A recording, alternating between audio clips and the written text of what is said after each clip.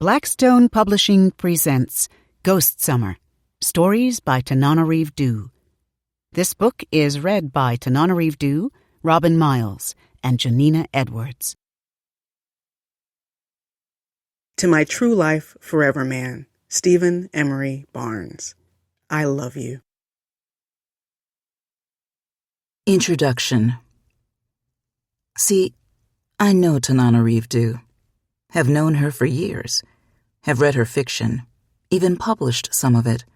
She's a sweet, upright woman, journalist, fiction writer, strong black woman, strong woman, period.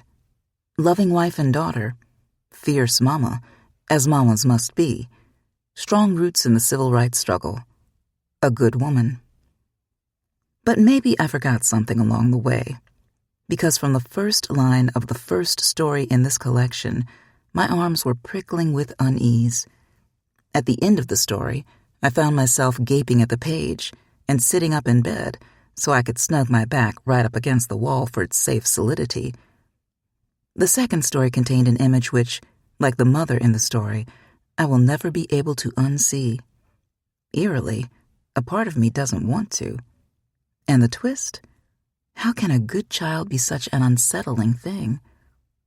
By the third story, I was reading between my fingers, captivated by Tananarive's gentle characters and the lush sensoria of her landscapes, completely caught by stories of the most mundane situations tumbling end over end into a darkness all the more eerie because it all feels so normal. The best horror is simultaneously unflinching and humorous. It gazes calmly at the fragility of life, at how easily good intentions can fray if the face of the void opens its crazy eyes and looks back at you. Good horror examines all this, and then it giggles. I know Tananarive well enough to see that she's writing about the possibilities that terrify her, that would terrify anyone, of the inevitability of pain and death, of having thoughts you know you shouldn't, of losing what you love the most, of hurting the ones you love, of the ones you love hurting you. What I hadn't realized before is how playful her writing is, like juggling with butcher's knives.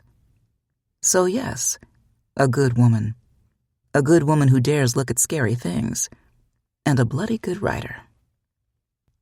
Nalo Hopkinson. Gracetown. No one warned her about summers in Gracetown. The lake. The new English instructor at Gracetown Prep was chosen with the greatest care, highly recommended by the board of directors at Blake Academy in Boston, where she had an exemplary career for 12 years. No history of irregular behavior presaged the summer's unthinkable events. Excerpt from an internal memo, Gracetown Preparatory School, Gracetown, Florida.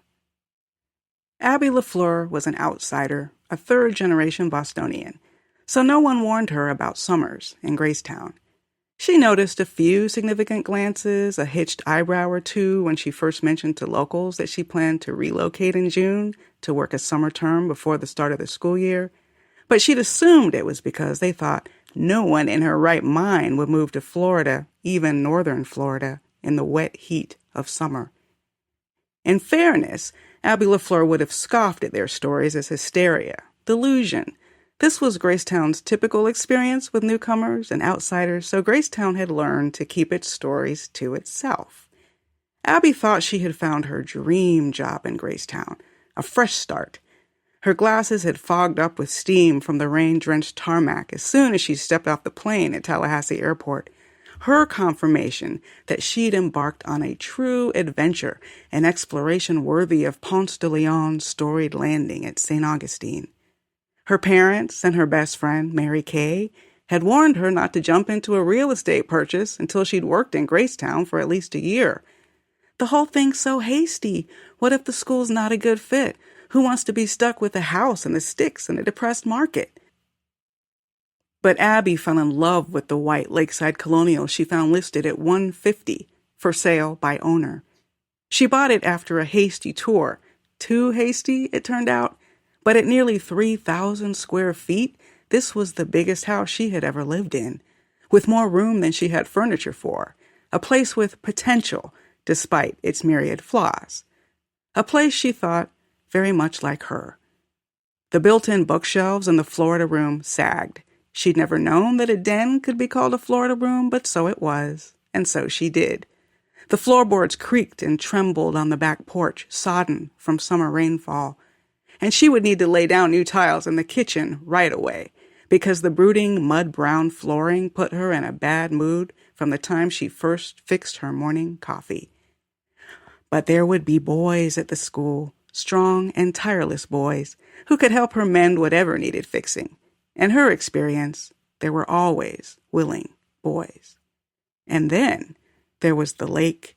The house was her excuse to buy her piece of the lake and the thin strip of red-brown sand that was a beach in her mind, although it was nearly too narrow for the beach lounger she'd planted like a flag. The water looked murky where it met her little beach, the color of the soil. But in the distance, she could see its heart of rich green blue like the ocean. The surface bobbed with rings and bubbles from the hidden catfish and brim that occasionally leaped above the surface, damn near daring her to cast a line. If not for the hordes of mosquitoes that feasted on her legs and whined with urgent grievances, Abby could have stood with her bare feet in the warm lake water for hours, the house forgotten behind her. The water's gentle lapping was the meditation her parents and Mary Kay were always prescribing for her, a soothing song. And the isolation, a gift to be treasured. Her property was bracketed by woods of thin pine, with no other homes within shouting distance. Any spies on her would need binoculars and a reason to spy, since the nearest homes were far across the lake, harmless little dollhouses in the anonymous subdivision where some of her students, no doubt, lived. Her lake might as well be as wide as the Nile, protection from any envious whispers. As if to prove her newfound freedom, Abby suddenly climbed out of the tattered jeans she'd been wearing as she unpacked her boxes, whipped off her t-shirt, and draped her clothing neatly across the lounger's arm rails. Imagine, she was naked in her own backyard. If her neighbors could see her, they would be scandalized already, and she had yet to commence teaching at Gracetown Prep. Abby wasn't much of a swimmer. She preferred solid ground beneath her feet even when she was in the water. But with her flip-flops to protect her from unseen rocks, Abby felt brave enough to wade into the water, inviting its embrace above her knees, her thighs. She felt the water's gentle kiss between her legs, the massage across her belly, and finally, a liquid cloak upon her shoulders. The grade was gradual, with no sudden drop-offs to startle her, and for the first time in years, Abby felt truly safe and happy. That was all Gracetown was supposed to be for Abby LaFleur. New job, new house, new lake, new beginning. For the week before summer school began, Abby took to swimming behind her house daily, at dusk, safe from the mosquitoes, sinking into her sanctuary. No one had told her, not the realtor, not the elderly widow she'd only met once when they signed the paperwork at the lawyer's office downtown, not Gracetown Prep's cheerful headmistress. Even a random first grader at the grocery store could have told her that one must never, ever go swimming in Gracetown's lakes during the summer. The man-made lakes were fine, but the natural lakes that had once been swampland were to be avoided by children in particular, and women of childbearing age, which Abby LaFleur still was at 36, albeit barely, and men who were prone to quick tempers or alcohol binges. Further, one must never, ever swim in Gracetown's lakes in summer without clothing when crevices and weaknesses were most exposed. In retrospect, she was foolish, but in all fairness, how could she have known? Abby's ex-husband had accused her of irreparable timidity, criticizing her for refusing to go snorkeling or even swimming with dolphins, never mind the scuba diving he'd loved since he was 16. The world was populated by water people and land people, and Abby was firmly attached to terra firma, until Gracetown and the lake. Soon after she began her nightly wading, which gradually turned to dog paddling and then awkward strokes across the dark surface, she began to dream about the water. Her dreams were far removed from her nightly dipping, which actually was somewhat timid if she were honest. In sleep, she glided effortlessly far beneath the murky surface, untroubled by the nuisance of lungs and breathing. The water was a muddy green-brown, nearly black, but spears of light from above gave her tents of vision to see floating plankton, algae, tadpoles, and squirming tiny creatures she could not name, and yet knew. Her underwater dreams were a wonderland of tangled mangrove roots coated with algae and forests of gently waving lily pads and swamp grass. Once she saw an alligator's checkered pale belly above her until the reptile hurried away, its powerful tail lashing to give it speed. In her dream, she wasn't afraid of the alligator. She'd smelled instead, that the alligator was afraid of her. Abby's dreams never had been so vivid. She woke one morning drenched from head to toe, and her heart hammered her breathless until she realized that her mattress was damp with perspiration, not swamp water. At least she thought it must be perspiration. Her fear felt silly, and she was blanketed by sadness as deep as she'd felt the first months after her divorce. Abby was so struck by her dreams that she called Mary Kay, who kept dream diaries and took such matters far too seriously. "You sure that water's safe?" Mary Kay said. "No chemicals being dumped out there?" "The water's fine," Abby said, defensive. "I'm not worried about the water. It's just the dreams. They're so—" Abby rarely ran out of words, which Mary Kay knew full well. "What's scaring you about the dreams?" "The dreams don't scare me," Abby said. "It's the opposite. I'm sad to wake up, as if I belong there in the water, and my bedroom is the dream." Mary Kay had nothing to offer except a warning to have the local health department come out and check for chemicals in any water she was swimming in, and Abby felt the weight of her distance from her friend. There had been a time when she and Mary Kay understood each other better than anyone, when they could see past each other's silences straight to their thoughts, and now Mary Kay had no idea of the shape and texture of Abby's life. No one did. All liberation is loneliness, she thought sadly. Abby dressed sensibly, conservatively, for her first day at her new school. She had driven the 2 miles to the school, a red brick converted bank building in the center of downtown Gracetown, before she noticed the itching between her toes. "La Fleur," the headmistress said, keeping pace with Abby as they walked toward her assigned classroom for the course she'd named Creativity and Literature.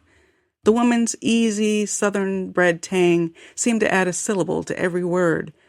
"Where is that name from?"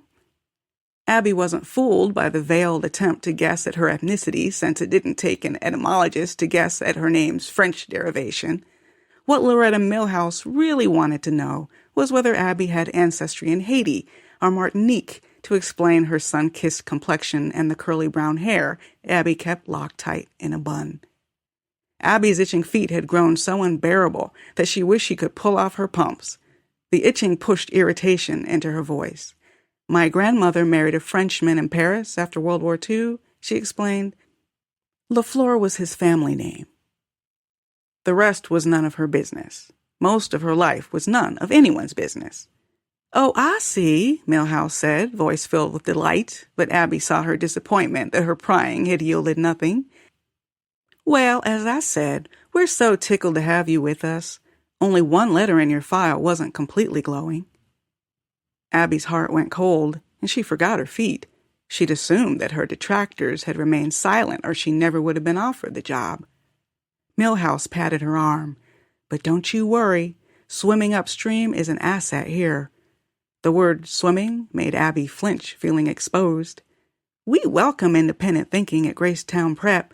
That's the main reason I wanted to hire you. Between you and me, how can anyone criticize a creative mind?" She said the last words conspiratorially, leaning close to Abby's ear as if a creative mind were a disease. Abby's mind raced. The criticism must have come from Johansson, the vice principal at Blake, who had labeled her argumentative. A bitch, Mary Kay had overheard him call her privately, but he wouldn't have put that in writing. What did Milhouse's disclosure mean? Was Milhouse someone who pretended to compliment you while subtly putting you down? or was a shared secret hidden beneath the twinkle in her aqua green eyes? "Don't go easy on this group," Milhouse said when they reached room 113. "Every jock trying to make up a credit to stay on the roster is in your class. Let them work for it." Sure enough, when Abby walked into the room, she faced desks filled with athletic young men. Gracetown was a co-ed school, but only 5 of her 20 students were female. Abby smiled. Her house would be fixed up sooner than she'd expected. Abby liked to begin with Thomas Hardy, Jude the Obscure. That one always blew their young minds with its frankness and unconventionality. Their other instructors would cram conformity down their throats, and she would teach rebellion. No rows of desks would mar her classroom, she informed them. They would sit in a circle. She would not lecture. They would have conversations. They would discuss the readings, read pages from their journals, and share poems. Some days, she told them, she would surprise them by playing music, and they would write whatever came to mind. Half the class looked relieved, the other half petrified. During her orientation, Abby studied her students' faces and tried to guess which ones would be most useful over the summer. She dismissed the girls, as she usually did. Most were too wispy and pampered, or far too large to be accustomed to physical labor. But the boys were a different matter. Of the 15 boys, only 3 were unsuitable at a glance. Bird-chested and reedy, or faces riddled with acne, she could barely stand to look at them. That left 12 to ponder. She listened carefully as they raised their hands and described their hopes and dreams, watching their eyes for the spark of maturity she needed. 5 or 6 couldn't hold her gaze, casting their eyes shyly at their desks. No good at all. Down to 6 then. Several were basketball players, 1 a quarterback. Milhouse hadn't been kidding when she said that her class was a haven for desperate athletes. The quarterback, Derek, was dark-haired with a crater-sized dimple in his chin. He sat at his desk with his body angled, leg crossed at the knee, as if the desk were already too small. He didn't say or pause between his sentences. His future was at the tip of his tongue. "I'm sorry," she said, interrupting him. "How old did you say you are, Derek?" He didn't blink. His dark eyes were at home on hers. 16, ma'am." 16 was a good age, a mature age. A female teacher could not be too careful about which students she invited to her home. Locker room exaggerations held grave consequences that could literally steal years from a young woman's life. Abby had seen it before, entire careers up in flames. But this Derek was full of possibilities. Abby suddenly found herself playing Milhouse's game, noting his olive complexion and dark features, trying to guess if his jet black hair whispered Native American or Latino heritage. Throughout the 90-minute class, her eyes came to Derek again and again. The young man wasn't flustered. He was used to being stared at. Abby had made up her mind before the final bell, but she didn't say a word to Derek, not yet. She had plenty of time. The summer had just begun. As she was climbing out of the shower, Abby realized her feet had stopped their terrible itching.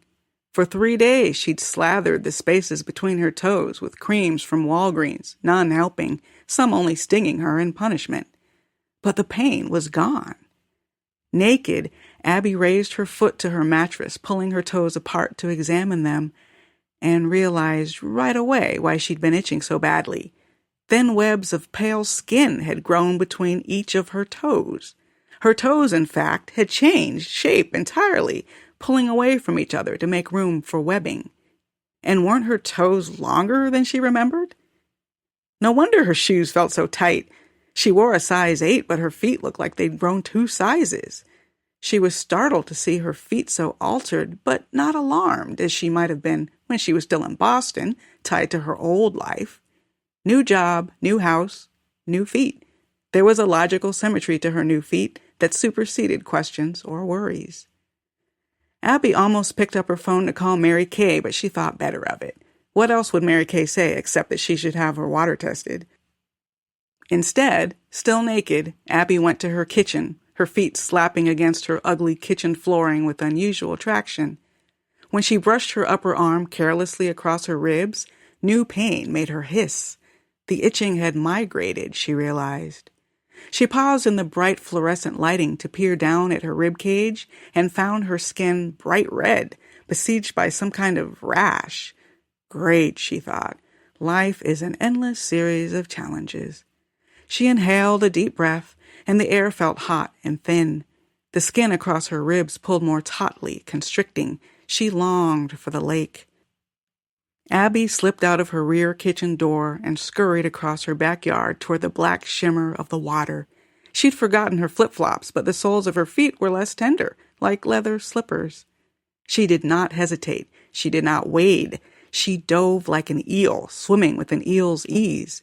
Am I truly awake, or is this a dream?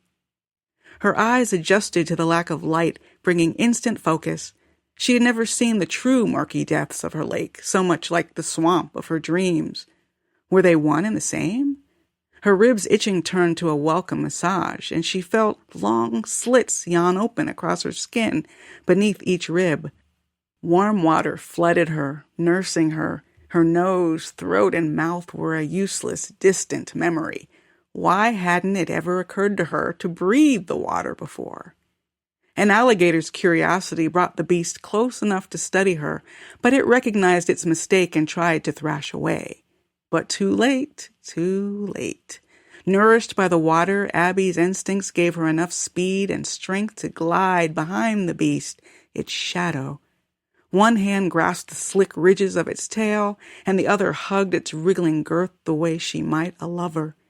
She didn't remember biting or clawing the alligator, but she must have done one or the other, because the water flowed red with blood. The blood startled Abby awake in her bed, her sheets heavy with dampness.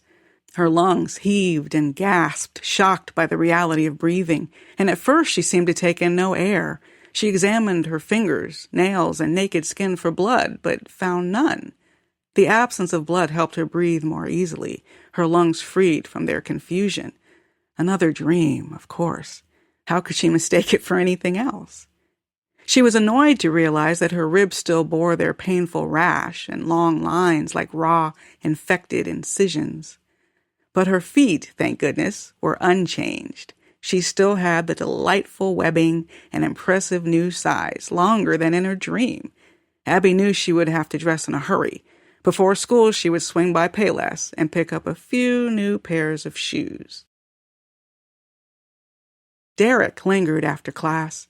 He'd written a poem based on a news story that had made a deep impression on him. A boy in Naples had died on the football practice field. Before he could be tested by life, Derek had written in his eloquent final line. One of the girls, Riley Bowen, had wiped a tear from her eye. Riley Bowen always gazed at Derek like the answer to her life's prayers, but he never looked at her.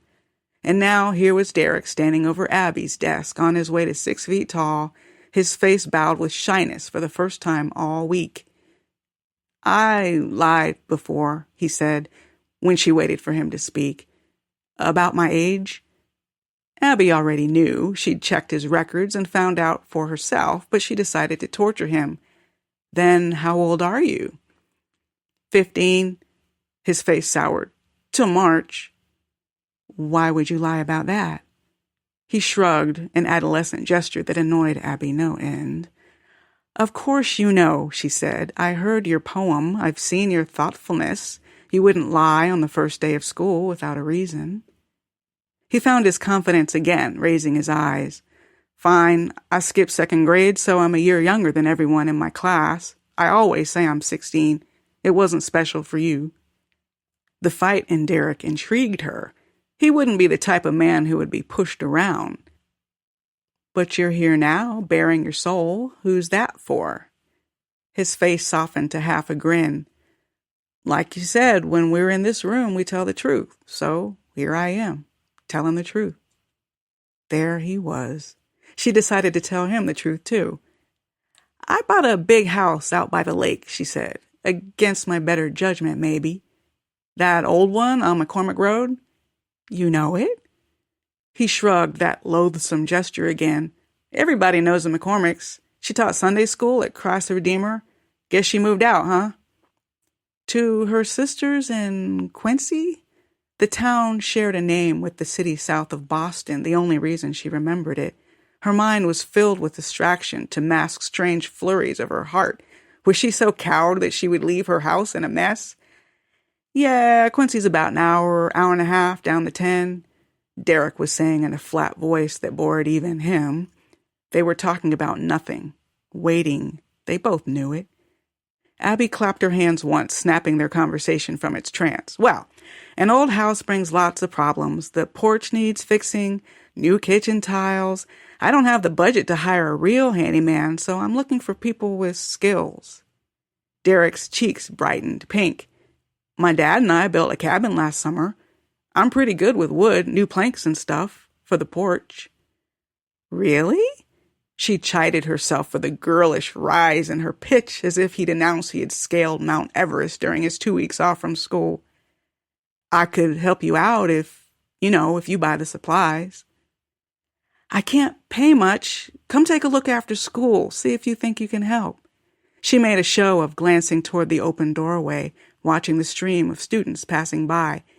But Derek, it's easy for people to get the wrong idea if you say you're going to a teacher's house. His face was bright red now. Oh, I wouldn't say nothing. I mean, anything. Besides, we go fishing with Coach Reed all the time. It's no big deal around here. Not like in Boston, maybe. The longer he spoke, the more he regained his poise. His last sentence had come with an implied wink of his eye. No, you're right about that, she said, and she smiled, remembering her new feat. Nothing here is like it was in Boston. That was how Derek Voorhoven came to spend several days a week after class helping Abby fix her ailing house, whenever he could spare time after football practice in the last daylight. Abby made it clear that he couldn't expect any special treatment in class, so he would need to work hard on his atrocious spelling, but Derek was thorough and uncomplaining. No task seemed too big or small, and he was happy to scrub, sand, and tile in exchange for a few dollars, conversation about the assigned reading, and fishing rights to the lake, since he said the catfish favored the north side, where it was quiet. As he'd promised, he told no one at Gracetown Prep, but one day he asked if his cousin Jack could come help from time to time, and after he'd brought the stocky, freckled youth by to introduce him, she agreed. Jack was only 14, but he was strong and didn't argue. He also attended the public school, which made him far less a risk. Although the boys joked together, Jack's presence never slowed Derek's progress much, so Derek and Jack became fixtures in her home well into July. Abby looked forward to fixing them lemonade and white chocolate macadamia nut cookies from ready-made dough, and with each passing day, she knew she'd been right to leave Boston behind. Still, Abby never told Mary Kay about her visits with the boys and the work she asked them to do. Her friend wouldn't judge her, but Abby wanted to hold her new life close, a secret she would share only when she was ready, when she could say, "You'll never guess the clever way I got my improvements done," an experience long behind her. Mary Kay would be envious, wishing she'd thought of it first, rather than spending a fortune on a gardener and a pool boy. But there were other reasons Abby began erecting a wall between herself and the people who knew her best. Derek and Jack, bright as they were, weren't prone to notice the small changes, or even the large ones, that would have leaped out to her mother and Mary Kay, and even her distracted father. Her mother would have spotted the new size of her feet right away, of course, and the odd new pallor of her face, fish belly pale, and the growing strength in her arms and legs that made it so easy to hand the boys boxes, heavy tools, or stacks of wooden planks. Mary Kay would have asked about the flaky skin on the back of her neck and her sudden appetite for all things rare or raw. Abby had given up most red meat 2 years ago in an effort to remake herself after her divorce tore her self-esteem to pieces. But that summer she stocked up on thin-cut steaks, salmon, and fish she could practically eat straight from the packaging. Her hunger was also voracious, her mouth watering from the moment she woke, her growling stomach keeping her awake at night. She was hungriest when Derek and Jack were there, but she hid that from herself. Her dusk swims had grown to evening swims, and some nights she lost track of time so completely that the sky was blooming pink by the time she waded from the healing waters to begin another day of waiting to swim. She resisted inviting the boys to swim with her. The last Friday in July, with only a week left in the summer term, Abby lost her patience. She was especially hungry that day, dissatisfied with her kitchen stockpile. Gracetown was suffering a record heat wave with temperatures hovering near 110 degrees, so she was sweaty and irritable by the time the boys arrived at 5:30, and itching terribly. Unlike her feet, the gills hiding beneath the ridges of her ribs never stopped bothering her until she was in the lake. She was so miserable she almost asked the boys to forget about painting the refurbished back porch and come back another day. If she'd only done that, she would have avoided the scandal. Abby strode behind the porch to watch the strokes of the boys' rollers and paintbrushes as they transformed her porch from an eyesore to a snapshot of the quaint old South. Because of the heat, both boys had taken their shirts off, their shoulders ruddy as the muscles in their sun-broiled backs flexed in the magic hour's furious, gasping light.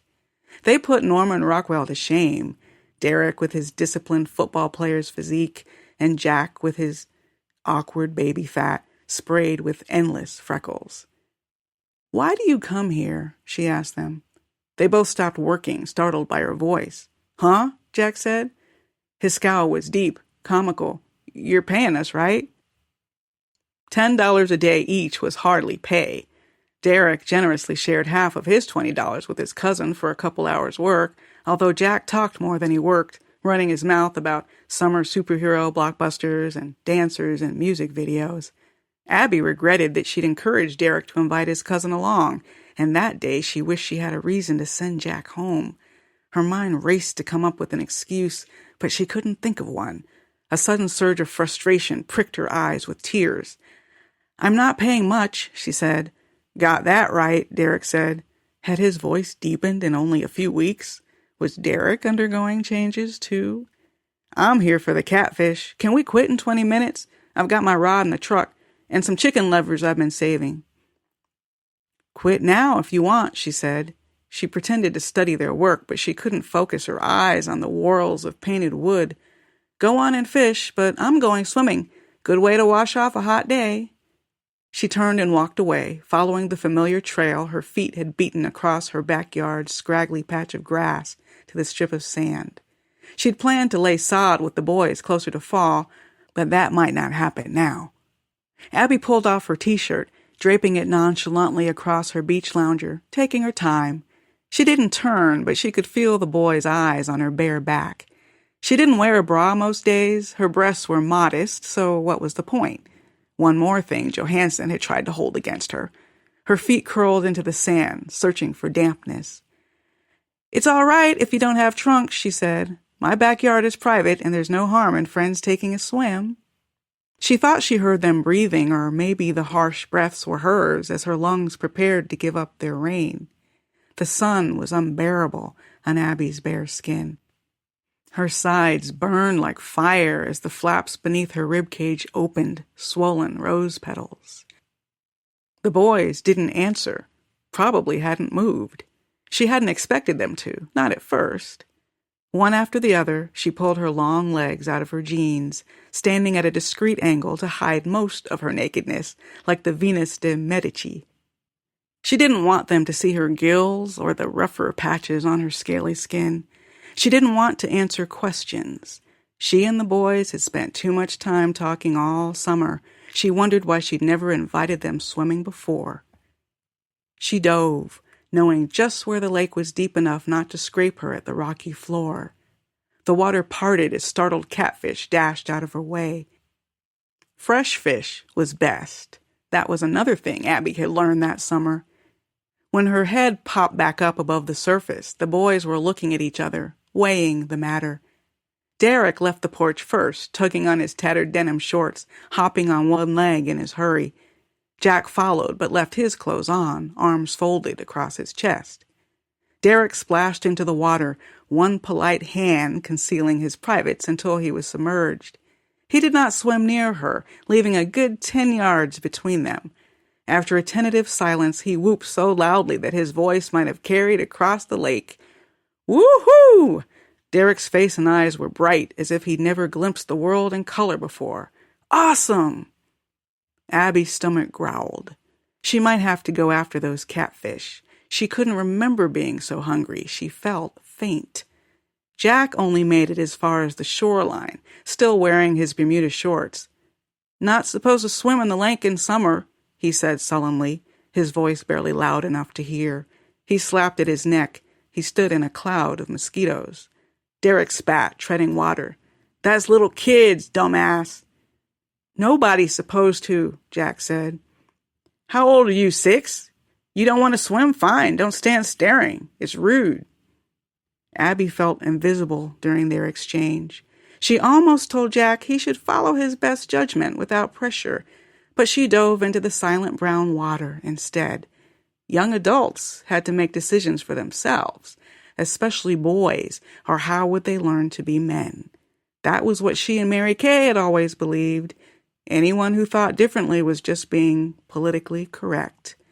In ancient times or in other cultures, a boy Jack's age would already have a wife, a child of his own. Just look at Mary Kay. Everyone had said her marriage would never work, that he'd been too young when they met. She'd been vilified and punished, and still they survived. The memory of her friend's trial broke Abby's heart. As the water massaged her gills, Abby released her thoughts and concerns about the frivolous world beyond the water. She needed to feed, that was all. She planned to leave the boys to their bickering and swim farther out where the fish were hiding. But something large and pale caught her eye above her.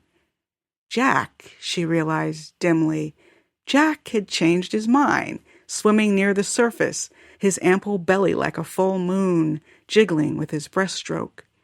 That was the first moment Abby felt a surge of fear, because she finally understood what she'd been up to, what her new body had been preparing her for.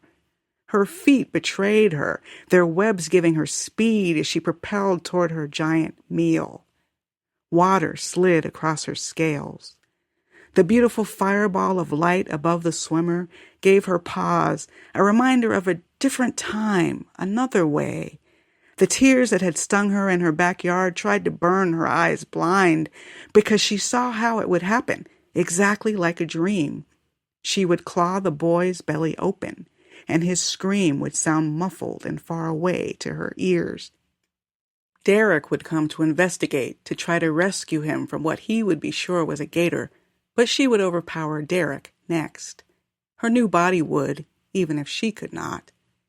As Abby swam directly beneath the swimmer, bathed in the magical light fighting to shield him, she tried to resist the overpowering scent of a meal and remember that he was a boy, someone's dear son.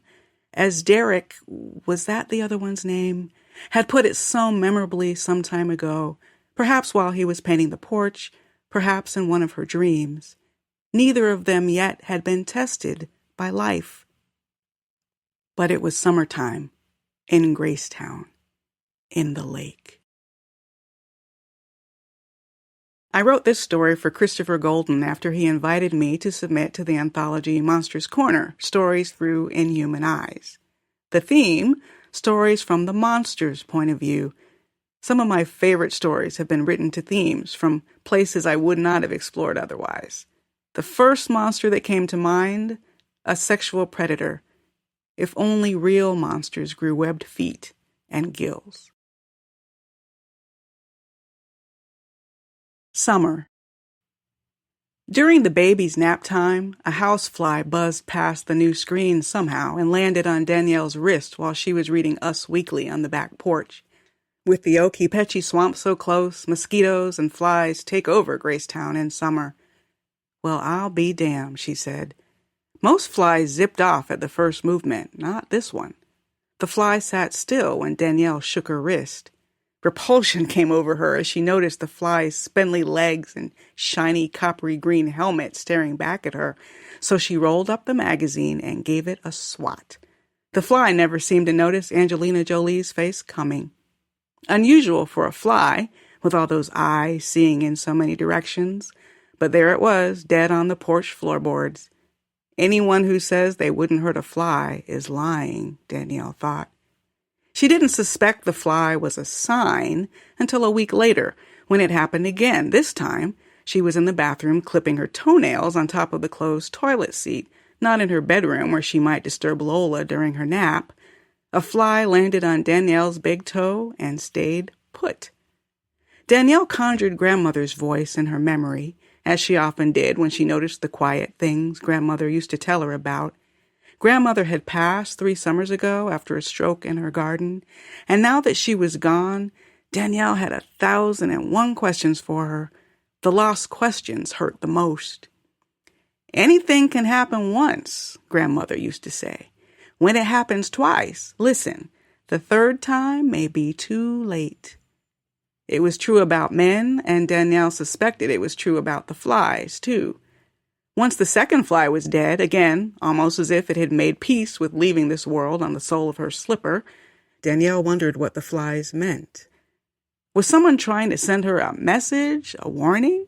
Whatever it was, she was sure it was something bad.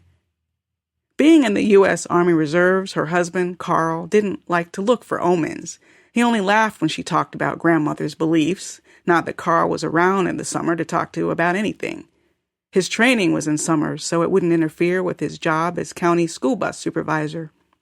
Last year, he'd been gone only a couple of weeks, but this time he was spending 2 long months at Fort Irwin in California.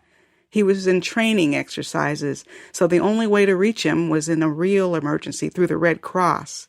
She hadn't spoken to him in 3 weeks. Carl had been in training so long, the war had almost come and gone. But he still might get deployed. He'd reminded her of that right before he left, as if she'd made a promise she and Lola could do fine without him. What would she do if she became one of those Iraq wives? Life was hard enough in summer already, without death hanging over her head, too. With grandmother gone from this earth and Carl in California, Danielle had never been so lonely. She felt loneliest in the bathroom. Maybe the small space was too much like a prison cell, but she didn't fight the feeling. Her loneliness felt comfortable, familiar. She wouldn't have minded sitting with the sting a while, feeling sorry for herself, staring at the dead fly on the black and white tile, wondering what its message had been. But there wasn't enough time for that. Lola was awake, already angry and howling. Long before the bodies were found, grandmother always said the Okeechobee swampland was touched by wrong. Old man McCormick sold his family's land to developers last fall, and the Caterpillar trucks were digging a man-made lake in the soggy ground when they uncovered the bones. And not just a few bones, either. The government people and researchers were still digging, but Danielle had heard there were 3 bodies at last count, and not a quarter mile from her front door. Grandmother had told her the swampland had secrets. Lately, Danielle tried to recall more clearly what grandmother's other prophecies had been, but all she remembered was grandmother's earthy laughter. Danielle barely had time to fix herself a bowl of cereal in the mornings, so she didn't have the luxury of grandmother's habits, mixing powders, lighting candles, and sitting still to wait. But Danielle believed in the swampland secrets. All her life, she'd known Gracetown was a hard place to live, and it was worse on the swamp side. Everyone knew that. People died of cancer, and lovers drove each other to misery all over Gracetown. But the biggest tragedies were clustered on the swamp side, not downtown, and not in the development called the farms, where no one did any farming. When she was in elementary school, her classmate Latoya's father went crazy. He came home from work one day and shot up everyone in the house. First Latoya, then her little brothers, even the baby, and her mother. When they were all dead, he put the gun in his mouth and pulled the trigger, which Danielle wished he'd done at the start. That made the national news. Sad stories had always watered Gracetown's backyard vegetable gardens. Danielle's parents used to tell her stories about how awful poverty was back when sharecropping was the only job for those who weren't bound to be teachers, and most of their generation's tragedies had money at their core. That wasn't so true these days, no matter what her parents said. Even people on the swamp side of Gracetown had better jobs and bigger houses than they used to. They just didn't seem to build their lives any better. Danielle had never expected to raise a baby in Gracetown or to live in her late grandmother's house with an Atlanta-born husband who should know better. The thought of Atlanta, only 6 hours north, nearly drove her crazy some days. But Carl Darren Richardson was practical enough for the both of them.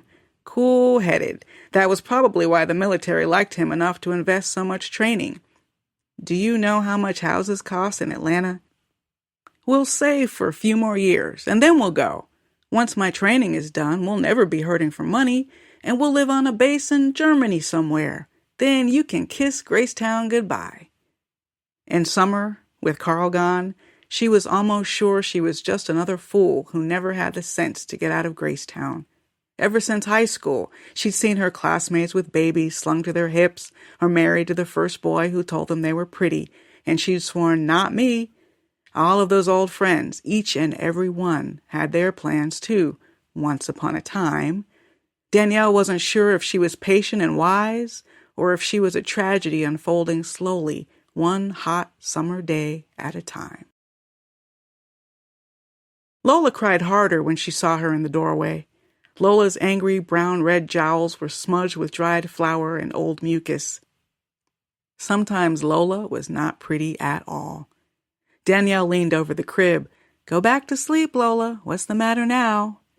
As Danielle lifted Lola beneath her armpits, the baby grabbed big fistfuls of Danielle's cheeks and squeezed with all her might. Then Lola shrieked and dug in her nails, hard. Her eyes screwed tight, her face burning with a mighty mission. Danielle cried out, almost dropping all 20 pounds of Lola straight to the floor. Danielle wrapped her arm more tightly around Lola's waist while the baby writhed, just before Lola would have slipped. The baby's legs banged against the crib's railings, but Danielle knew her wailing was only for show. Lola was 13 months old and a liar already. "No," Danielle said, keeping silent the "you little shitbag. "Very bad, Lola." Lola shot out a pudgy hand, hoping for another chance at her mother's face, and Danielle bucked back, almost fast enough to make her miss. But Lola's finger caught the small hoop of the gold earring in Danielle's right earlobe and pulled hard. The earring's catch held at first, and Danielle cried out as pain tore through. Danielle expected to see droplets of blood on the floor, but she only saw the flash of gold as the earring fell.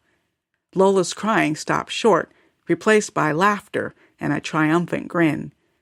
Anyone who says they wouldn't hurt a fly is lying. If Lola were a grown person who had just done the same thing, Danielle would have knocked her through a window. Rubbing her ear, she understood the term seeing red because her eyes flushed with crimson anger. Danielle almost didn't trust herself to lay a hand on the child in her current state, but if she didn't, Lola's behavior would never improve. She grabbed Lola's fat arm firmly, the way her mother had said she should, and fixed her gaze. "No," Danielle said. "Trying to hurt Mommy is not funny." Lola laughed so hard it brought tears to her eyes. Lola enjoyed hurting her. Not all the time, but sometimes.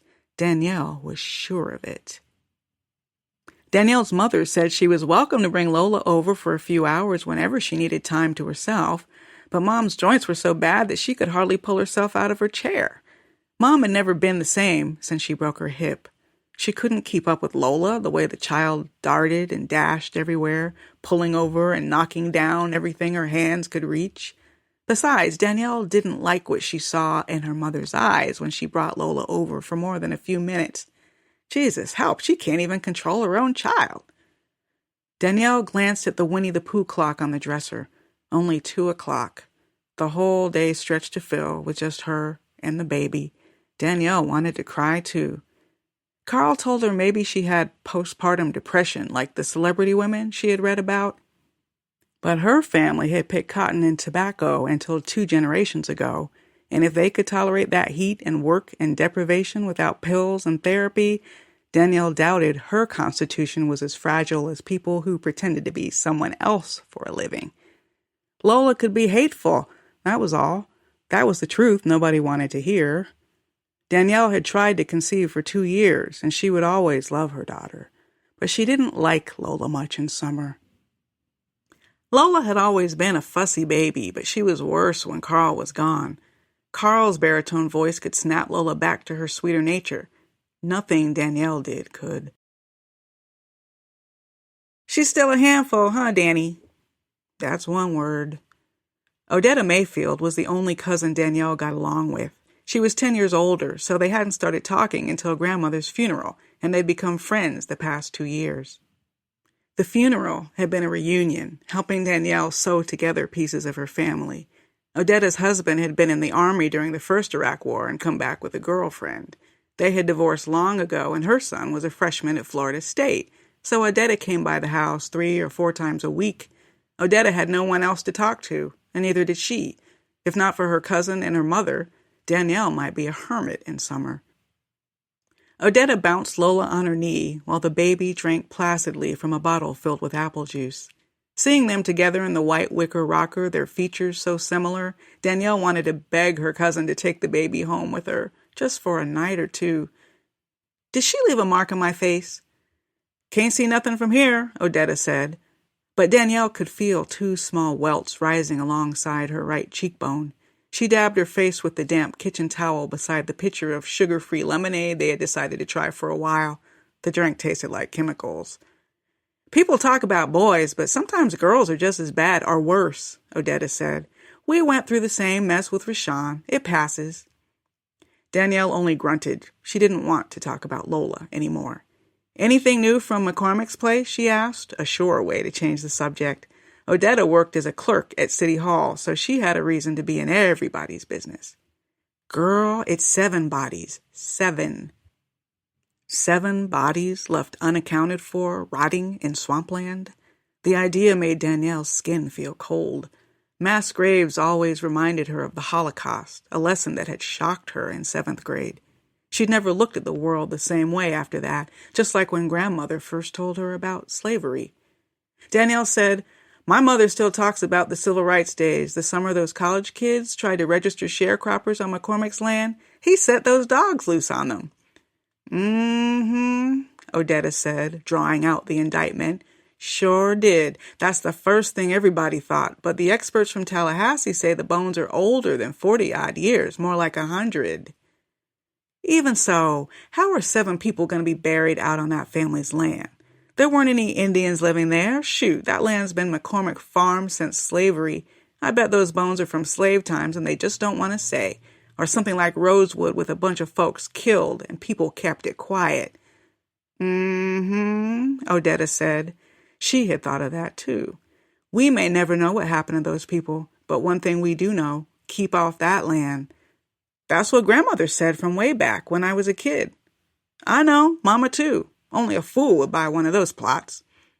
The McCormick Farm was less than a mile from Danielle's grandmother's house, along the unpaved red clay road the city called State Route 191, but which everyone else called Tobacco Road. Tobacco had been the McCormick's business until the 1970s. Another curse to boot, Danielle thought. She drove past the McCormick's faded wooden gate every time she went into town, and the gaudy billboard advertising lots for sale as low as $150,000. The mammoth, ramshackle tobacco barn stood beside the roadway for no other reason than to remind everyone of where their McCormick money had come from. Danielle's grandfather had sharecropped for the McCormicks, and family lore said her relatives had once been their slaves. "How old's this baby?" Odetta said suddenly. "A year?" 13 months. Lola had only been a month old last summer when Carl went off to training, but Danielle didn't want to talk about Lola now. She had enjoyed forgetting all about her.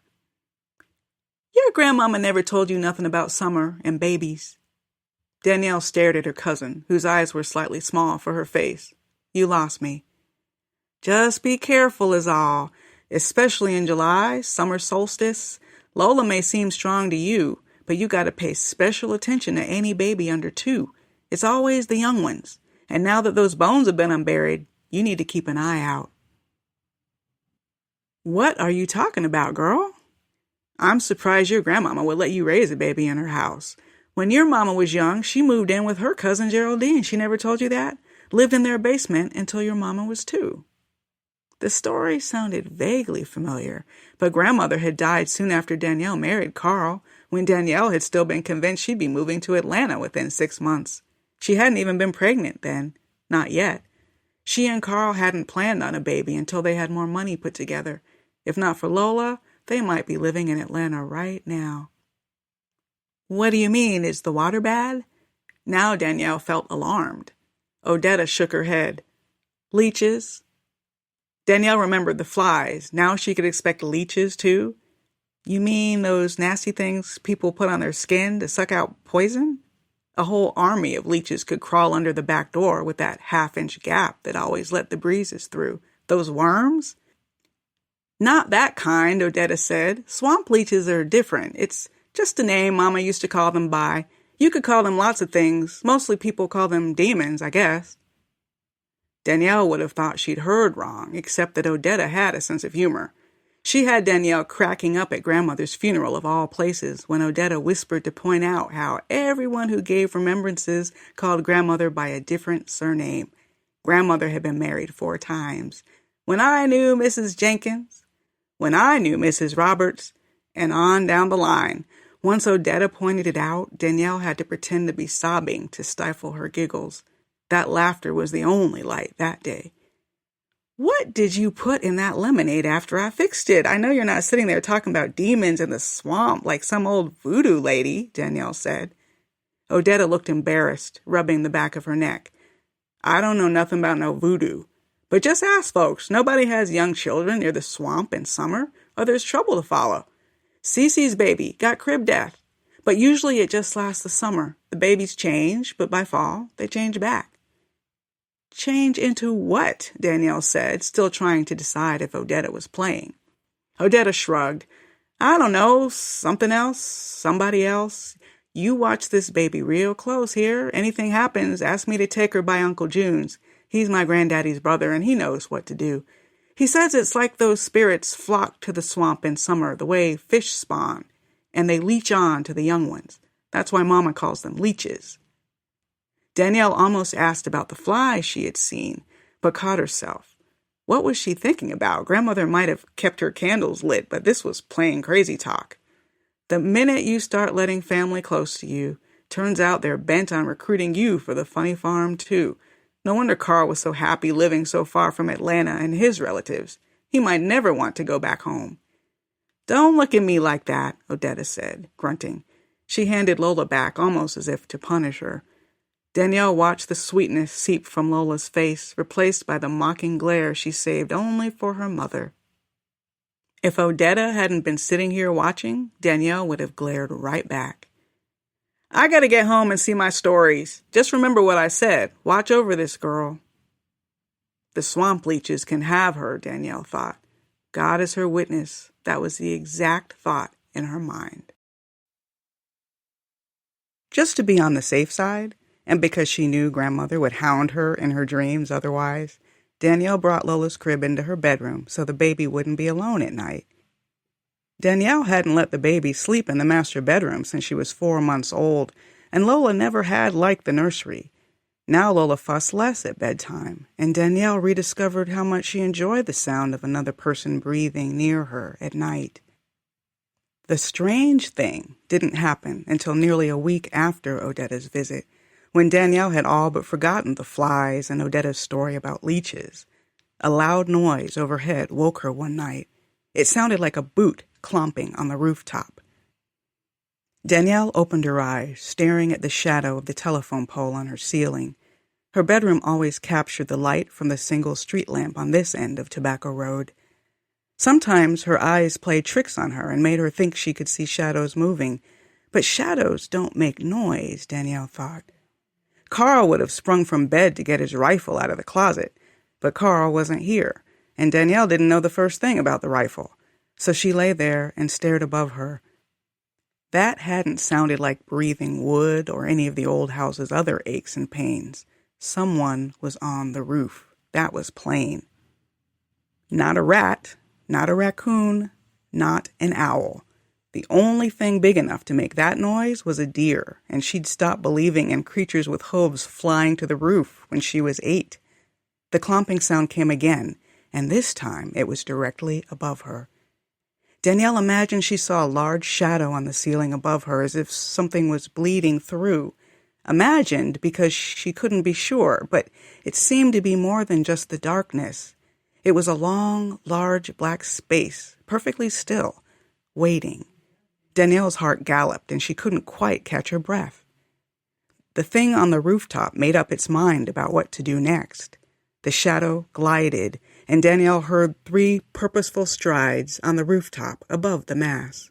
The sound was moving away from her bed, toward the baby's crib. The baby was still asleep, breathing in slow, heavy bursts. Danielle could hear Lola over the noise.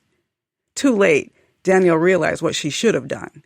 She should have jumped up, grabbed the baby, and run out of the room as fast as she could. It wouldn't have hurt to grab her Bible from inside her nightstand drawer while she was at it. But Danielle had done none of that, so she only lay there in helpless horror while a shadow thing marched toward her baby girl. As soon as the last clambering step sounded above, clomp, the baby let out a loud gasp. The rooftop went silent, and the baby's breathing was normal again. Well, almost. Lola's breathing was shallower than it had been before, more hurried, but it was the steady breath of sleep. After listening in the dark for 5 more minutes, feeling muscle cramps from lying so still beneath her blanket, Danielle began to wonder if the horrific sound on the rooftop had been in her imagination. After all, Lola woke up if she sneezed too close to her door. So wouldn't the baby have heard that racket and started wailing right away? Suddenly it seemed all too plausible that the sound had been from a raccoon or an owl, just magnified in the darkness, that was all. Served her right for letting family too close to her, just crazy talk and nightmares. But although she didn't hear another peep from the rooftop, and Lola's breathing was as steady as clockwork, running only slightly fast, Danielle couldn't get back to sleep that night. She lay awake, listening to her baby breathe. The next thing Danielle knew, sunlight was bright in her bedroom. Lola woke up at 6 o'clock every morning, no matter how late she went to bed. So Danielle hadn't lingered in bed long enough for the sun to get this bright all summer. Danielle looked at her alarm clock. It was 10 o'clock, mid-morning. All at once, Danielle remembered the racket on the rooftop and her baby's little gasp. She fully expected to find Lola dead. But Lola was sitting up in a corner of the crib, legs folded under her, tailor fashion, patiently waiting. She wasn't whining, cooing, babbling, or whimpering. The baby was just staring and waiting for her to wake up. Danielle felt a surge of warmth and relief, a calm feeling she wished she could have every morning. "Well, look at Mommy's big girl," Danielle said, propping herself up on her elbows. The baby sat straighter, and her mouth peeled back into a wide grin as she leaned forward toward Danielle. Her eyes hung on Danielle, not missing a single movement or detail. She looked like a model baby on the diaper package, too good to be true. And Danielle knew just that fast. Something was wrong with the baby. This isn't Lola, she thought. She would swear on her grave that she knew right away. There were 101 reasons. First, Lola started her days in a bad mood, crying until she got her baba. The new sleeping arrangement hadn't changed that. And Lola never sat that way, cross-legged like a Girl Scout by a campfire. The pose didn't look right on her. Danielle went through the usual motion, seeing if Lola's eyes would follow her index finger. They did, like a cat's. Testing her appetite, Lola drank a full bottle and ate a banana. And checking Lola's temperature, exactly 98.6. Apparently, Lola was fine. Danielle's heart slowed down from its gallop, and she laughed at herself, laying Lola down flat on the wicker changing table. The baby didn't fuss or wriggle, her eyes still following Danielle's every movement with a contented smile. But when Danielle opened the flaps of the Pampers Cruisers and the soiled diaper fell away between Lola's chunky thighs, something dark and slick lay there in its folds. Danielle's first glance told her that Lola had gotten her bowel movement out of the way early, until the mess in her diaper shuddered. It was 5 inches long and thin, the color of the shadow that had been on her ceiling. The unnameable thing came toward Danielle, slumping over the diaper's elastic border to the table surface. Then, moving more quickly with its body hunched like a caterpillar, the thing flung itself to the floor. A swamp leech. A smell wafted up from its wake like soggy, rotting flesh. For the next hour, while Lola lay in silence on the changing table, Danielle could hardly stop screaming, standing high on top of her bed. Danielle didn't remember calling Odetta from the portable phone on her nightstand, but the phone was in her hand. The next thing she knew, Odetta was standing in her bedroom doorway, waving a bath towel like a matador, trying to coax her off the bed. Danielle tried to warn Odetta not to touch the baby, but Odetta didn't listen. Odetta finished changing Lola's diaper and took her out of the room.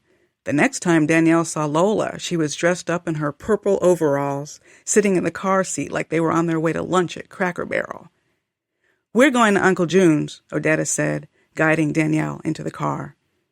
Danielle didn't remember the drive, except that she could feel Lola watching her in the rear-view mirror the whole way. Danielle was sure she would faint if she tried to look back. Uncle June lived at the corner of Live Oak and Glory Road, near the woods. He was waiting outside his front door with a mug, wearing his pajama pants and nothing else. A smallish, overfed white dog sat beside him. Odetta kept saying Uncle June could help her. He would know just what to do. But the man standing outside the house at the end of the block looked like Fred Sanford in his junkyard. His overgrown grass was covered with dead cars. Odetta opened the car door, unbuckled Lola from her car seat, and hoisted the baby into her arms, as if it were an everyday thing. Then she opened Danielle's car door and took her hand, helping her remember how to come to her feet. "Just like with Ruby's boy in '97, Odetta told Uncle June, slightly breathless. Uncle June just waved them in, opening his door. The dog glared back at Lola, but turned around and trotted into the house, where it made itself scarce. "Let's put her in the bathtub in case another one comes out of her," Odetta said. "Won't be, but do what you want." Uncle June sounded sleepy. Lola sat placidly in the center of the bathtub while the warm water came up to her waist. Her legs were crossed the way they had been in her crib. Danielle couldn't stare at her too long before she was sure a mad woman's wail would begin sliding from her throat. She looked away. Danielle gasped when she saw a long blue bathrobe hanging on a hook on the back of the bathroom door. It looked like a man floating behind her.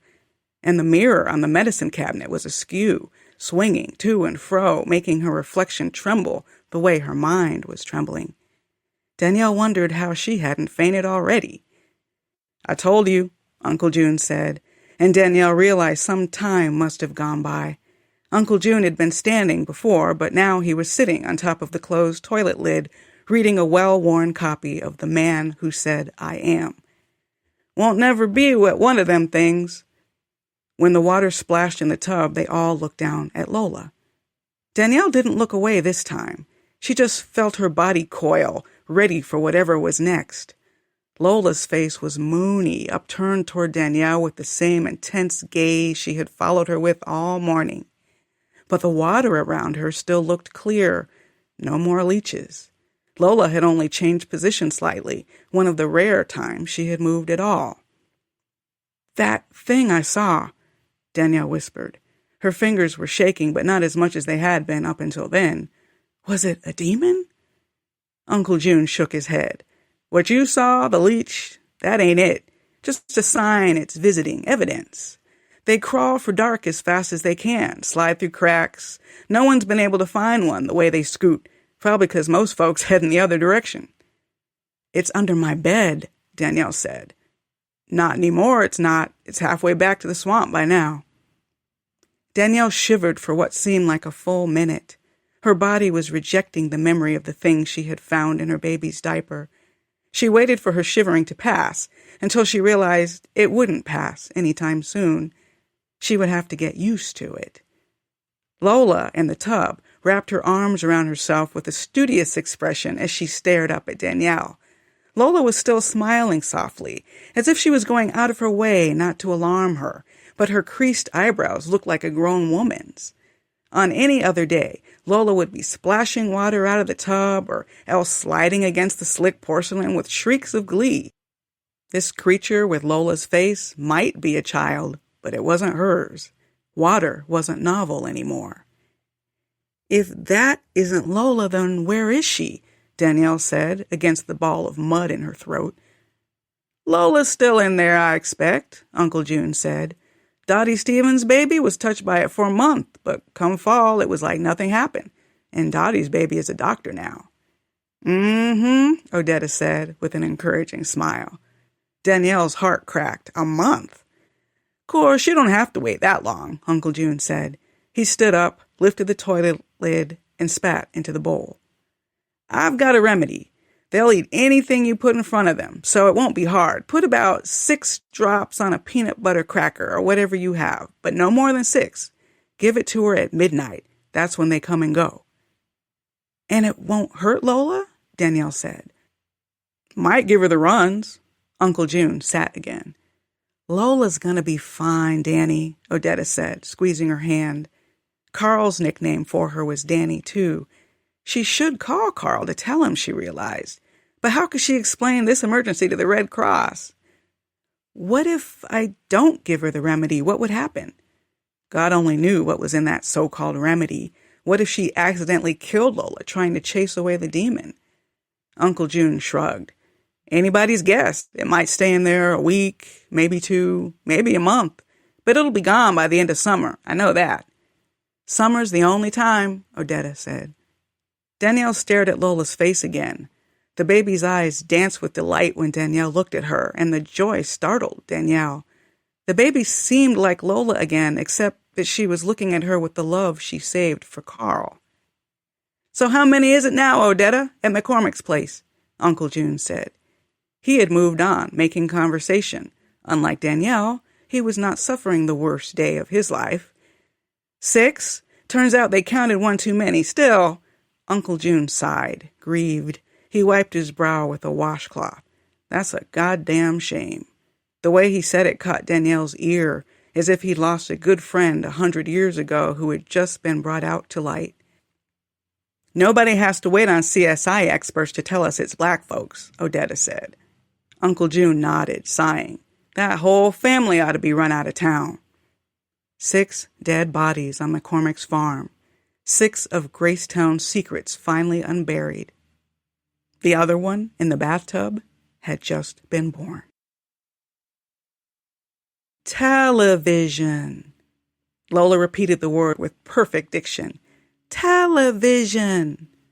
All morning, while Danielle had sat wrapped up in Uncle June's blue bathrobe on the sofa with a mug of peppermint tea she had yet to sip from, Odetta had passed the time by propping Lola up in a dining room chair and identifying items in the room.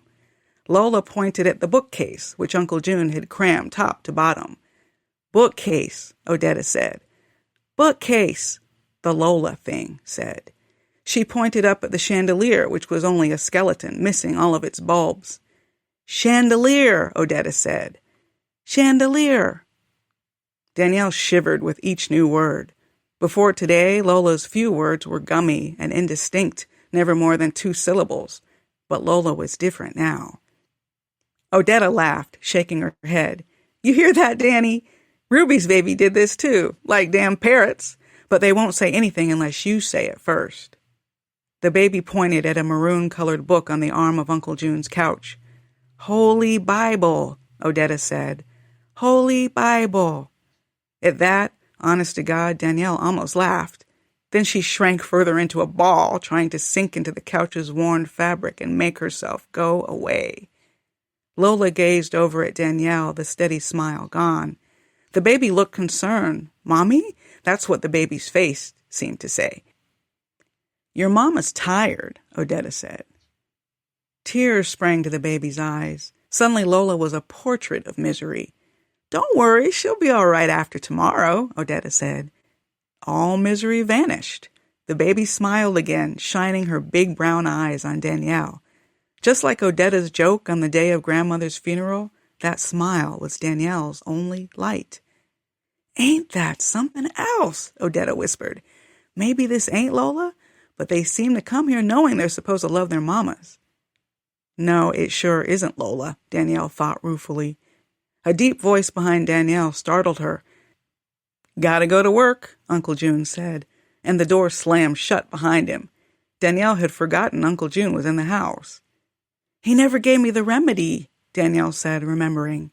Later on, we'll carry Lola with us over to his gas station. It's just up the street. Besides, I'm hungry. Uncle June's got the best burgers under his warmer. Some people could eat their way through any situation, Danielle thought. After a time, Odetta turned on the television set, and the room became still. The only noise was from the guests on Oprah and a quick snarl from Uncle June's dog as he slunk past Lola's high chair. Lola didn't even notice the dog. Her eyes were still on Danielle, even when Danielle dozed for minutes at a time. Whenever Danielle woke up, Lola was still staring. What did they do? Danielle asked finally. Why are they here? Damned if I know, Odetta said. They don't do much of anything except smile and try to learn things. Ruby said after she got over her fright, she was sorry to see it go. Then how do you know they're demons? Demon ain't my word. I just call them leeches. What scares people is they're unnatural. You don't ask them to come, and they take your babies away for a while. Now, it's true about that crib death, but Cece can't say for sure what caused it. Might have happened anyway.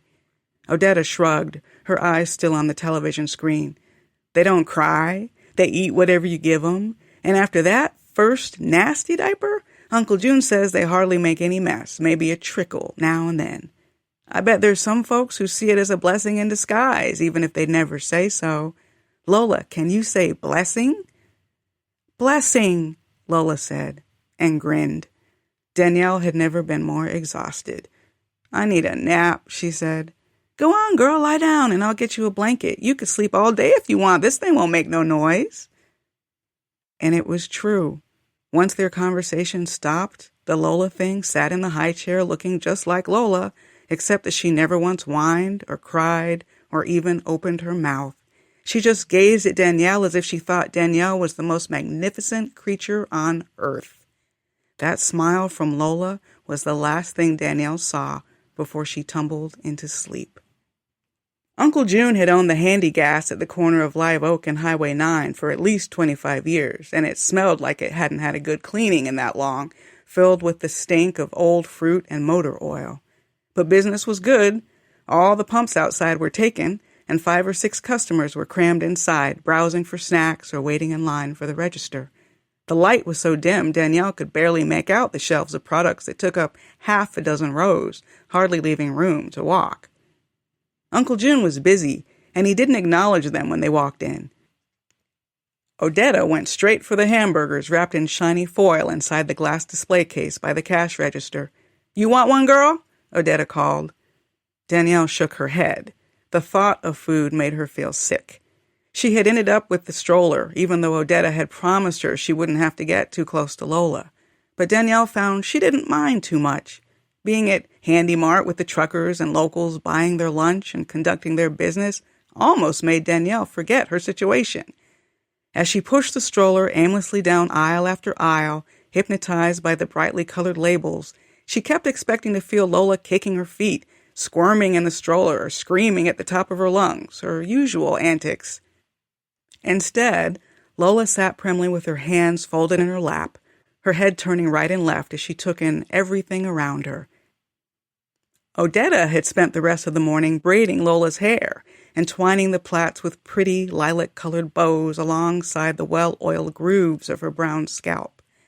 Despite her best efforts, Danielle had never learned how to do much with Lola's hair. Mom hadn't known much about hair either. This was the best Lola had looked in ages. I'll get to you in a minute, Uncle June called to Danielle as the stroller ambled past the register line. I know what you're here for. Take your time, someone said, and she realized she had said it, calm as could be. Although Odetta was kin to Uncle June, she had to stand in line like any other customer. She'd helped herself to 2 burgers, a large bag of Doritos, and a Diet Coke from the fountain and back. It's no wonder she was still carrying her baby weight 18 years later, Danielle thought. With nothing left to do, Danielle stood beside her cousin to wait. "Well, ain't you cute as a button," a white woman said ahead of them, gazing back at Lola in the stroller. The woman was wearing an ostrich feather hat and looked like she was dressed for church. Was it Sunday? Danielle couldn't remember. "Button," Lola said, the first sound she'd made in 2 hours. The woman smiled down at Lola. Danielle almost warned her not to get too close. "Thank you," Danielle said. Lola didn't get many compliments, not with her behavior. "How old is she?" the woman asked. 13 months, Danielle said, although it was a lie.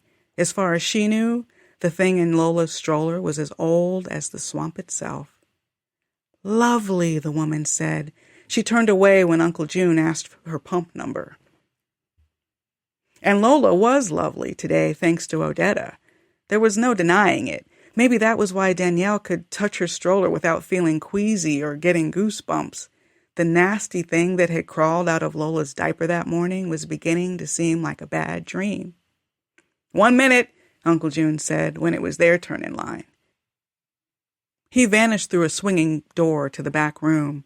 As the door swung to and fro, Danielle saw a mess of boxes in the dank space, and she caught a whiff of mildew and ammonia. Danielle felt her heart speed up. Her fingers tightened around the stroller handles. "You sure you don't want your own burger? These are mine," Odetta said. Danielle only shook her head. A fly landed on one of the ribbons on Lola's head.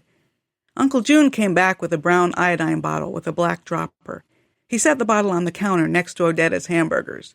"Remedy's free. Odetta, you owe me $5.50. While Odetta rifled through her overstuffed pocketbook, Uncle June leaned over, folded his hands, and stared Danielle straight in the eye. His eyes looked slightly bloodshot, and she wondered if he had been drinking that morning. "Remember what I said," Uncle June told her in a low voice, so the man in the Harley-Davidson t-shirt behind them wouldn't hear. 6 drops. No more, no less, at midnight. Then you'll have your baby back." Danielle nodded, clasping the bottle tightly in her hand. She had questions about what was in the remedy or how he'd come to concoct it, but she couldn't make her mouth work. She couldn't even bring herself to thank him. Another fly circled, landing on the counter, and Uncle June killed it with his red fly swatter without blinking. He wiped it off the counter with a grimy handkerchief, his eyes already looking beyond Danielle toward the next customer.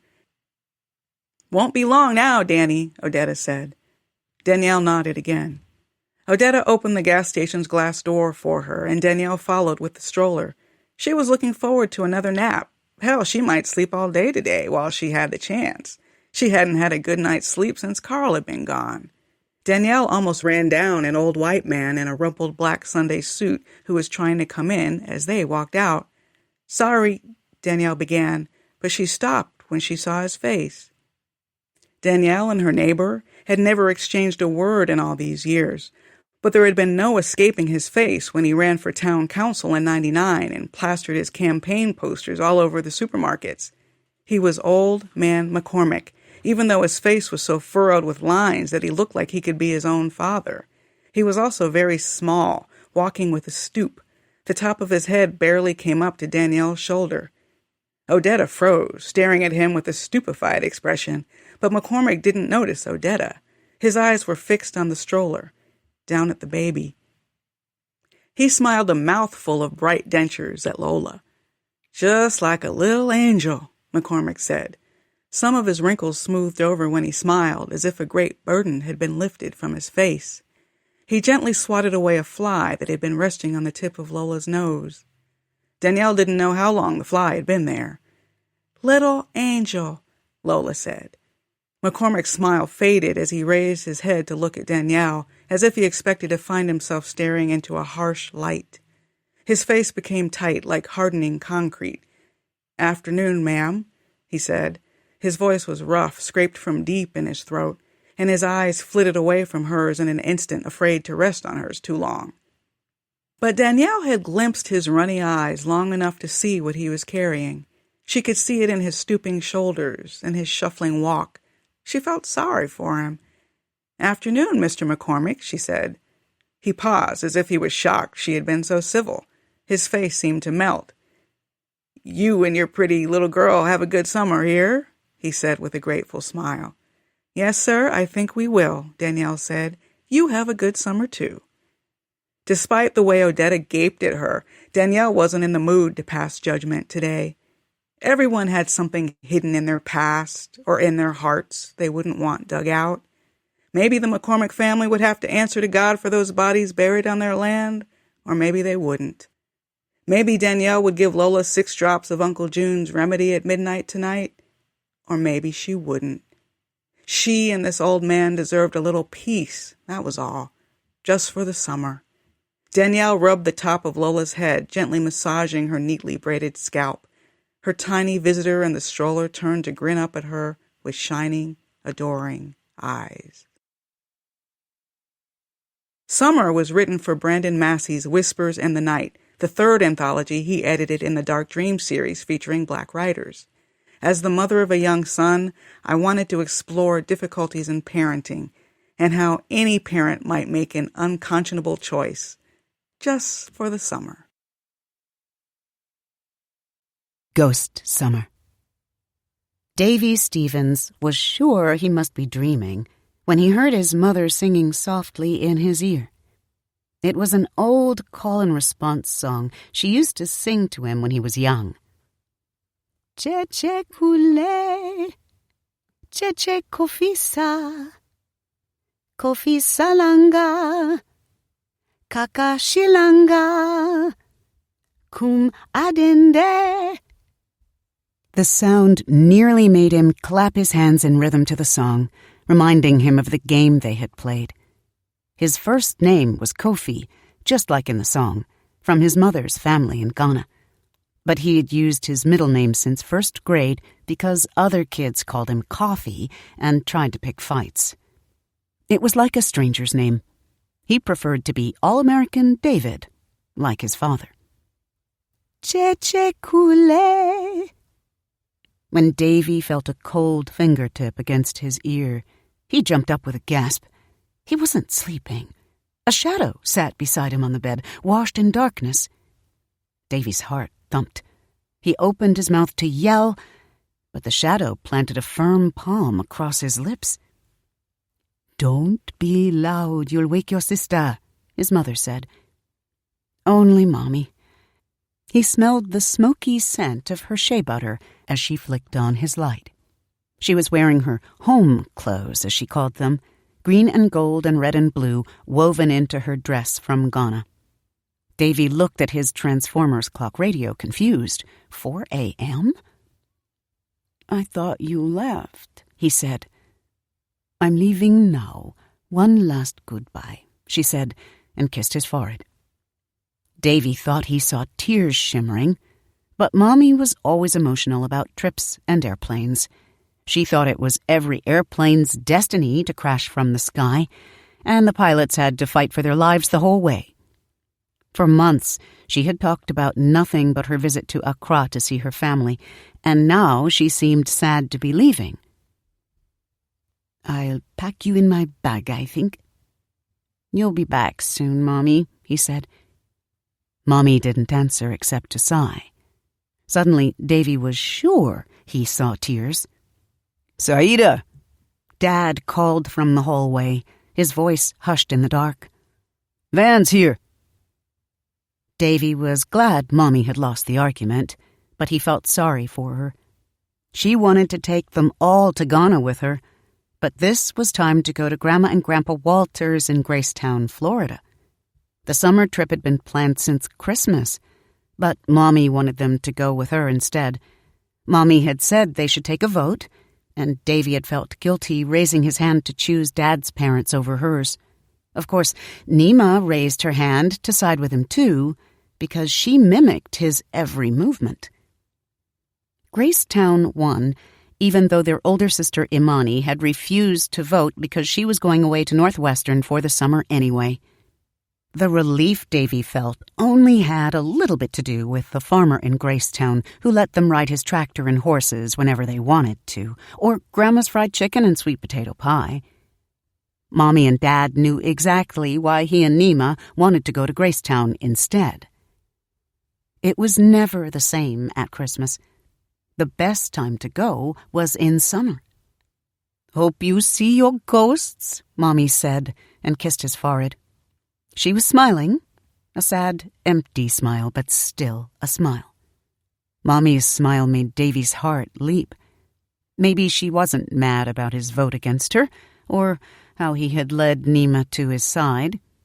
The injured look on her face when he'd raised his hand had pierced him in a strange new way, as if she was his child, and he a parent who had made a terrible, unthinkable choice. "I'll get video this time," Davy said. "Proof you'll see." Mommy made a sound. "You think I never saw ghosts? On my street they lived in the acacia trees. They sang us to sleep. We never saw it as a special thing, not like you. Take care of your sister. I'll miss you, Kofi." "I'll miss you too, Mommy." Her hug lasted so long that Dad called for her twice more. The last time, he came to the doorway and stood there as if to block her way. "You'll be late. Come on." His voice was clipped, like he was mad. But he was only tired. That was what Davy told himself then. It would be a month and 2 days before he would see Mommy again. He had never been away from her so long, so he didn't move from her arms even after Dad huffed out an annoyed sigh. More than annoyed, actually. Later, Davy would wonder why he hadn't realized right then that something was very, very wrong. He'd known, maybe, but he hadn't wanted to. That summer wasn't going to be like the rest, not one tiny little bit. Davy heard the shuttle drive off beneath his window, taking his mother far away from them. But as he tried to go back to sleep, twisting and turning beneath his sheets until they bound his legs, ghosts were the only thing on Davy's mind. The weeks in summer usually fly by, but the 2 days before they would leave for Florida passed as slowly as the last 2 days of school. The day of the trip passed even more slowly. First, the flight itself was endless. One plane to Atlanta took forever, landing at the airport that was more like a city with a transit system and far-flung terminals. The next plane was so teeny that they climbed up metal stairs from the hot tarmac in the rain, and Dad had to stow his computer case because the attendant said there wouldn't be room. Nima, of course, complained the whole way. She always complained more when Mommy wasn't around, because Dad would cluck and tug her braids gently and try to make her smile as if she were still a baby instead of 8 already. She really played it up when Mom was gone, carrying around her brown-skinned Raggedy Ann doll and batting her eyelashes. Pathetic. Maybe Mommy is right about planes, Davy thought when the second plane landed with a terrible shaking and squealing. But then they were on the ground, and everyone clapped with relief, and Mommy's fears seemed silly again. Not Mommy, he reminded himself. He was 12 years old now. He was going to middle school in the fall, and he'd heard enough nightmarish stories about middle school to know that if any of the other kids heard him call his mother Mommy, he'd come home with a bloody nose every day. He'd already seen evidence of it. A hard glare from a teenager watching him play with Nima on the playground equipment at the McDonald's Playland had been Davy's first hint that the punk police were watching him now. He wasn't a kid anymore. He was a target. His mother was Mom now. Nothing so hard about that.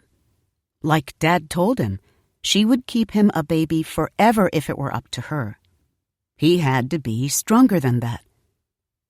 As if in confirmation, when the plane rocked to a halt, Dad patted Davy's knee the way he patted his business partner's knee when he came over for dinner.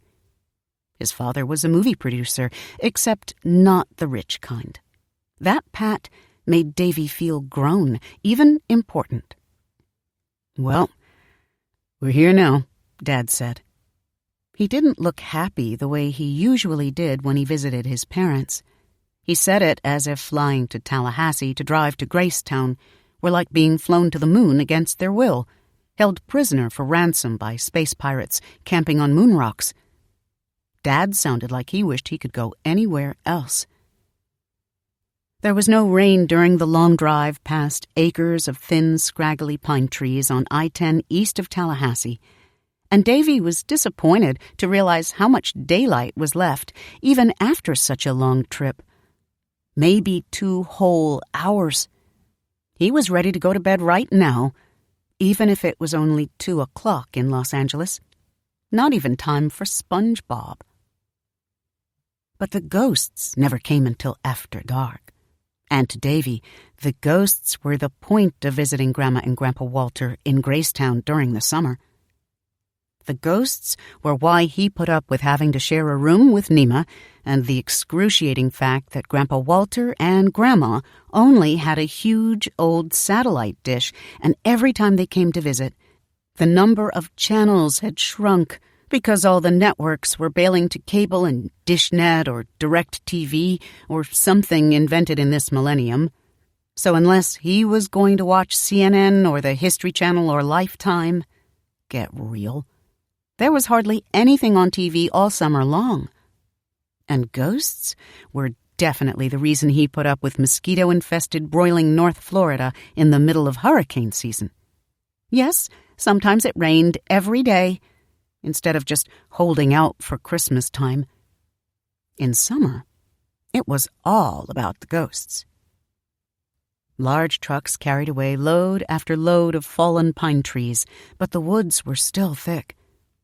"You see how they're cutting it all down," Grandma always said on her way to this or that meeting to try to stop a new construction project. But while Gracetown had a shortage of virtually everything else, particularly in the movie theater department, there was no visible shortage of trees whatsoever. Welcome to Gracetown, we've got trees. Grandma and Grandpa Walter had lived in Miami most of his life, but they had retired to Gracetown 4 years ago on 6 acres of land shaped like a slice of pie. Well, not a perfect piece, but it tapered to nothing at the V at the far fence. The single-story house was fenced in and set back from a 2-lane road where traffic raced past on its way to more interesting places. It didn't look anything like Davy would have imagined a haunted house should look. Old and decrepit, or with an interesting feature like a balcony or at least a veranda. Gracetown was full of plantation-style houses that looked like a reminder of the slavery Davy had seen with his own eyes when Dad showed him roots. But Grandma and Grandpa Walter's house looked like they had ordered it over the internet from Houses R Us. Just like any other house, except painted bright peach, a splash of Miami in the middle of the woods. Grandma and Grandpa Walter were waiting for them in the yard when they drove up. The gravel driveway was 1,000,000 miles long, so his grandparents needed plenty of notice to walk down to unlock the gate. Locking the gate was a Miami habit Grandma never gave up. Sometimes Grandpa Walter drove his car instead of walking because of his arthritis. When Davy and his sister got out of the rental car, his grandparents fussed over them as if they'd been gone half a lifetime, like they always did. Tight hugs from Grandma, playful punches from Grandpa Walter, who liked to remind Davy that he used to box when he was in the Army in the 1950s. Promises of special outings and homemade sweets. But it was different this time, too. Usually, Dad just stood in the background and grinned, watching his parents. Davy's father had told him that when he was a kid, a psychic at a booth at a county fair told him that his parents would die when he was young, and he'd lived in fear of losing them since. Dad had never expected Grandma and Grandpa Walter to see him grow up or to know his children. Dad said he finally figured out that the psychic wanted to scare him. But why would a psychic want to scare a little kid like that? Davy had asked. Dad had looked at him like it was the dumbest question in the world. "That was in 1976, Davy," Dad said. He waited a moment, as if the answer was hidden in the year, a code. Davy's blank face made him sigh. Racist, that's all. What do you think? Dad's explanation for everything. This time, Dad went straight to Grandma and hugged her almost as if he was too tired to stand, and she hugged him back with her eyes closed tight. Did somebody die? Davy thought. The moment didn't last long, and Nima didn't even notice because Grandpa was distracting her by pointing out a woodpecker in the oak tree. But Davy saw. Watching, Davy remembered that Dad hadn't always been a grown man. He'd been a little boy once, just like him, and he looked like a boy again, clinging to his mother in a way he always warned Davy not to cling to Mommy. Mom. Their faces captivated Davy, full of weary pain. Davy hadn't seen either of them look that tired before. Then Grandpa Walter came over to pat Dad's shoulder, 2 solid taps, and the moment passed. Dad pulled away from his mother, and she turned her face toward the house, but not before Davy saw her wipe her eye. Yep, someone must have kicked the bucket.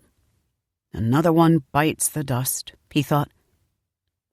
Let's get the bags in, Grandpa said, even though Davy knew he couldn't lift heavy bags anymore because his joints hurt. He'd said it so Dad and Grandma would erase that hurting from their faces before Davy and Nima could see. Sometimes Davy wondered if he was psychic too, a real psychic, not a county fair jerk who tried to scare little kids and maybe, just maybe, was a little bit racist. Davy could see things he couldn't see before. Nima was in full whine, telling Grandma she wanted a nap, not even getting excited when they told her she would have her own room this time, and Davy couldn't bring himself to go inside yet to hear her complaining like a princess. There was a little sunlight left, and there was nothing to watch in the house, nothing to do. Not until after dark, anyway. "Can I play outside?" Davy asked his father, an inspiration. They were in a foyer, walking carefully on the long rug so they wouldn't scratch Grandma's wood floor. There were a lot of rules in his grandparents' house, and sometimes it was easier just to sit and do nothing. But outside was a whole different universe. "Just watch for snakes," Grandma said, "and stay in the gate." "Don't be silly, Mom," Dad said. "He's 12 now. Just don't go too far, Davy." "Yes, sir." Grandpa Walter always smiled when he called Dad sir, so it was the quickest way to make sure Grandpa stayed in a good mood. "The way those drivers race past that fence," Grandma was saying. But the front door closed behind Davy, and he flew down the steps, momentarily saved from having to answer yet more questions about how school was going. If he was lucky, Ricardo might be around. Ricardo was a Mexican kid he met at Christmas, whose parents were migrants. Ricardo said he never stayed one place long, but he might get lucky, or he could hang out with the Reed kids at the end of the street. The Reed twins were 2 years younger and obnoxious rednecks, but their older brother had Rock Band for PlayStation 3, so they were the most valuable friends Davy had, period.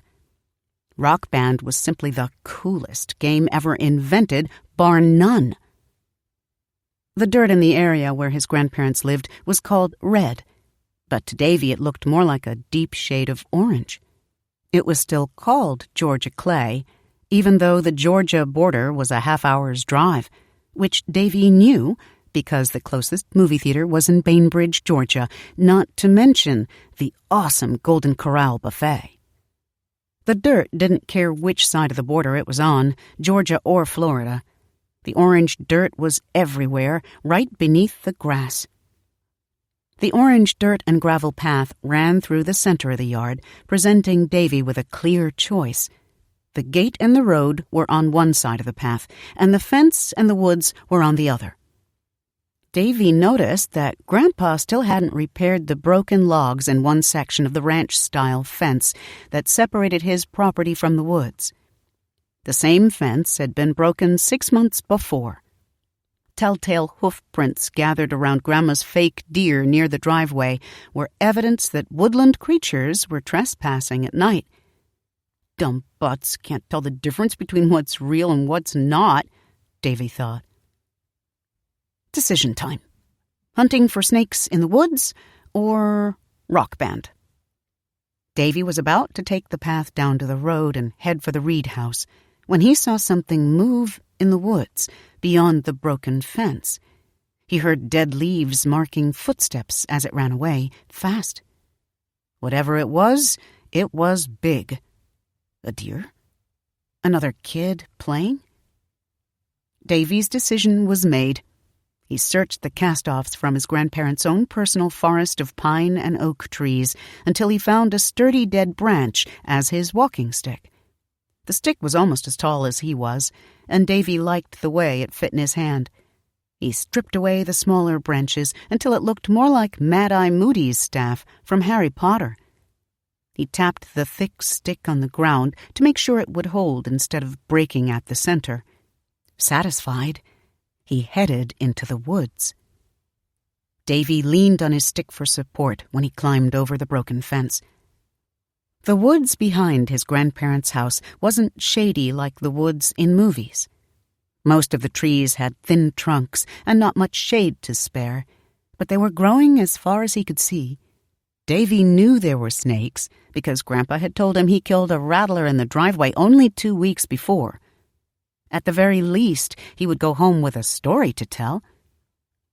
Davy liked running in the underbrush, with obstacles every which way and snap decisions to be made. There, jump on the stone. There, watch out for the hole. He stumbled now and then, mostly just harmless scrapes. Acts of coordination and fearlessness were necessary for any ghost hunter. Most ghosts were friendly, but how lame would it be to leave himself helpless if he met a hostile? Plan B was filed under R for run. Davy didn't have to run far. He'd gone only about 30 yards when he saw 3 boys huddled in a circle in a clearing. None of them were wearing shirts, only ragged-looking shorts of varying lengths. The 3 of them looked like brothers, each younger than the next. The eldest could be Davy's age. Davy's feet made a racket, crackling in the dead leaves, but none of the boys turned around to look at him. When the boys held hands, Davy understood why. They were praying over a huge hole someone had dug in the ground. As he got closer, Davy saw a large German shepherd sleeping beside the hole. Not sleeping, crap for brains, Davy told himself. The big dog was dead. Its face and muzzle were matted with orange-brown mud. He'd interrupted a funeral. Davy backed up a step and halfway hid himself behind a rare, wide-trunked tree of pale, peeling bark, thin as paper. Davy had never had a dog.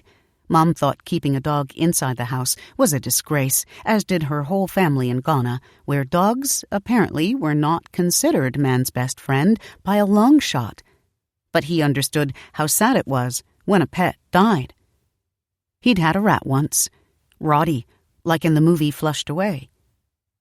Roddy was an awesome rat. Lay across Davy's shoulder while he walked around, no problem. Rats were as smart as dogs, people said, but rats definitely got screwed in the lifespan department. His rat had lived only 2 years. When Roddy died, Davy had cried himself to sleep for 2 nights and hadn't wanted a pet of any kind ever since. He, Dad, Mom, and Nima had buried Roddy in the backyard, just like these boys. But Roddy's hole in the ground hadn't been nearly so big, like a tunnel. The mountain of Georgia clay dirt beside the hole was as tall as the oldest boy. Someone had done some serious digging, Davy realized. Maybe their dad helped, or someone with a jack. It would have taken him all day to dig a hole like that, or longer. Davy noticed that all of the boys were caked in red clay dust, just as the setting sun intensified in a bright red-orange burst the color of a mango, turning the boys into shadowed silhouettes. Watching their vigil, Davy made up an epitaph. Here lies Smokey, a hell of a dog. Crossed McCormick Road in the midnight fog. Suddenly, the youngest boy turned and stared him in the eye, whipping his head around so fast that Davy's rhyme left his mind. The boy was standing only 10 yards from him, but his eyes were his most visible feature. The whites were, anyway. That was all Davy could see, a white-eyed stare, vivid against dark skin. "Sorry about your dog," Davy said. No need to be rude. The oldest boy looked about 12, too. Maybe he knew somewhere to play basketball. This clan could be a valuable find. None of the others looked at Davy. The youngest, who might be 6, turned away again. It seemed best to leave them alone. Davy had never been to a funeral, thank goodness. Mom couldn't afford to bring him and Nima when her father in Ghana died, so she and Imani had gone alone. But he figured funerals weren't a good place to make friends. If the boys lived nearby, he'd find them later. If not, whatever. Kids in Gracetown weren't always nice to him, as if he didn't meet their standards. He talked funny and liked weird things from a Gracetown point of view, so he never knew what kind of reception to expect. Davy left and turned for home, digging his stick into pockets of soft soil as he walked. He didn't run this time. It was getting dark, harder to see, and there was no reason to take a chance on breaking his leg. It would be ghost time soon. Davy didn't realize how relieved he was to leave the woods until he saw the welcoming broken fence in the shadow of his grandparents' huge oak tree, which was covered in moss like silly string. Home. The underbrush had seemed unruly, and he was glad to find his shoes back on neatly cropped grass. He felt a strange wriggling sensation in his stomach. Until he climbed back over the fence, he hadn't let himself notice he was a little scared, just a little. But the real scare didn't come until he got to the house. Davy decided to go to the back door instead of the front because his shoes might be muddy and Grandma would have a fit if he tracked dirt on her hardwood floors. As he was climbing the concrete steps to the back door, he glimpsed the kitchen window. What he saw there made his stomach drop out of him. Grandpa Walter stood by the fridge, arms crossed and head hanging. He might have been studying his shoes, except that his eyes were closed. Grandma was clearing away dishes from the table where Dad was sitting alone. Muted through the window, Davy heard Grandma saying, "It's all right, baby. It's all gonna work out. No court in the country will let her take them all the way over there. I don't care if she's the mother or not. What's she gonna do, steal them? If she wants a fight, well, she's got one. We have money put away. You'll get a good lawyer, and that's that. Don't you worry." His father sat at the table, forehead resting against the tabletop, his arms wrapped around his ears. His father was crying. All night, Davy lay in bed trying to unhear and unsee it. Every time he saw the snapshot of that kitchen window, remembering Grandma's words and Dad's grieving pose, his stomach ate him. Now he knew what people meant when they said too much information. It wasn't about stuff being too gross or none of your business. Some information was too big for a single brain. Each time Davy remembered what he'd seen and heard, the enormity grew exponentially with new and more terrible realizations. His parents were definitely getting a divorce. Check. Hadn't seen that coming, since they never argued or raised their voices in front of him. They snapped at each other sometimes, but who didn't? Okay, so Mom thought Dad worked too much. She'd never made that a secret. And Dad definitely liked spending time alone. There was no denying it. And Mom's bad moods probably got on his nerves. So now, after 20 years, they were getting a divorce? Divorce. That nuclear bomb should have been enough for one night, hell, one lifetime. But there was layer after layer, and it unspooled slowly as Davy stared at his grandparents' popcorn ceiling, seeing only visions of the kitchen window. As if the D word wasn't enough, Mom wanted to take them to Ghana. Dad didn't want them to go. Grandma and Grandpa were Dad's war chiefs, and they were about to go to war. Against Mommy. And Mommy against Daddy, Grandma, and Grandpa. And no matter what happened, he and Nima and Damani were foobar. Effed up beyond all recognition.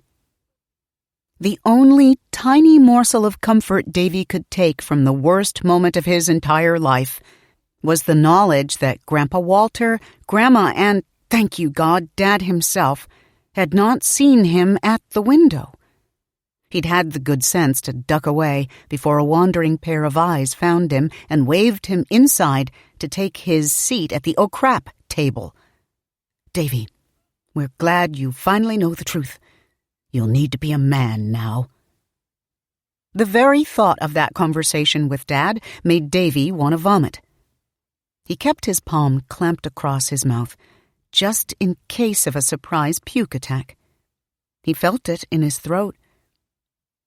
As long as he ignored their sad eyes, went on with his life, and pretended he hadn't heard, they would have to keep pretending too. All of them would be putting on a show for each other, like a reality TV show called Foobar. But at least then Nima wouldn't find out. Or Imani, who couldn't possibly know because she'd been in way too good a mood when she left for Evanston, Illinois, to meet her future as an incoming freshman in a minority summer program. Let them have their lives a while longer anyway. For the summer, anyway. Ignorance was the only mercy he could still do for them. He only wished his father had his SHIT together and could have kept him out of the loop a little longer, too. How the hell would he get through the next month? Davy was on the verge of crying himself to sleep the way he had after Roddy the rat died. But his unborn sob caught in his throat when he heard the footsteps padding against the hallway floorboards. He thought he'd imagined it, so he sat up and didn't move, not even to get his flashlight. His ears were his most important tool. He listened. Click, click, click. This time, he heard not only the footsteps, but clicking nails, like a dog's paws. A heavy dog, about the size of the big German shepherd. Davy had accidentally been holding his breath, and he needed to breathe. He took a long gasp of air, louder than he'd meant to, and stopped breathing again. The dog's feet padded closer to his closed bedroom door. Davy stared toward the crack between the door and the frame in the moonlight, and he saw a shadow cross from one side to the other, about the size of a dog's nose. Sniffing at the door. Holy effing SHIT, Davy said, but only after the sniffing noise stopped and the sound of footsteps had padded away to silence. Davy's plan was to lie absolutely still and do everything in his power to convince the dog that there was no reason to try to get into his room. Good dog, bad dog, whatever, Davy didn't want a ghost encounter with a dog. His central plan, in case of a hostile entity, communication and negotiation, wasn't worth crapola with a dog. The first ghost he met up close should definitely be human. But the ghosts were tracking him already. The next morning, Nima was gone.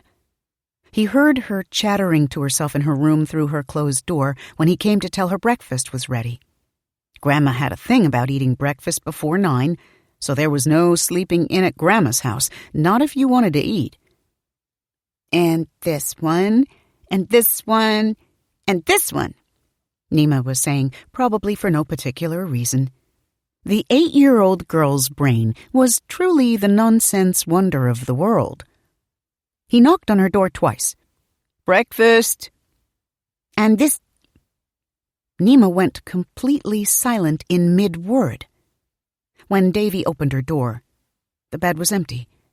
The covers were turned back as if she'd just gotten up, and Nima's Raggedy Ann doll lay in her place, her wild black thread pigtails fanned across the pillow. The doll's face was painted with a deformed triangle nose and a mental patient's smile. Dolls went from looking ridiculous to sinister in a blink. Davy took note. Weird. "Nima?" he said. Nima's room had been Grandma's doll room until this summer, since Grandma decided Davy was too old to share a room with her. Finally, Grandma had cleared out only enough space for the bed and a small desk. Other than that, the room was filled with shelf after shelf of brown and black and white dolls, most of them babies dressed like it was baptism day, frozen in infancy. There were dozens of sets of little eyes in the room, none of them Nima's. Davy waited for her giggle, or a surprise lunge from behind, or a rustle as she tried to hide. Nima sucked at hide-and-seek. Nothing. An empty bed, an empty room with too many dolls. Definitely weird. "Nima, you're not funny. Breakfast," he said. He glanced inside the open closet door, which was full of nothing but boxed dolls, collector's items except for Nima's one Sunday dress and a wicker hamper with its lid piled with folded clothes. Under her bed, Davy found nothing but dust. The window was halfway open, Davy noticed, raised at least 8 inches. 10, maybe. Could a girl Nima's size have squeezed out of so small a space? Davy ran to the window to peer outside. Nima's room overlooked the backyard, so he saw the bed of dried pine needles and pine cones that lay scattered across the grass. This side of the house was closer to the woods than the living room, shaded by the taller nearby trees. The broken fence was only 20 strides from Nima's window. The fence mesmerized Davy, as if it were a key to a puzzle. Nima had been here 1 second, and now she was gone. But why the hell would Nima climb out of a window to go to the woods? Since when? Wouldn't. But this room was too small to hide in. Davy scanned the doll shelves, almost expecting to find her there, as if she could have shrunk herself down to doll size. Row after row of unblinking brown, blue, and green eyes gazed back, and little taunting, pink-lipped smiles. "Nima, quit playing," he said, poking at her bed covers to make sure she hadn't disguised her bulk somehow. The bed was empty. Davy picked up Raggedy Ann, who truly was raggedy, since she'd belonged to their Aunt Evie when she was a little girl, special made by a black doll maker, and even looked under Nima's pillow for no particular reason. "I mean it! Dang, you're such a baby!" Steely, eerie silence. But I heard her. It was Nima. She was saying, "and this one, and this one." Just in case some law of physics or the space-time continuum had been violated, Davy checked the bathroom across the hall, too. And his own room. No Nima. There was always the front of the house, but how could she have gotten past him? No way. You were standing right here in front of her door. You heard her voice. For the first time, Davy realized that the tears he thought he'd fought off soon before he heard the ghost dog hadn't been banished very far. They were still there, just beneath his eyeballs, waiting for the slightest reason to peek out. Nima being gone made him want to cry. How could he tell Dad? "Please, Nima," he said to her empty room, his voice small. That did it. his appeal to her charity, conceding his helplessness.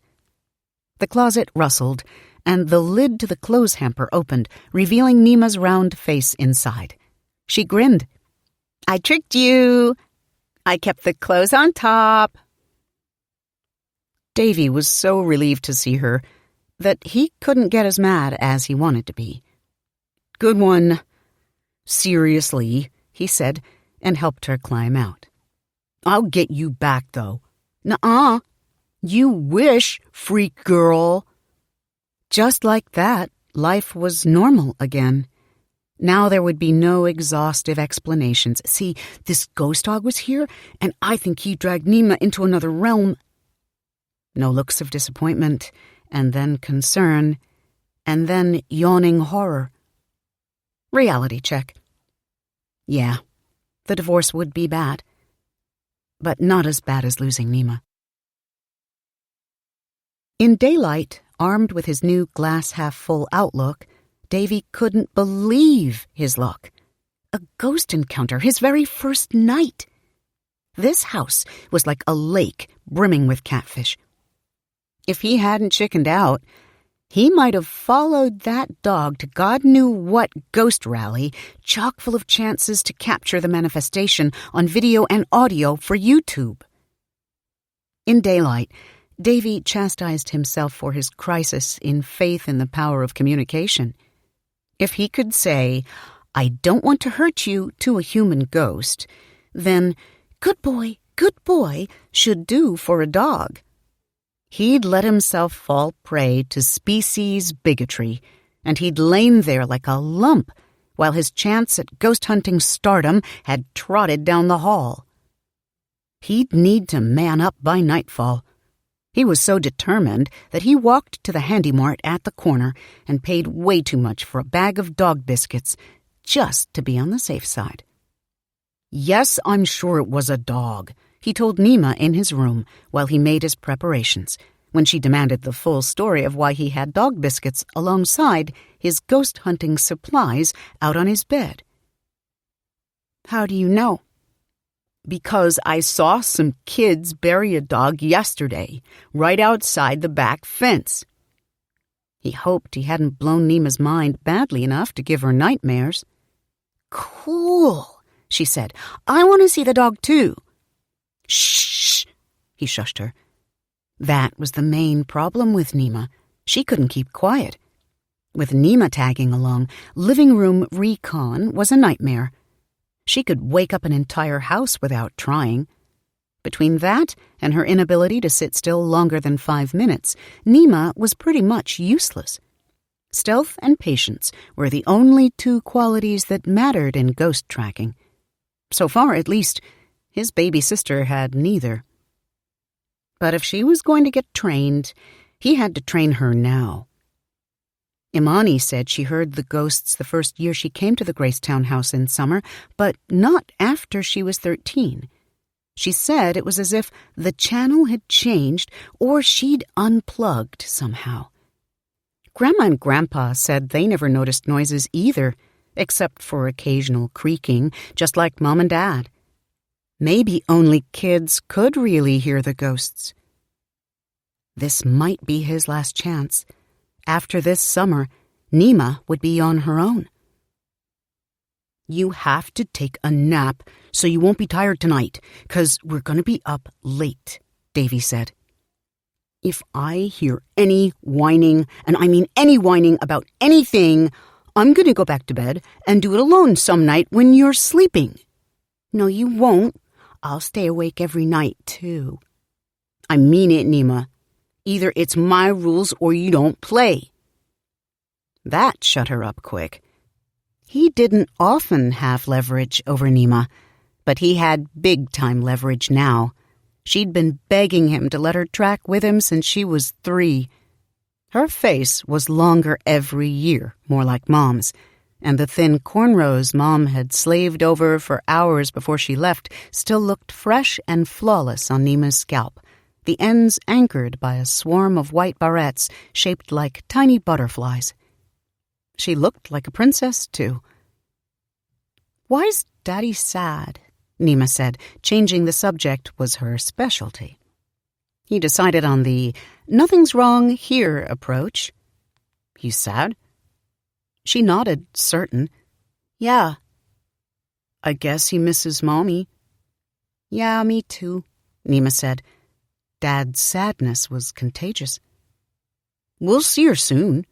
Nuh-uh, she said. A month's not soon. A month is a long time.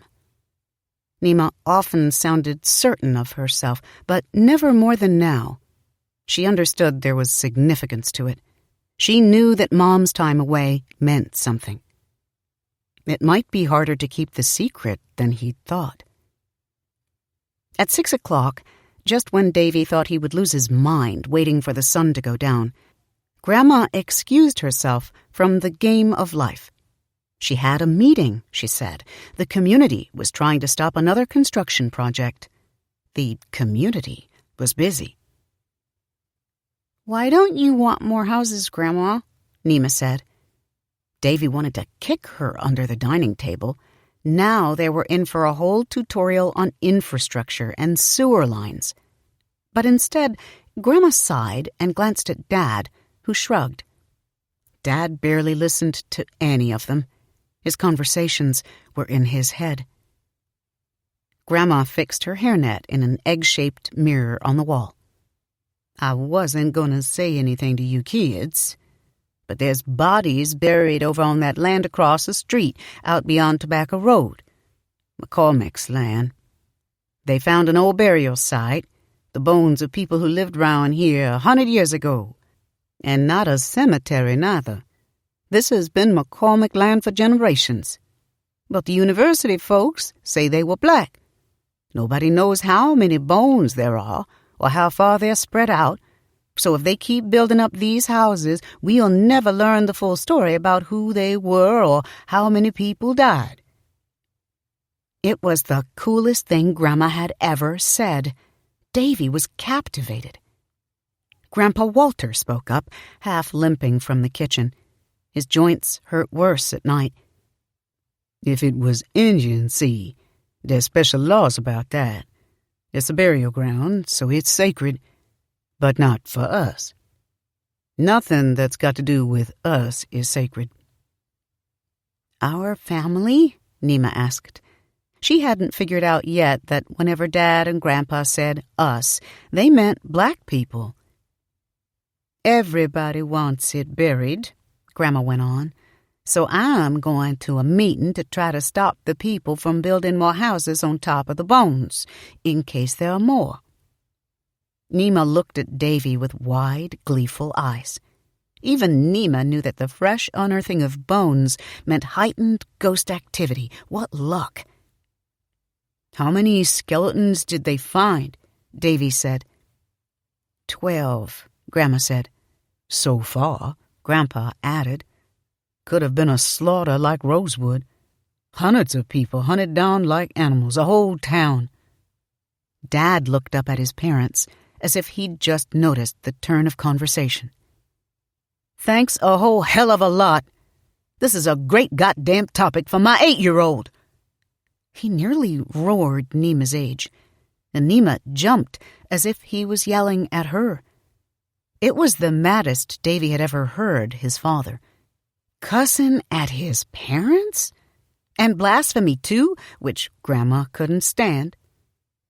Davy thought better of his next question, which was, were there any dogs? Instead, they all stopped talking about the bodies. Grandma went to her meeting, and Grandpa kept coaxing Nima to spin the wheel and help him read the cards, while Davy and his father only pretended to play the board game. More like a bored game, David told himself. He and Dad were both happy to miss their turns if they were forgotten. Life was not the product as advertised. Bedtime was a relief beyond words. Thanks to a consistent campaign at every birthday and holiday, Davy had decent ghost hunting gear.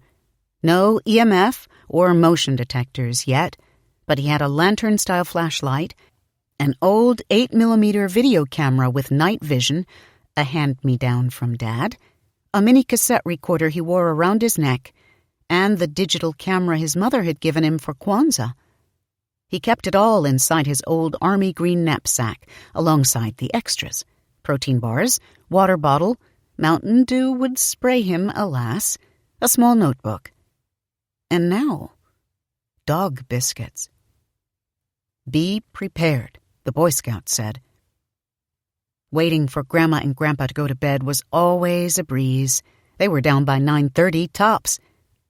Dad was the problem, usually. Dad liked to stay up late on his computer or watching TV.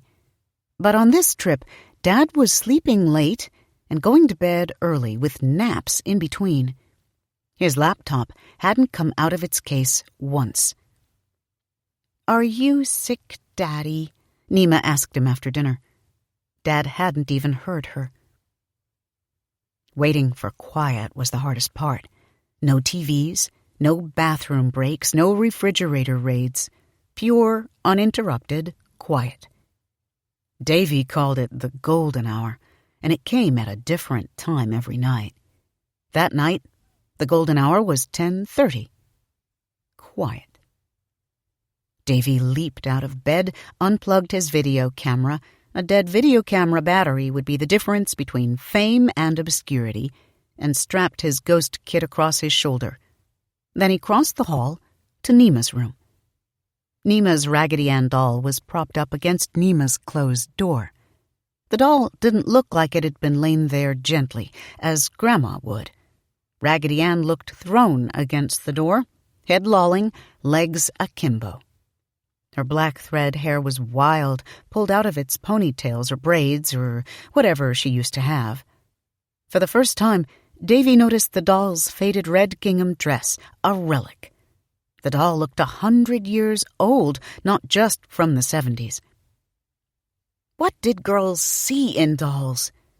After scooping up the doll, Davy opened Nima's door. Nima was sitting at the foot of her bed waiting for him, still as a doll herself.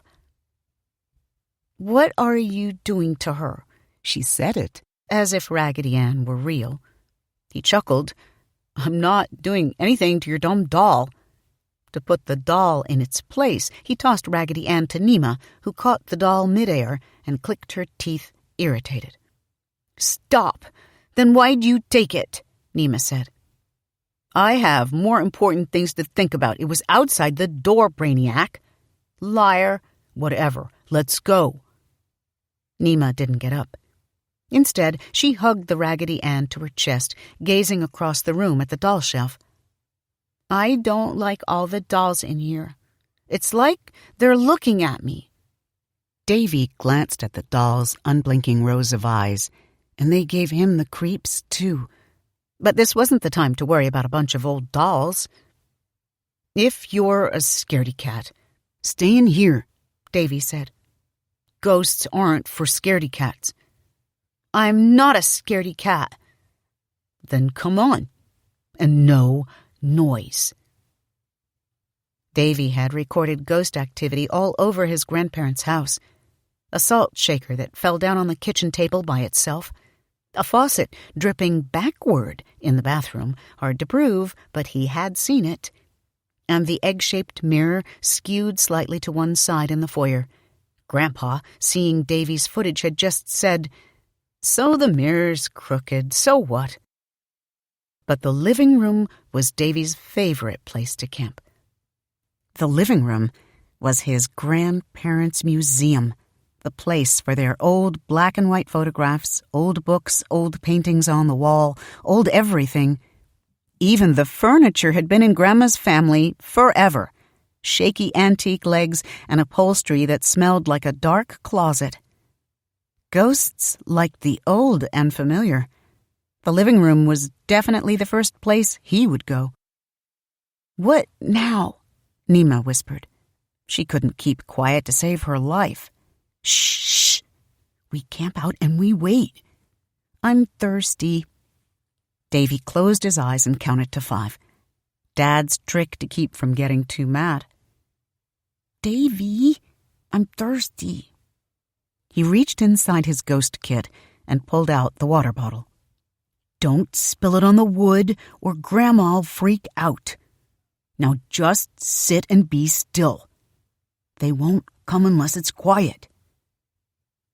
Bringing Nima was a mistake, he decided. Fine.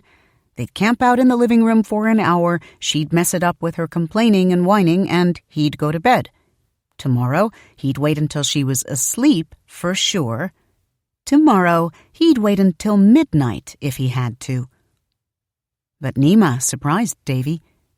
After he chose their ideal camping spot behind Grandpa's recliner, right near the bookshelf full of musty-smelling books, Nima sat still. Sometimes she hummed a little, but she caught herself and covered her mouth. Like him, she just stared into the darkness and cupped her ear to listen. Davy couldn't believe how much older Nima seemed since last summer or even Christmas. He'd tried ghost tracking at Christmas time, but nothing happened, of course. Ghosts only came in summer. It was amazing how much noise even a quiet house could produce. When he was younger, Davy used to think he heard ghosts in every creak of the ceiling, every whir of the central air conditioning, and every cyclic hum from the refrigerator. He used to jump when the automatic sprinklers went on outside and sprayed the windows with water. Now, of course, Davy was an expert listener, and since he'd already heard a ghost the night before, he knew what he was listening for. Click, click, click. The dog's paws. He kept a dog biscuit in his hand, a ready peace offering. The sweat on his palm was making it gummy. They sat and listened for a solid hour, no clicking. Beside him, Nima was nodding to sleep with her head against the recliner. Just as well, Davy thought. With Nima asleep, he could wait another hour, no problem. After that, he'd take her back to bed. Davy felt a cramp from sitting in the same position with his hip bone against the hard floor. So he shifted until he was sitting crisscross applesauce. When he did, he felt something wet seep into the seat of his pajama pants. Wet and cold. He touched his pajama pants, and they were soaked. His hand splashed into a shallow puddle of cold liquid. "Hey," he said, nudging Nima. "You spilled your water." Nima blinked her eyes open, alert, and held up her half-empty water bottle, tightly capped. The light through the window allowed him to see her in the moonlight. "Nuh-uh," she said. "The top's on." But before Nima had said a word, Davy realized the water couldn't have come from Nima's water bottle. No way had Nima's water been this cold. And there was too much. Water was all around them.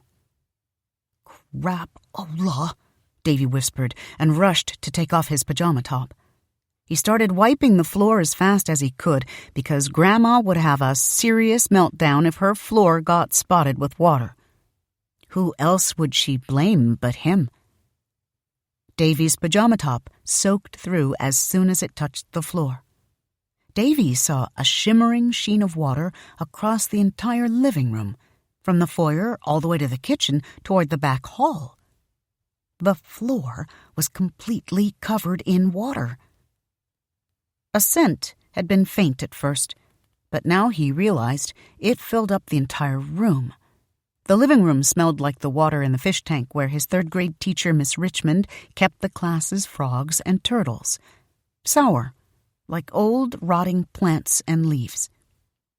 Nima was sleepy, but she was getting the picture too. "My clothes are wet," she said, raising her voice. But Davy clamped her mouth quiet. "Shh," he said. His heart was a jackhammer in his chest. "Ghosts, Nima. Ghosts." "In the water?" "Yes," Davy said, because he didn't have time to explain. The ghost was the water. That was why it was so cold. The water was real, but it wasn't. He hoped not anyway, because it was getting deeper, maybe an inch deep already. Davy pulled Nima to her feet, and he stood at a crouch, pulling his ghost kit higher so it wouldn't get wet. The dog biscuit fell out of his hand, forgotten, as he flipped his tape recorder to on and opened the video camera's eye. He switched on night vision. Through the viewfinder, the room was almost too bright. The moonlight exaggerated the gleam in the mirror on the wall and the screen on the TV, washing them in whiteness. His hand slightly unsteady, Davy lowered the camera toward the floor, toward the water. Splash! He saw bands of ripples, as if he'd tossed a handful of pebbles into the water. Nima made a whimpering sound, clinging to Davy's hand. Without moving the camera, he turned his head to look at her, and Nima's wide, delighted eyes met his. "Did you hear that?" Nima mouthed. Davy nodded, grinning. Nima grinned back. If Nima had been scared or crying, he would have whisked her back into her room and locked the door. But Nima wasn't a scaredy cat, just like she said. Good girl. Nima was a ghost hunter after all. Starting this young, she might be one of the best. Splash, splash. Davy saw the water ripple again, synchronized with the sound. The sound was retreating. Someone, or something, like a dog, was walking toward the kitchen. Davy held tight to Nima's hand, kept his camera trained on the ripples, and carefully began walking to follow the splashing sound. Immediately, a sensation of cold water seeped up to Davy's ankles, startling him. Behind him, Nima only giggled. Weird, Davy realized. We feel the water, but it doesn't splash when we walk. The water only splashed for the ghosts.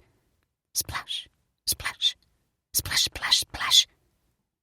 The splashing sound was faster, from more than one direction. It sounded like several people, or dogs, splashing at once. It sounded like running. Suddenly, water spattered to Davy's chest from the splashing. He felt something bump against his arm, knocking him off balance for a step, and it was gone. Not a dog, then. Too big for a dog. Something as tall as him. Who are you? A stranger's adult-sounding voice said. I'm Davy Stevens. It was only him, but his mouth was doing all the work because Davy's mind was frozen shut. Sure, he'd seen a salt shaker fall, and he'd seen water dripping backward and a mirror suddenly askew, but he'd never felt a ghost touch him before. In movies, ghosts always walked through people, weightless. But that one had pushed up against him. That one could have knocked him on his ass. "Run!" a child's husky voice said in the dark up ahead. Not him. Not Nima. Someone else. A boy he didn't know. From somewhere very far away, Davy thought he heard the sound of barking. Davy realized only then that he was struggling to breathe because fear and surprise had clotted his throat. Warm liquid seeped through his pajamas now. He had wet himself for the first time since he was Nima's age. He said run, Nima said. Davy's lips only bobbed. The boy's voice came again from the kitchen doorway. Follow me. He said, follow me, Nima said, an urgent whisper. Davy's body had forgotten how to move. Nima tugged on his hand, pulling him ahead toward the kitchen. 1 or 2 steps were enough to freeze Davy again because the water felt higher now, up to his shins. From his new vantage point in the center of the living room, Davy saw that the back door was wide open in the kitchen. Grandma and Grandpa Walter would never leave their back door open, especially with the mosquitoes in summer. The door definitely had not been open before. Davy remembered his camera. Somehow he had let it drop to his side, but he raised it. In night vision, the doorway looked like it was bathed in a spotlight. And Davy saw a silhouette framed there, a boy turning to look at Davy over his shoulder. He was wiry like Davy, He reminded Davy of the oldest boy he'd seen burying the dog. The fuzzy black silhouette in the light motioned his hand toward Davy. "Hurry!" His voice was fainter. "I heard something else," Nima said. "Something—" Davy raised his eyes to peek at the doorway, but it was all empty dark. He could only see the ghostly figure when he raised the camera to his eye again. Still there. Davy's instincts were at war. One part of him wanted to run back to his bedroom as fast as he could. The other part of him wanted to follow the boy calling to him from the doorway. Nima tugged on his hand toward the kitchen. Nima wasn't just a ghost hunter. Nima, it turned out, was a kamikaze. Davy allowed himself to be pulled for 2 more steps, but then they both stopped. Davy felt water above his knees now, and had to be higher to Nima. He took a startled step back. Walking in ghost water was one thing, but swimming was something else. Nima was a good swimmer because Mom made her take lessons at the Y every summer. But Davy's lessons hadn't stuck. Davy never liked water above his knees, and the way this water steepened, it would be above his waist soon. "No," Davy told Nima, holding fast. "Stay here." The dark image framed against the doorway's light hesitated, turned his head to look outside, then back toward Davy, then back outside again. Then he ran, and he was gone. As the boy ran, the splashing sound faded to nothing. It took Davy a minute to realize there were tears running down his face. It would take Davy Stevens several hours until almost daylight to realize why he had cried in that moment, standing with Nima in the living room. He wasn't crying because the ghost had sounded so scared, even though he surely had, and the ghost was just a kid like him. And Davy wasn't crying because he knew that only his fear had held him back from following, and maybe the water wouldn't have gotten any deeper. No, Davy was crying for one simple reason. For all the summers he had come to Grandma and Grandpa's house with the strange noises in the hall and objects falling down. He had never actually seen a ghost. He had never seen a human being who had come to visit from somewhere far away. Actual proof that dying wasn't forever. That ghost was the most beautiful sight of his life. When a sight like that crosses your eyes, Davy learned, there is nothing to do but cry. "Yeah, I see the dark spot, Davy. What I don't see is a little boy." From Dad's voice, Davy knew that was the last time Dad would look into the viewfinder to see last night's footage. "And I've told you about staying up late. Look at you. Did you get any sleep?"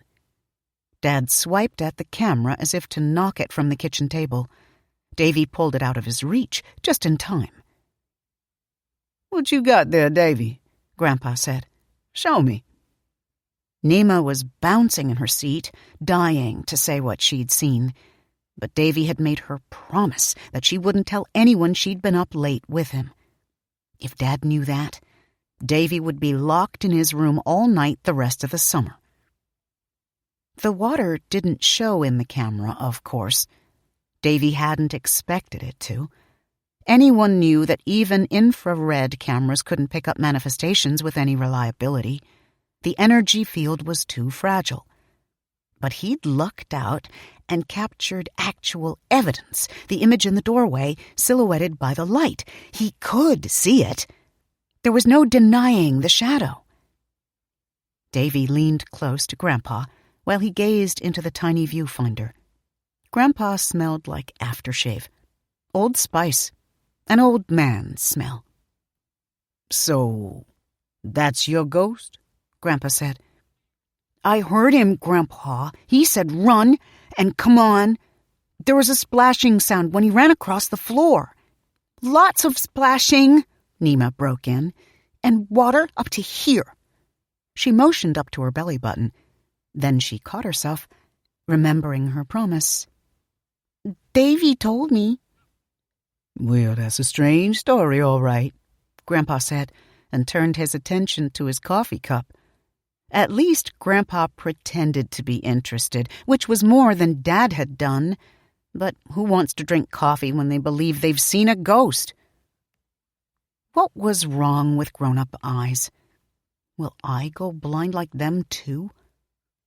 Grandma looked at Davy over her shoulder from the stove. "Well, there's no sign of water now, thank goodness. One time the AC broke and our bedroom was flooded. Those floorboards warped and cracked. But it wasn't real water, Grandma. It's like old, like ghosts." Grandpa chuckled. "Well, you know what, Doris?" Grandma shook her head. "Don't encourage him, Walt. He needs his rest at night." "What's the harm?" Grandpa put his coffee cup back down and leaned over to look Davy in the eye. What he said sent a bolt of lightning through Davy's spine. "You know, all this land out here, before the developers came, it was nothing but swamp. Water all around." Davy's heart was pounding as hard as when the ghost called out to him, beckoning. Dad got up from the table and walked out of the kitchen. Probably to take a nap, Davy guessed, even though he'd just gotten out of bed. "Swamp?" Davy said, remembering the smell of the water, almost a living smell. "Shoot, yeah. They had to drain it. There's still some swampy patches out back, probably 100 yards beyond the gate." Grandma set a plate of pancakes down in front of Davy, loudly enough to stop the conversation. "Oh, these crazy stories about Gracetown in summer. You ought to be ashamed of yourself, Walt," she said. Then she took up the conversation in her own way. "They're trying to build back there now. You can bet they wouldn't tell anyone who buys those houses it's only swamp land underneath. Just like they won't tell them there's no hospital for 30 miles. The land's not fit. And where's the sewage gonna go?" Grandma could have gone on, but luckily the phone rang then. It was Imani, so her call was a big production. Everyone wanted their turn to talk to her. Even Dad came back to grab the portable kitchen phone to say hello. Davy waited last to take his turn. Talking to Imani might mean lying, and he didn't like to start out any day with a lie. If she asked, "How is everything?" he'd be lying right from the start. When it was Davy's turn on the phone, he took it in his own room to tell her about his adventure with the ghost.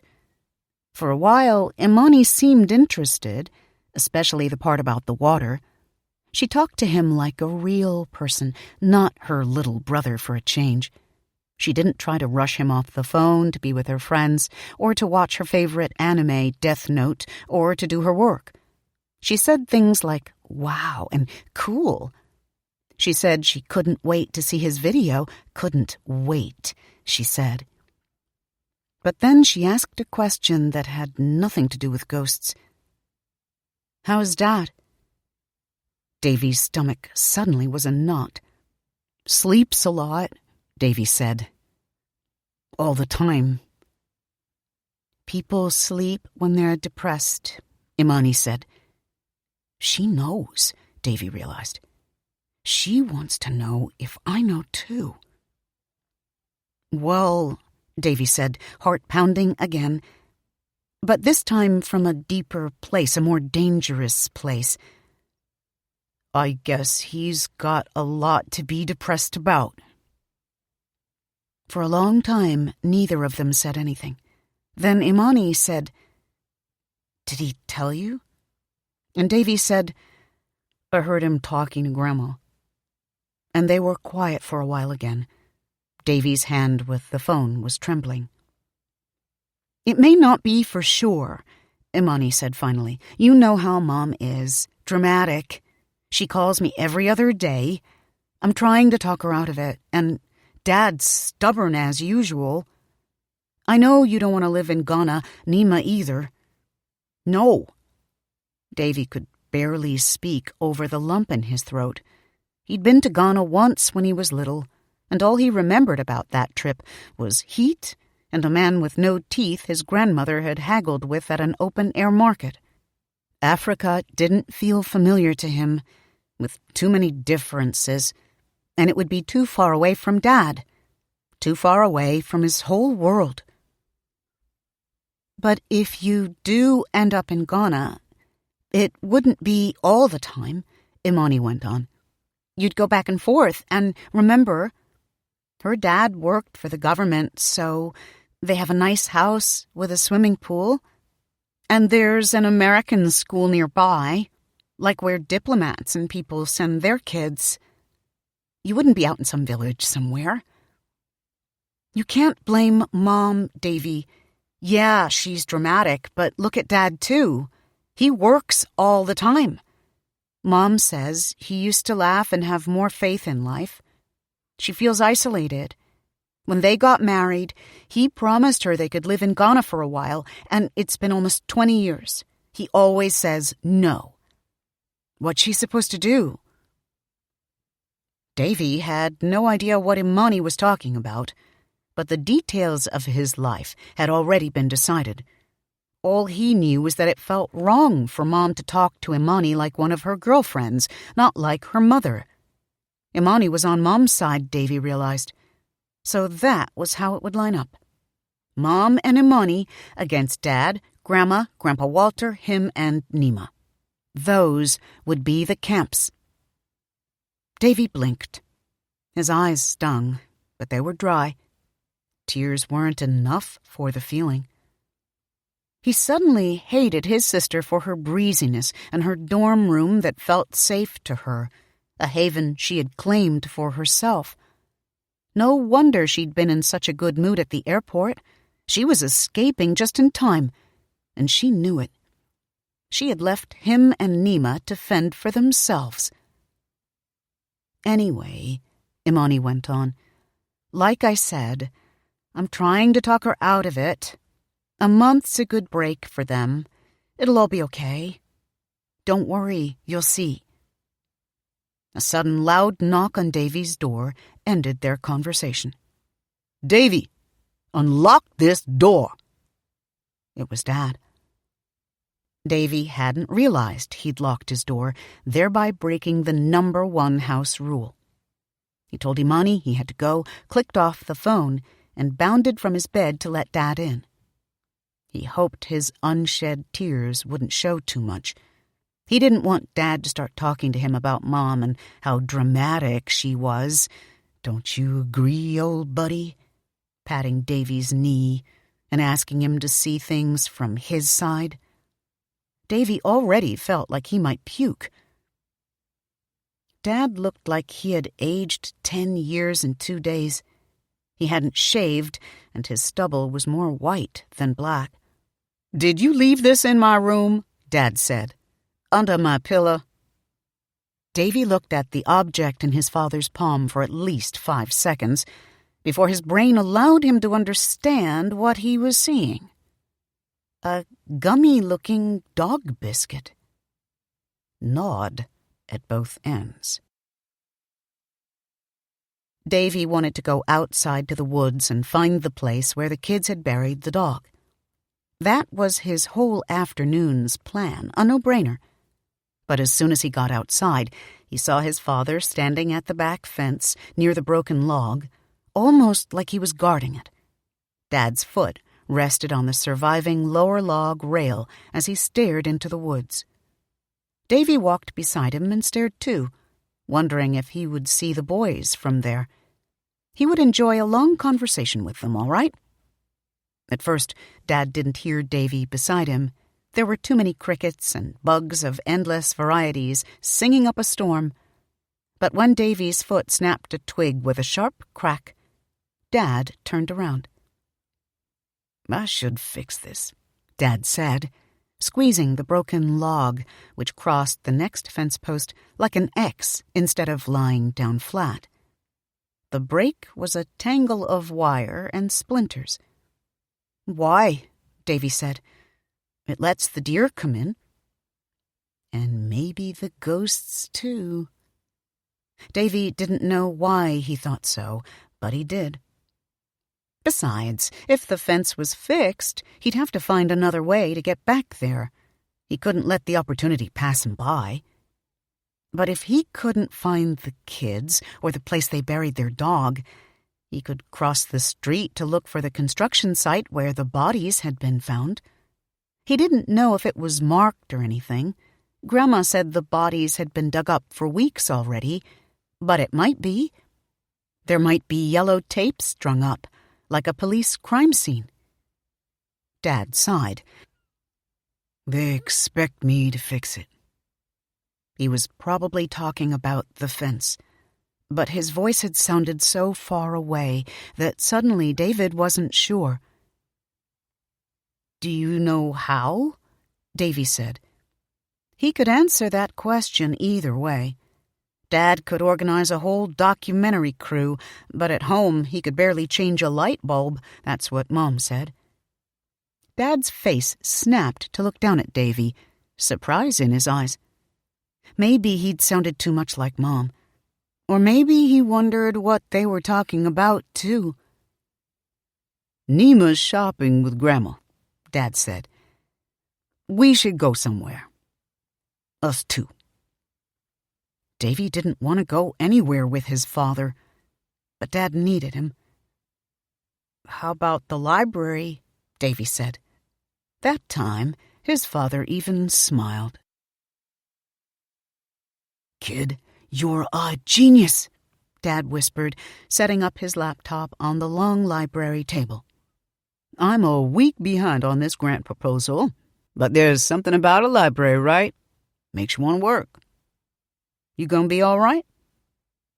To Dad, doing something together meant being in the same room at the same time. Davy had figured he would be able to peel off on his own if he brought Dad to a library, so he could kill two birds with one stone. The library in Gracetown was hardly bigger than the library in Davy's elementary school without the fun posters on the walls. Dad was way too excited to be in a library. His knees bounced beneath the table. His eyes, flitting around like every shelf, was sprinkled with fairy dust. Davy wanted to ask his father if he was all right, but what was the point? Of course he wasn't. I'll go see what's in the sci-fi section, Davy said. Dad winked at him. Good man. He clapped his hands, ready to work. Good man. Davy made an appearance in science fiction, fantasy, horror, noting that the entire Harry Potter series was checked out, except for Chamber of Secrets. Lame. A quick peek at Dad, who was typing like a fiend, and Davy hustled over to the research desk. The woman who sat there was old, of course, but weren't all librarians old? Maybe it was a job requirement. She was a black woman with silver hair she had cut very short, and her face was dotted with what looked like freckles from a distance, but were really big moles. If the woman's eyes weren't so bright, it would have been hard not to stare at her moles. "Help you, young man?" she said. Davy tried to think about the best way to put it. He had learned that mentioning the word ghost was a sure way to lose an adult's attention. He didn't discuss his hunts with strangers. I live near the place where those bodies were found. You do, huh? She was instantly interested, taking off her reading glasses. Her eyes were suddenly intense. How do you feel about that?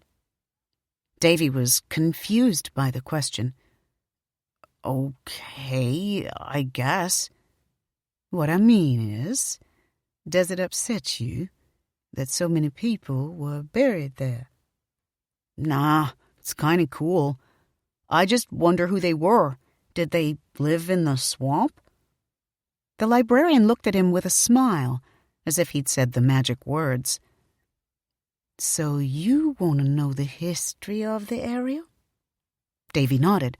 Right. Apparently, librarians get excited when kids come up to them and ask about history. The librarian even called her boss over, a reedy white man, and he recommended a book too. Before Davy knew it, she had a stack in her hands. "By the way," the librarian said, "my name is Mrs. Mabel Trolley. I'm from the Trolleys who live here in Gracetown, out near Trolley Hill. My great-grandfather was born on a tobacco plantation not far from the Stevenses. Are you their grandson?" Davy nodded, but what did that have to do with anything? Just because he'd asked about the land didn't mean he wanted to hear the history of the world, or tell her his life story. "Well, you just tell your grandmama that Mabel Trolley said hello. That's how people like to do here in Gracetown. We want to know how people's families turned out. See, it didn't start out so well for most of us. Our ancestors were slaves here, did you know that?" "Yeah, I know about slavery." Davy was glad his father had shown him roots, or he wouldn't have known what slaves really meant.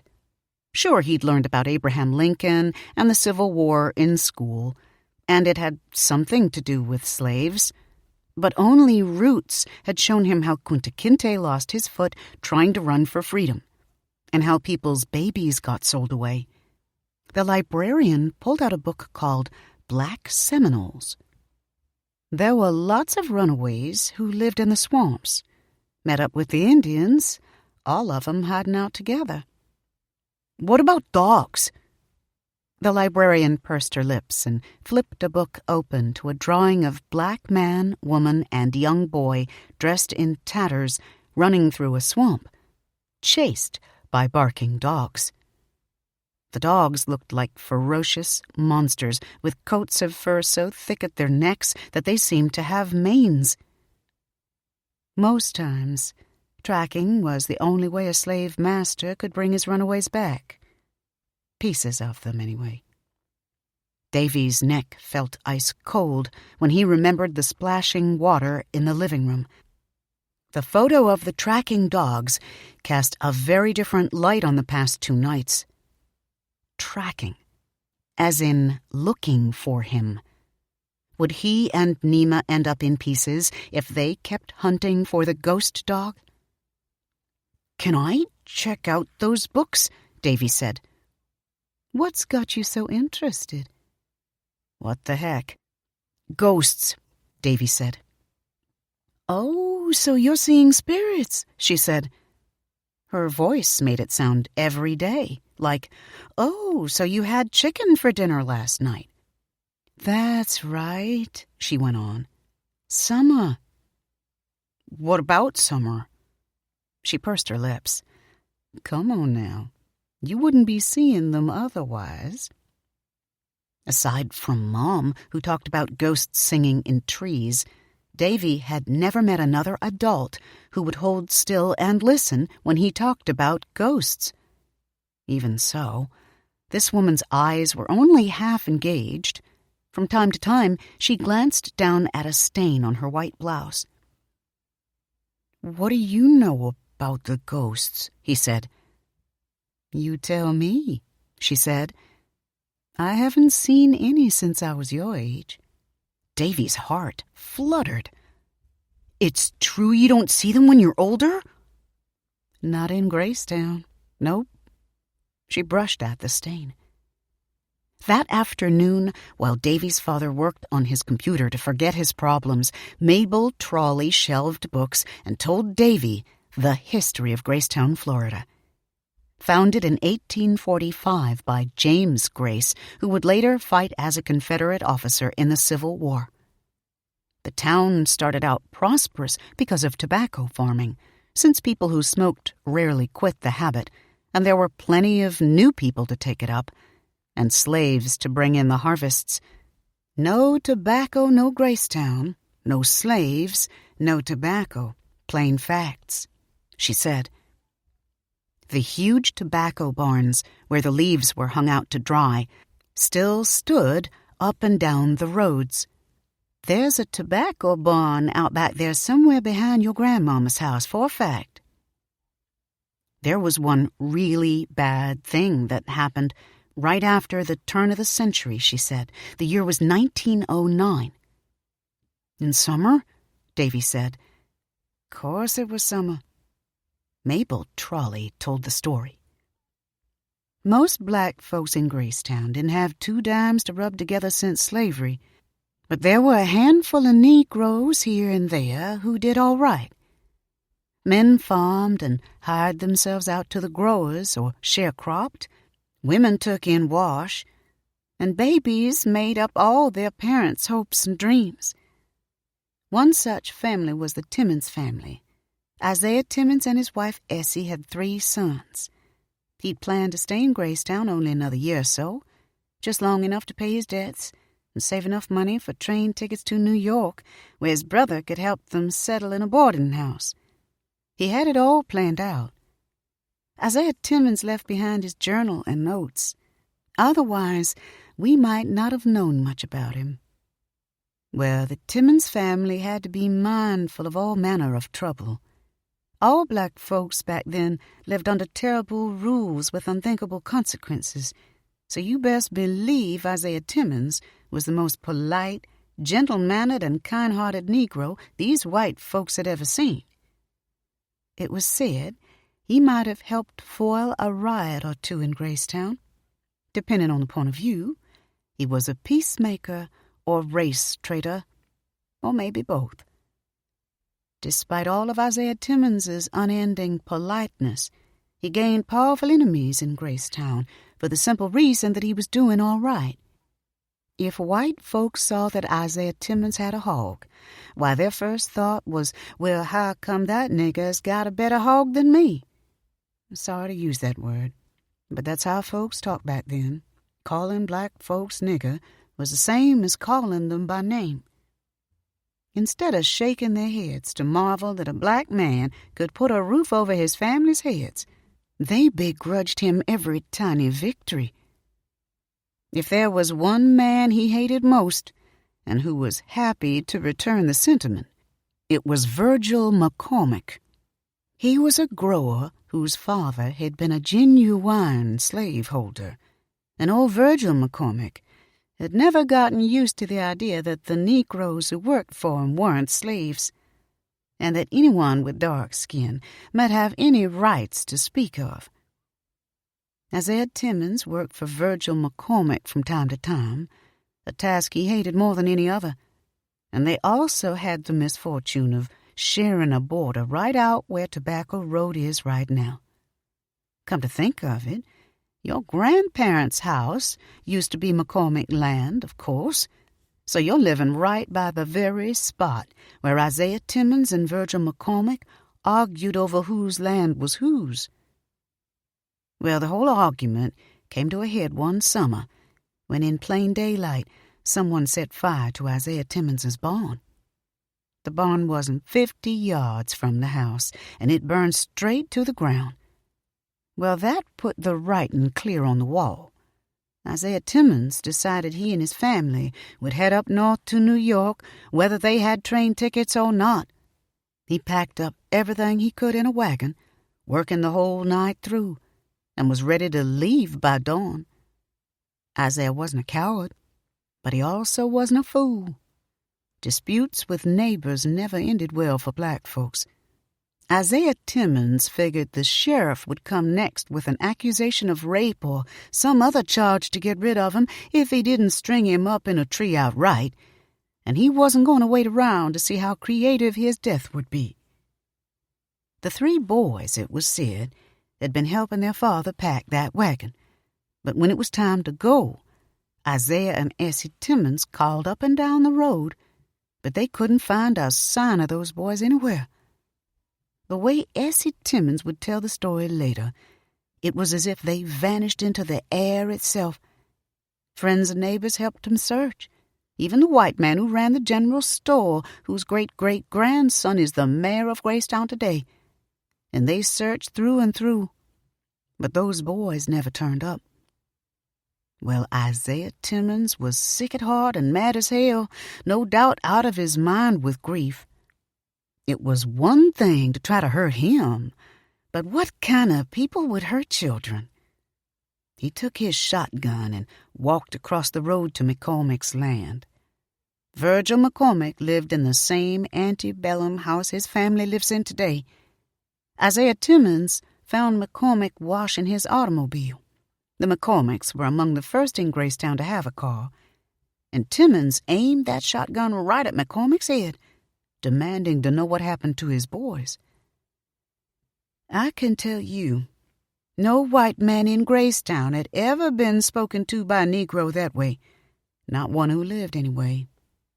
They say Isaiah Timmons fired a warning shot into the air and just about made McCormick jump out of his skin. Got him to crying and begging. McCormick swore to God's heaven he didn't know where those boys were, and Isaiah Timmons let him live only because he was too heavy-hearted to pull the trigger. You remember this. He could have killed him, but he didn't. And it wasn't about trying to save his own skin, 'cause confronting a white man with a shotgun was going to look like a murder to white folks, whether the white man lived or died. Isaiah Timmons's fate had been decided from the moment he walked up behind McCormick with a gun and too much manhood in his voice. But he laid that shotgun on his shoulder and walked away. That's the part everyone forgets. Well, that night the fireworks went off in Gracetown. All those folks who'd been held off from rioting and all those scared whites who were sure the blacks were planning to slit their throats built a bonfire of hate and fear that night.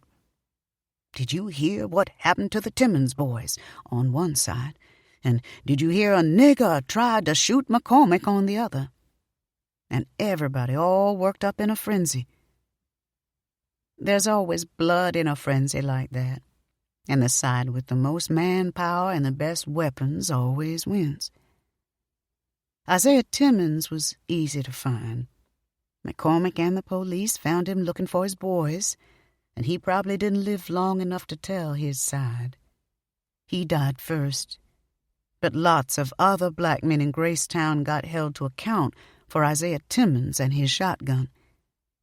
Anyone who looked like they were in a bad mood got rounded up, especially if they didn't have family in town. It's said a bunch of black men were rounded up and taken to McCormick's place and questioned. Somebody must not have liked their answers, because they got shot down right there in the muck. Are those the people the bones came from? The ones the builders are digging up? Davy asked, and Mabel Trolley nodded slowly. That's what we think. The bodies from the Gracetown riot. It looks like they were dumped in the same plot. There's bad blood between the McCormicks and the Timmonses to this day. They say McCormick stole those 3 Timmons boys, probably killed them outright, and that's what started it all. They had a sister born not long after they died, and she later wrote a book about those boys and the Gracetown riot. 3 brothers, I think she called it. I haven't seen a copy of it, but people mention it from time to time. Isaiah Timmons probably ended up in that mass grave with the bones from the construction site. But I hear his widow told the story until the day she died. McCormick took my boys, my 3 precious boys. I saw them, Davy said, his heart banging in his chest. The library felt like a church chapel, as if they were talking about something holy. You saw who? The boys. The 3 Timmons boys. They were burying a dog. I didn't know they were ghosts. I thought they were real 'cause it was still light outside. I forgot that... Sometimes you can see them at dusk, Mabel Trolley said with a nod and a smile. That used to fool me too. Davy hadn't realized his father was listening from the next row until he and Mabel Trolley rounded the corner and almost ran into him. There was a thunderstorm on Dad's face. Are you the one who's been filling his head with these ghost stories? Dad said to the librarian. Davy was so embarrassed by his father's anger, he wanted to melt into the floor. No, sir. I've just met this young man today. He's the one filling my head. Dad's face softened. He shuffled his feet, unsure. Sorry. I thought I heard you say, you're Darrell Stevens, aren't you? Your father's the Stevens who enlisted in the Army, went to Korea, settled in Miami. You didn't grow up here in town at all, did you? Dad looked at the librarian as if he were almost afraid of her, like she was the psychic at the county fair of his youth. How'd you know that? Everyone knows everything in a small town. Bet you never even spent a summer here. Once, when I was about 15. Too late, she said. Too late for what? Mabel Trawley looked at Davy and winked. You and your son should have a talk, Mr. Stevens, she said. He can show you what you missed. And while he's at it, Davy might be able to answer a question that's given a whole lot of folks in Gracetown a whole lot of grief. Summer, 1909. The Timmins boys were, in order of birth, Isaac, Scott, and little Eddie. Isaac, the eldest, was 12, and each brother was separated by almost 2 years to the day, ending with little Eddie, who had just turned 8 the day before the barn burned down. Isaac had never been afraid of fire. He'd mastered fire when he was younger than little Eddie, and he'd been using it ever since for cooking, heating water for bathing and washing clothes, melting lye, sharpening blades, and any number of other tasks for which fire came in handy. Fire, to Isaac, was just another tool. He had forgotten how destructive it could be. The fire that burned down the barn had actually started outside of the barn, where the boys were roasting themselves yams while their father was out in McCormick's field and their mother was pounding clothes at the creek. Isaac had gotten some honey from his gal Livy's mother, and yams with honey were his favorite treat. He and his brothers were roasting yams in secret because they were supposed to be hanging clothes up to dry, but the Timmins boys found ways to do what they wanted when no one was watching them. One call from Mama waving in the distance was enough to get them on their feet and running. They didn't notice the change in the wind, and they didn't realize the barn wall's wood was so dry because it hadn't rained a drop all summer. They never actually saw the cloud of sparks from their cook fire that flew against the barn wall and came alight almost immediately. They were nowhere near the barn when it happened. What they did see an hour later, however, was roiling smoke carrying bad news. As soon as Isaac Timmins smelled smoke, he knew. Their family's 2 horses and milking cow were safely clear of the barn when the fire broke out, but everything else was lost, charred and black. The barn was still standing, but 2 of its walls had burned clean away. And it was nothing but a big, ugly ruin. It was as if God was laughing at his father, telling him he would never have a farm of his own. He would be working for old man McCormick forever. The older boys, in quick conference, tried to decide on the best way to tell Papa how they started the fire. Confession would mean consequences, of course. Their father had been raised on a razor strap his father had learned to wield like a long-dead overseer once wielded his cowhide, so a confession would mean marks, welts, and blood for Isaac. But he was the eldest, and it was his fault anyway. He'd told Scotty to put out the fire, but he hadn't seen him put it out with his own eyes, so a man had to take a punishment like a man. He planned out how he'd say it. Papa, we didn't mean it, but we burned down the barn. He said it over and over again, marching outside to where Papa was assessing the damage. Papa, Isaac said. Goddamn crackers. Papa said. The idea came from Papa's own mouth. To Isaac, his stroke of luck was too good to be true. Papa thought white folks had burned down the barn, probably McCormick and his sons. From the conversations Isaac had overheard when his parents thought he was sleeping, Papa already had plenty of reasons to be mad at the McCormicks. They were cheats, one thing. Never wanted to pay Papa what he was owed, like Papa was too dumb to count.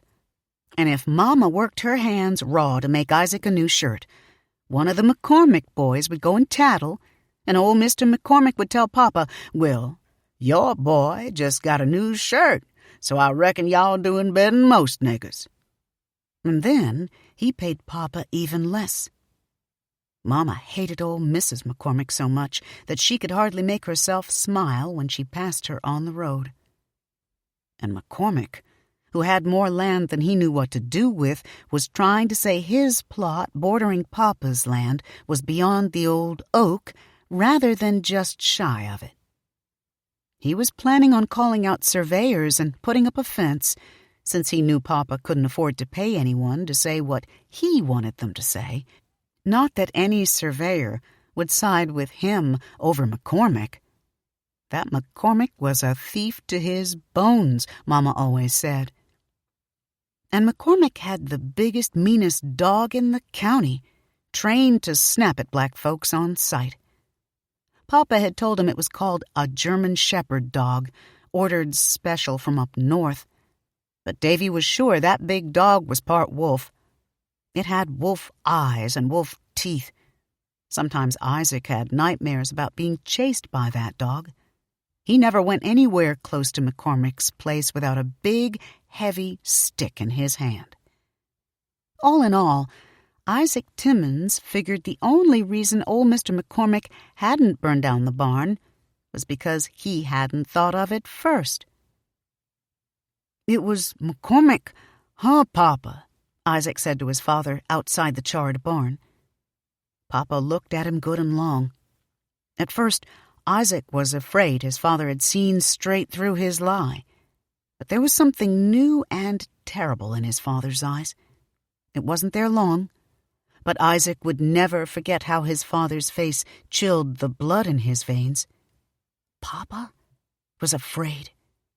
Isaac wanted to tell the truth as soon as he saw how scared his father was of McCormick, but he couldn't make his mouth work. And so the story was born. After that, the truth just got harder and harder to utter, and by the time all of them had been up for hours loading the wagon, with Papa trying to cheer them up with stories about the North, while Mama pretended she wasn't crying, he had almost forgotten what the truth was. Little Eddie would have told on them for sure, but little Eddie hadn't figured out that the barn burned down because their makeshift cook fire was too close to the wall where they were hiding from sight. Scott was usually the fastest tattle in town, but this time he kept the truth to himself too, especially given his role in not putting out the fire properly. Scott was thinking about that razor strap and how Papa had promised that the next time he and his older brother messed up, Isaac wasn't the only one who would take the blame. So Isaac and Scott cast each other miserable looks by lamplight all night long, folding Mama's quilts and blankets neatly into crates, carting out cooking utensils and packing up the few farming supplies that weren't burned beyond usefulness. Maybe it wouldn't be so bad to move, they thought.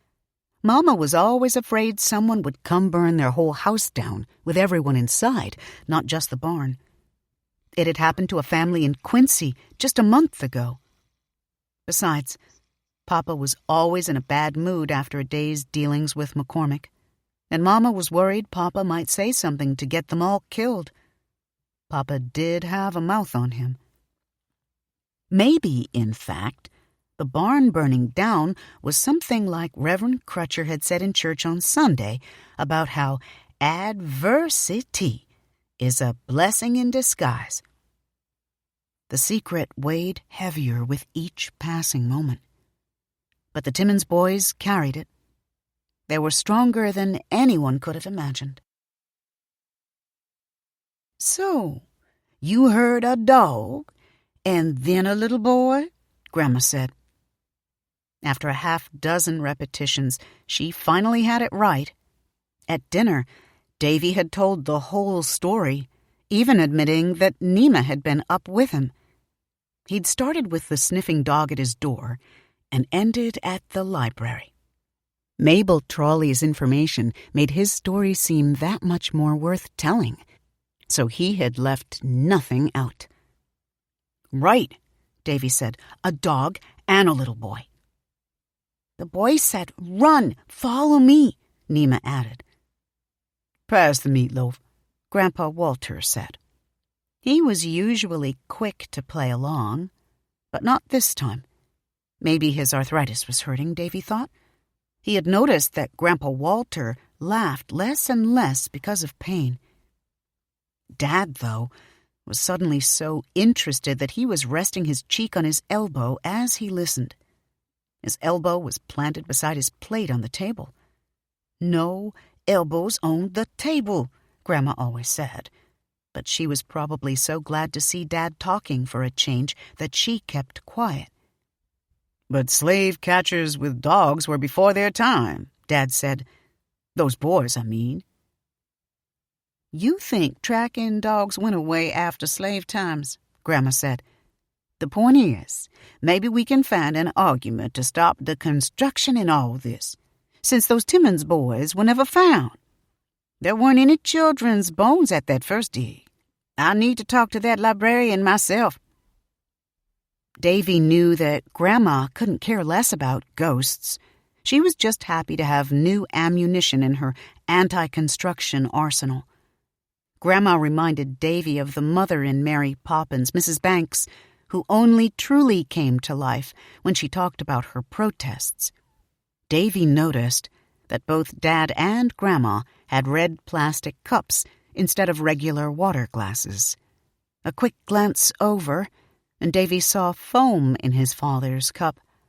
He smelled it then. Both Grandma and Dad were drinking beer. Davy had never even heard of, much less seen, his grandmother drinking beer. But Dad drank a lot of beer between projects. He drank more than Mom knew, because Dad took his bottles out for recycling late at night. Davy had seen him do it once and hadn't understood why until they were sitting at the dinner table a year later. Dad was used to hiding his drinking. It was a habit. The mashed potatoes in Davy's mouth suddenly tasted like paste. He missed his mother so much he wanted to cry, maybe because he was thinking about the 3 missing boys. He only had a very tiny idea of what being lost from his parents might feel like, one at a time. And already he could tell it might be a feeling that never got better. "Tell me again what you saw out back," Dad said. "In the woods."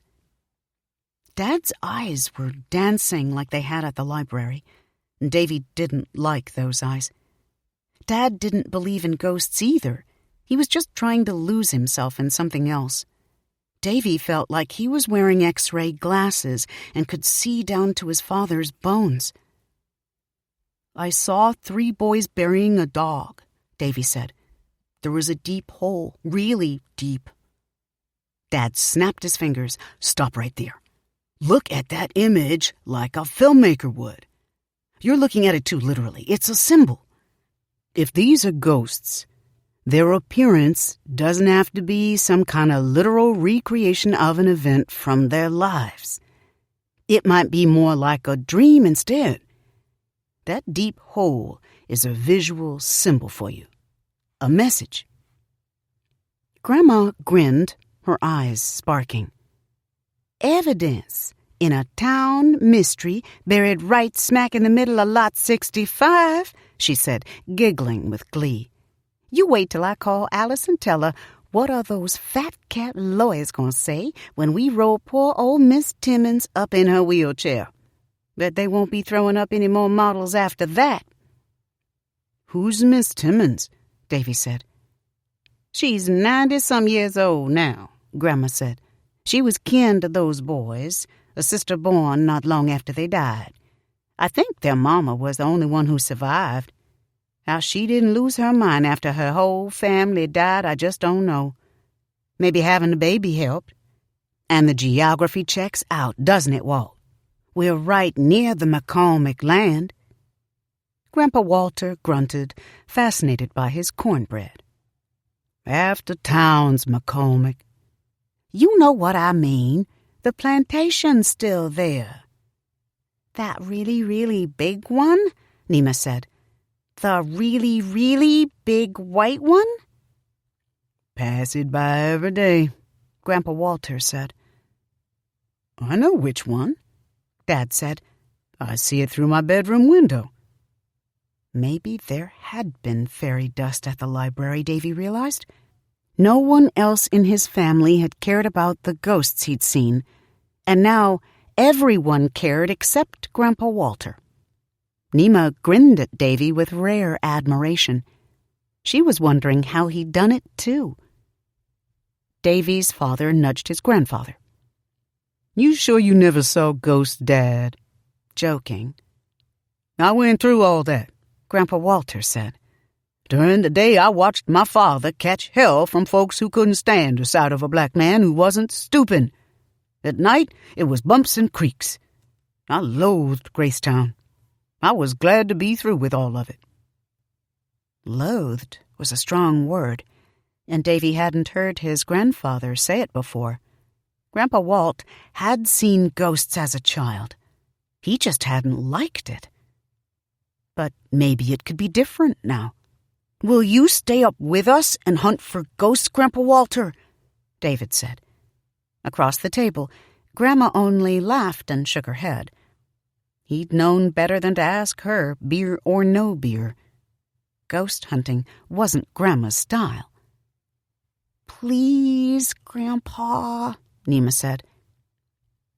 I'll stay up, Dad said instead. Grandpa Walter shrugged. That was how it was decided. That night, all four of them sat huddled behind the easy chair, not just him and Nima. Davy heard Grandma watching TV in her bedroom, so it didn't feel like the golden hour, not exactly. But with Nima, Dad, and Grandpa Walt with them, Davy figured that whatever beacon he sent out to the ghost world was in overdrive tonight.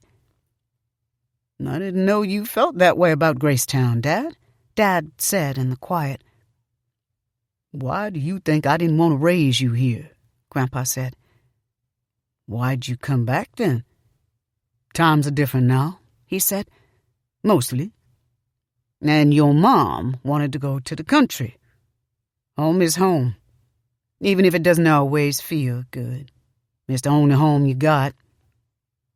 You found a way to make it work. We're not talking about that, Dad said, voice clipped and low. We need to, Grandpa said. Silently, Davy groaned.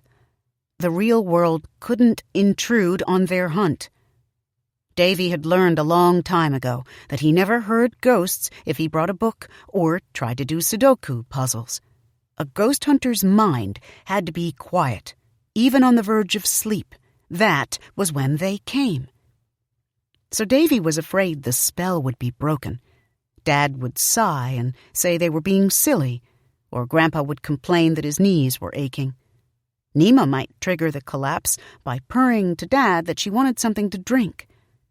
Davy could hear the foundation cracking. But miraculously, for 5 minutes, they were quiet in the dark. And then, just like that, the water was back. Nima was so startled that she let out a little yelp, which scared Dad enough to jump. The floor's wet, Nima shouted. Yes, shouted. Ghosts, FYI, do not like shouting. Shh, Davy whispered, shaking her arm. You'll scare it off. Davy, let go of your sister, Dad said, and I don't feel any water. Me neither, Grandpa said. We were promised ghost water, and I expect ghost water. You have to be a kid, Nima and Davy said together. Dad and Grandpa looked at each other, practically winking. Even with all of the distractions, Davy's mind was on the hunt. In a flash, he'd switched on his video camera, and his eyes were armed with night vision. Seeing in the dark was like being a superhero. Tiny snakes of light wriggled across the living room floor. "It's all shimmery, like in moonlight," Davy said. Nima wrestled over his shoulder. "Let me see." Nima had pointed out that she hadn't been allowed to look through the night vision even once the previous night, so he gave her the camera. He pointed the lens toward the coffee table. The light hitting the glass-top table made it easier to see the water underneath. "Whoa," Nima said. "Before, we heard splashing," Davy whispered to Dad and Grandpa. "I don't hear any splashing yet. We need to be still and listen." Yes, sir," Grandpa said, and saluted. So they sat. While they waited, the water felt deeper and colder. Nima and Davy rose to their feet because the floor felt so wet. Dad and Grandpa watched with fascination while Davy and his sister shook invisible droplets of water from their fingers, patted down wet clothes. Both Dad and Grandpa looked like they could hardly keep a straight face. Then Davy heard barking. It was distant, but very distinct, and getting closer, moving fast. "The dog," Nima said. "It's coming," Davy said. The barking didn't sound friendly. It was jabbering, persistent, angry. "Is it a good dog or a bad dog?" Dad said. Davy's hand shook as he reached into his ghost kit for his doggy biscuits, wishing he had a better plan. "Wait a minute," Dad said. "You did put that biscuit in my bed, Davy." "No, I didn't," Davy said. "The ghost did it," Nima said. "That's not funny, Davy. Playing games is one thing, but when I ask you a question, I expect a truthful answer." "Relax, Darryl," Grandpa said, sounding tired. "Let's be ghost hunters." Most ghosts run off lickety-split when there's too much talking. Davy had read countless stories about it on the ghost hunter message boards on the internet. But all in all, that angry dog scared him enough that maybe he hoped the dog would turn and run the other way. Maybe he wished the dog would do just that. But the barking was louder. The dog was still coming. Davy thought he'd been snapped into the dog's jaws when his father grabbed his arm and yanked him closer. It almost hurt. Maybe it did, a little. Dad's breath smelled like beer. "Davy, you promised me you had nothing to do with that doggy biscuit getting into my bed. You swear it wasn't you." "Dad, I swear it wasn't me."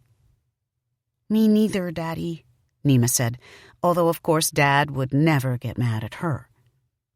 It was too dark for Davy to see his father's face, and Davy decided that using the night vision on Dad would get his camera broken. A painful instinct told him to expect a blow, maybe a slap. His father had never slapped him before, but there was always a first time. Dad was breathing fast, as if he had been running. "You still hear a dog barking?" Dad said. "Yes, sir," Davy said. He always called Dad sir if he was in trouble. "Then you and Nima feel water on the floor, both of you?" "Actually," Nima said, "it's up to my ankles." "Shh," I said. Splashing. Davy heard the chaotic sound of feet splashing in the water in uneven patterns, staggering. A boy shrieked like Davy had never heard anyone shriek, much less a child. The shriek wiped the grin off of Nima's face. It was the kind of shriek it was best to hear from a distance, because it might tear a hole in you up close. But the shrieking was getting louder. Crying children were getting closer, splashing and stumbling. The three boys. Davy's knees stopped working. His legs could barely support him. "I'm scared," Nima said. She was crying too, joining their chorus. When Grandpa turned the lights on, all the noises went away. Grandma called a family meeting at breakfast. After she heard Nima's crying the night before, she was in a bad mood about the whole ghost business. Nima had been too scared to sleep in the room full of dolls, so she had slept with Daddy. While the eggs and bacon got cold, Grandma spent the morning telling everyone she thought it was foolish for two grown men to be fed a children's fantasy about ghosts chased by a dog. And she had some choice words for Davy, too.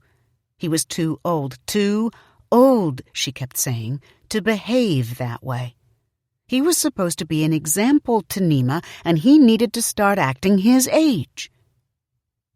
"It was just some fun. It went too far," Grandpa Walter said. But that didn't satisfy Grandma. Dad tried next, telling her it was a valuable exercise in imagination and how working through the scenario would help them understand the region's history. In fact, he said, the whole history of Black America. Dad made it sound like something boring from a classroom, but that was Dad. "It helps them process their history in terms they'll relate to," Dad finished. Grandma gave him a dirty look. Davy sighed, raising his hand. "Grandma," he said, "if we don't listen to them, nobody else can. We can follow their voices, maybe even find out if they died out back where I saw them with the dog. If their bones get dug up, you can stop the builders." "Get an injunction," Grandpa Walt cooed. He blew on his coffee to cool it. But Grandma didn't fall for it right away, not this time. "It's not good for Nima." "I won't cry this time," Nima said. "Davy told me to remember we're not hearing real screaming. It's old, so it's not really there, and they're not hurting anymore." Well, that last part wasn't exactly true, Davy thought. If the three boys weren't hurting, they wouldn't be trying so hard to be heard. But Nima didn't need to have that spelled out. Like all ghosts, they just wanted their story known. Grandma stared from one face to face, shaking her head. "Everyone in this house has lost their doggone mind. That includes me." And so it was decided, again. That night, Grandma made special ghost packs for everyone. Extra flashlights, including the powerful hurricane flashlight that could light up the night like a spotlight. Packages of cheese and crackers in case you're up late and get hungry. Bengay for Grandpa. You know how your joints get, Walt. Even boots and raincoats. Real water or not, I don't want you all getting wet. For good measure, she handed Dad a shovel. Just in case you can get the digging started. Then she wished them luck and went to her bedroom to watch TV, closing her door tight so Lifetime wouldn't be too loud. That night, Davy felt more like a ghost soldier than a mere ghost hunter. He had better supplies and reinforcements, and now that all of them knew what to expect, they wouldn't be surprised by the shrieking. The pain might not bother them so much. He hoped not, anyway. That night, the ghosts made them wait. The excitement Davy had felt all day, really every day since he'd first heard the dog sniffing at his door, burned into exhaustion. By 9 o'clock, an hour after their vigil began, his eyelids were heavy and he was bothered by the hot raincoat. He felt a little silly wearing a raincoat inside the house. In the quiet, it was hard to remember the past few nights at all. "Daddy," Nima said in the hush. "What's that, Pumpkin?" Davy hoped they would keep their voices low. "Are you and Mommy mad at each other?" As scary as the barking and shrieking had been, Davy was more afraid to hear his father tell Nima a lie. Or worse, to tell her the truth. "We shouldn't be talking now," Davy whispered. "No, let's talk," Dad said. "It's all right." But then Dad paused so long that Davy thought he'd changed his mind. After a few seconds, Dad took a deep breath. "Your mom and I love you very much." "Oh, crap, here it goes," Davy thought, his heart pounding. His hands trembled like they had when the ghost dog ran toward them with that angry bark. "And we love each other very much. God knows that's true. But Mommy misses her family in Ghana. Her mother is sick, and she wants to live closer to them. But I have a job where I can't just pack up and move.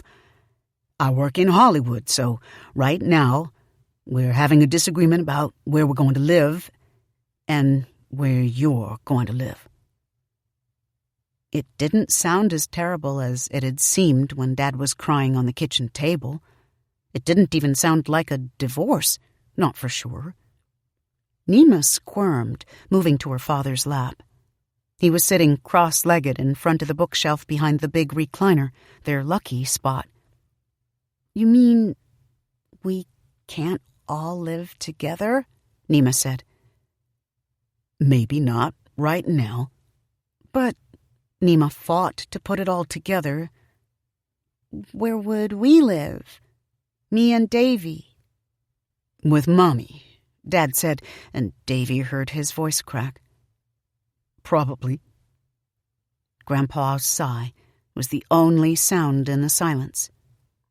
Until the scream.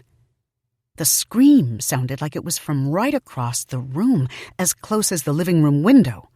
So loud that the window pane cracked. All of them jumped and gasped. Nima wrapped her arms around her father's neck. Grandpa's flashlight switched on. He bobbed the light near the window. The curtain was open, revealing veins of broken glass. "What the? Who broke that?" "No light," Davy whispered. "Shut it off, Grandpa. Ghosts like the dark." Muttering and cursing to himself, Grandpa turned off his flashlight. When he did, the brightness in Davy's night vision dimmed enough for him to gaze through the lens without squinting. This time, he didn't see any shadowy figure framed against the light from the window. Whoever had screamed was gone. But the water was back, creeping higher while he hadn't been paying attention. This time, he saw currents swirling in the water, tiny rapids. Cold water crept into his boots, numbing his toes. Davy switched on the tape recorder around his neck. Backup evidence. "Water," Nima said. "I know. Watch out, it's getting higher." "I can't believe that damn window broke," Grandpa said. "That thing cost—" "Shh!" This time, it was Davy's father. "Don't break the spell, Dad." 60 seconds passed. The scream sounded again, as if it were a movie that had been on pause. Sounds crashed into the room, splashing, yelling, barking, and growling. Chaos. "Get him off! Get him off!" a child's voice screamed. Davy's mouth dropped open. His hands were unsteady, but he trained the camera back toward the window, toward the noise. This time, he saw several shadowy figures against the moonlight, arms flailing in a struggle. The tallest shadow, the oldest boy, Davy figured, was holding what looked like a giant stick. He raised it high and stabbed it like King Arthur's sword. This time the scream wasn't human. It was a dog's. Another window cracked. Glass tinkled to the floor. Grandpa Walt came to his feet. "God damn it!" he said, sounding almost as scared as he was mad. He spoke to the darkness. "You stop breaking those windows." "The noise is doing it, Grandpa," Nima said. "Can't you hear it?" Maybe Grandpa Walter was lucky he couldn't hear it. 1, 2, 3 boys were sobbing. One was outright wailing, as if he was in the worst pain of his life. Is he dead? One of the boys said. It hurts, it hurts, it hurts, it hurts. Hurry up and help me grab him. Let's go. In Davy's viewfinder, the shadowy figures were gone, but he heard the splashing of several sets of footsteps running toward the kitchen again, where the water would be deeper. They're moving, Davy said. The kitchen, Nima said on Davy's heels. While the rest of them scrambled to grab their supplies and follow, Grandpa only shook his head. I'm not chasing nobody nowhere, Grandpa said. You sure, Dad? Davy's father said. It may turn out to be something. Davy barely heard them over the sloshing of water as he ran to the kitchen doorway. He ignored the terrible feeling of cold water rising as high as his thighs. The back door was wide open again, just like he'd known it would be. When Davy looked through the viewfinder, he saw the taller boy beckoning in the doorframe. Beckoning to them? To his brothers? Davy didn't know. We have to hurry, Davy said, forgetting not to shout, before they're gone. The recliner hissed when Grandpa plopped himself down to sit. My chasing days are over, but I'ma sit right here and nobody better break no more of my damn windows. Grandpa was talking to the ghosts. The water's too deep for me, Nima said at Davy's side, over my waist. Here, Pumpkin, Dad said, and hoisted her to his shoulders. All three of them were breathing fast. This was as far as Davy had ever followed the three boys. He didn't know what would come next. The dark kitchen suddenly looked strange and forbidding, full of shadowy hazard. Still, Davy waded into deeper water, one step on the linoleum at a time. Summer, 1909. It was an hour before dawn, and Isaac Timmons was supposed to be resting. That was what his mama had told him to do. She'd made all three of them curl up on the living room rug under the oak tree where the grass was soft. Mama had moved her favorite rug out of the house to keep it from getting muddy tracks, and she was planning to roll it up to pack last. She said they'd worked hard all night, so they deserved some sleep. There's a long journey ahead, she'd said. Then she'd given them each a kiss and said, and then we'll be away from Gracetown forever. As if she'd come up with the plan to leave all on her own, and it had nothing to do with the barn. Mama had always considered Gracetown cursed, especially for Negroes. His brothers were asleep, but Isaac Timmons wasn't. He was thinking about his best gal, Livy, and how sad it was he would never see her again. Livy's mom had just given him the honey he'd taken home to his brothers, which started the whole business with the barn. But Isaac couldn't blame Livy for that. Hadn't Livy only said last Sunday that she was his gal? And what kind of man would abandon his gal without so much as a goodbye? No kind of man, Isaac thought. That's what Papa would say. He would slip away and come right back. He'd be gone a half hour at the most if he ran. He couldn't ask Mama and Papa because he knew what they would say. Livy lived out McCormick's way, and he should never go that way, not ever. But Livy was his gal. Once she'd held his hand. Papa said he could expect to get married in 3 or 4 years, and Isaac decided he would come back for Livy when he could.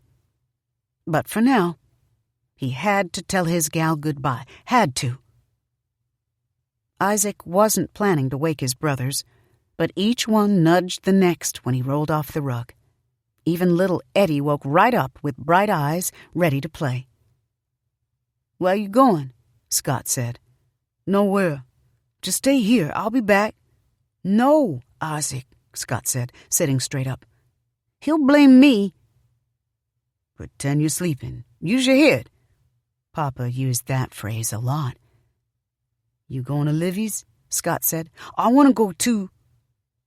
So all three of them snuck away from the rug, through the pines in back, beyond the creek, and over to the McCormick side of the road, which had a fence. The long fence stretched as far as they could see. It was still half dark, so it was quiet and still. Isaac took a long look at Gracetown as he walked, the long grass, cotton patches, and pine trees, and wondered what New York would look like. He had never even seen a picture in a book. All of the lights were still off in the McCormick house, which stood on the hill. That house looked like a castle which he had seen in a book. He wondered if the McCormicks would ever find out his father thought he'd burned down the barn. Maybe they would never even know. Isaac hoped not. He didn't want to give Mr. McCormick the satisfaction. "We gotta go faster," Isaac said, "or they'll see we're gone for sure." "You think Livy's mama's gonna give us more honey?" little Eddie said. "You think Livy'll give you a big sloppy kiss?" Scott teased. Instead of getting mad, Isaac enjoyed the quiet around him.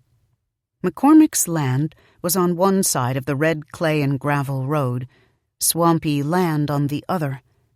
Walking with his brothers on the empty road toward Livy's, it was hard to believe Mama and Papa were packing up everything they owned in a wagon to drive farther than Isaac's mind could imagine.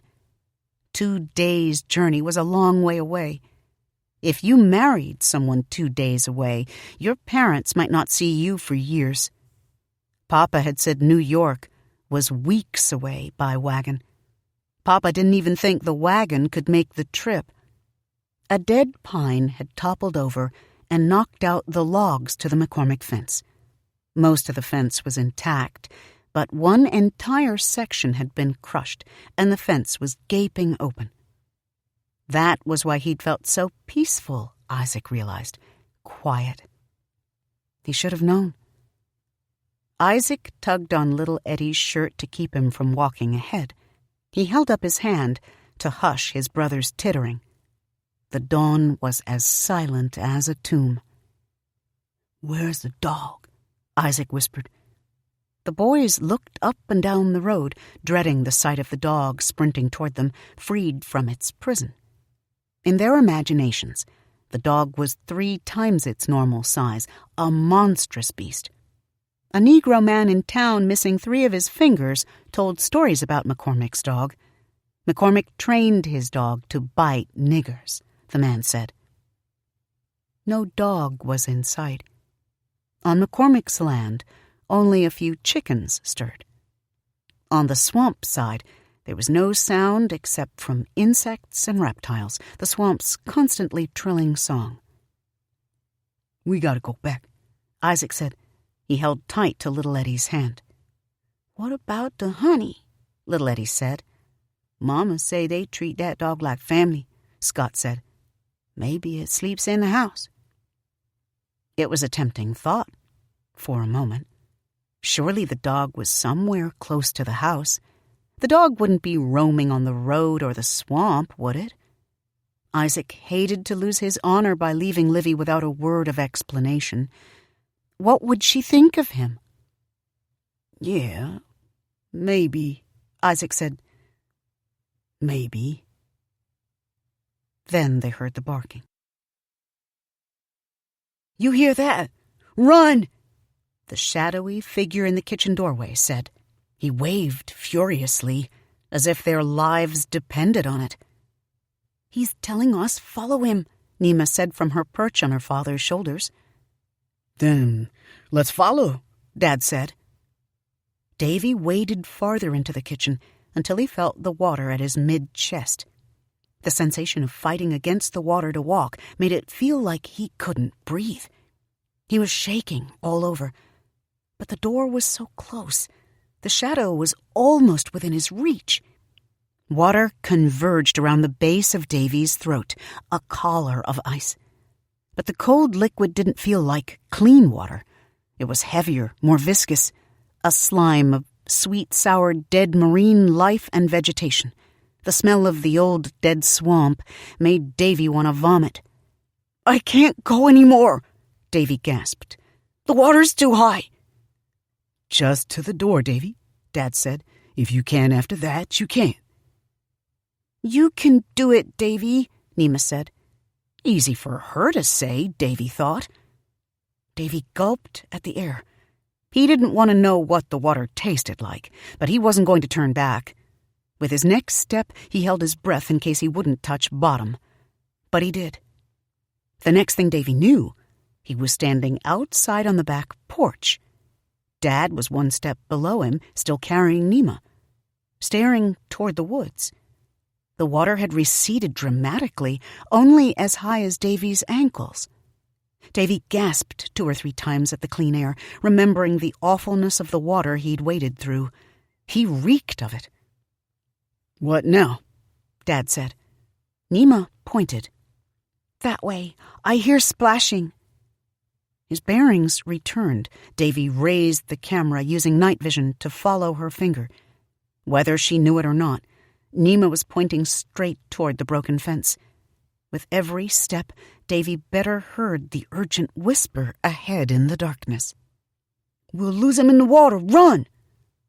More splashing. Sets of feet in a hurry.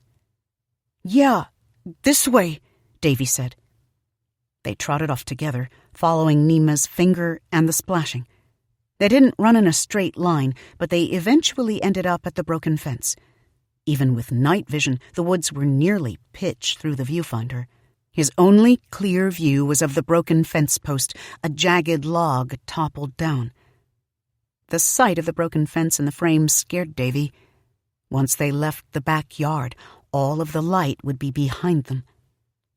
"Official ghost hunting audio journal," Davy said in a shaky voice to his tape recorder, remembering his protocols. "We've reached the broken fence. We still hear the splashing on the other side." "Hurry, Davy," Nima said. "They're going too far." "Hold on," Dad said. "I can't carry Nima on my back in the woods." Thank goodness. Dad was predictable, and suddenly Davy was glad. "How's the water?" Dad asked. The water was like cold claws grasping his ankles, even with oversized boots on. "Fine," Davy said. "It's lower now." Dad grunted, lowering Nima to the ground. Then Dad bent over to be closer to her eye level. Nima giggled and danced when her feet touched the water. "All right, listen, you two," Dad said. "We'll go to the woods. I'll allow this. But we'll have rules, and I'm only going to say them once." "Daddy, just say them fast," Nima said. The broken fence didn't scare her at all. She sounded like she was ready to wet herself from excitement. "Stay close. Come when I call. Watch where you're walking," Dad said. "Davy?" "Yes, sir." The splashing had veered right up ahead. "The splashing is softer and softer," he said, speaking his audio journal, "but I still hear it." Nima pointed again. "That way," she said.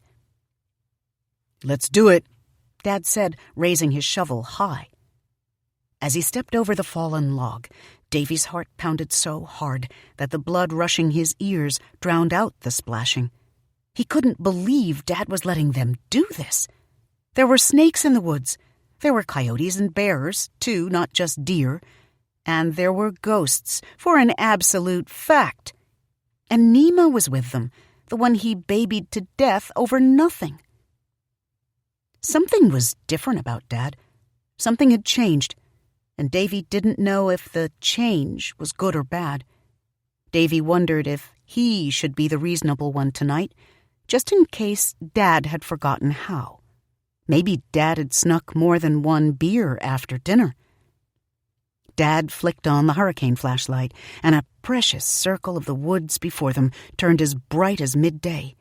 Every twig, leaf, and stump threw a shadow. Behind them in the dark came the sound of barking.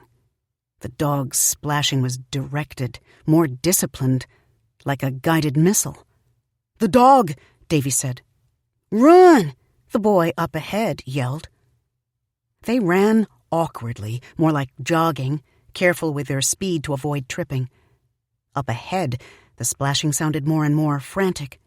The younger boys were crying, or maybe all of them were. Their cries filled the woods. "Faster!" Davy huffed. "No," Dad said. "Too dangerous." "No, Dad, it's too dangerous not to." Davy ran ahead just to set a good example. "Get out your doggy biscuits," Dad said. "That won't work." "How do you know?" The dog was very large, and its bark sounded slobbery, hungry. "Because I can hear him. That won't work." Nima wasn't saying anything by then. Nima could hear the dog's hunger, too. She was proud she had made it past the first shrieks this time, but Nima was good and ready to go home. Lesson learned. She wasn't old enough to be a ghost hunter. Like with Grandpa, the idea had lost all of its attraction. Davy's father, who couldn't hear the barking, tugged on Davy's raincoat to slow him down. "Keep this up, Davy, and we'll go home." "Yeah, Dad, we should go home, but now I don't know if we can." Maybe Dad would have understood if he'd waded through that muck. They had crossed to another side. It might not be easy to cross back. "Let's just go faster." "Kofi David Stevens, slow down. Someone could break a leg out here." The barking and splashing behind them grew impossibly loud just before it fell silent. Davy held his breath. Nima screamed. For a blink, Davy's brain shut down. His baby sister was screaming? Water thrashed as Nima writhed beside their father, still screaming. "Something bit me!" Nima cried, all childhood stripped out of her voice. "It bit me, Daddy! My leg!" And she screamed again, her horror renewed at the retelling. There was more splashing when Dad bent over to pick her up. Vaguely, Davy wondered when their feet had started making the water splash too. If the splashing water was real now, was the dog real now too? In his flashlight beam, Davy saw something wet glisten on Nima's leg. The dark wetness startled him so much that his hand shook, nearly dropping the flashlight, and the terrible image went away. Not water, blood. "Oh, baby doll, you're okay. Shh, you're okay."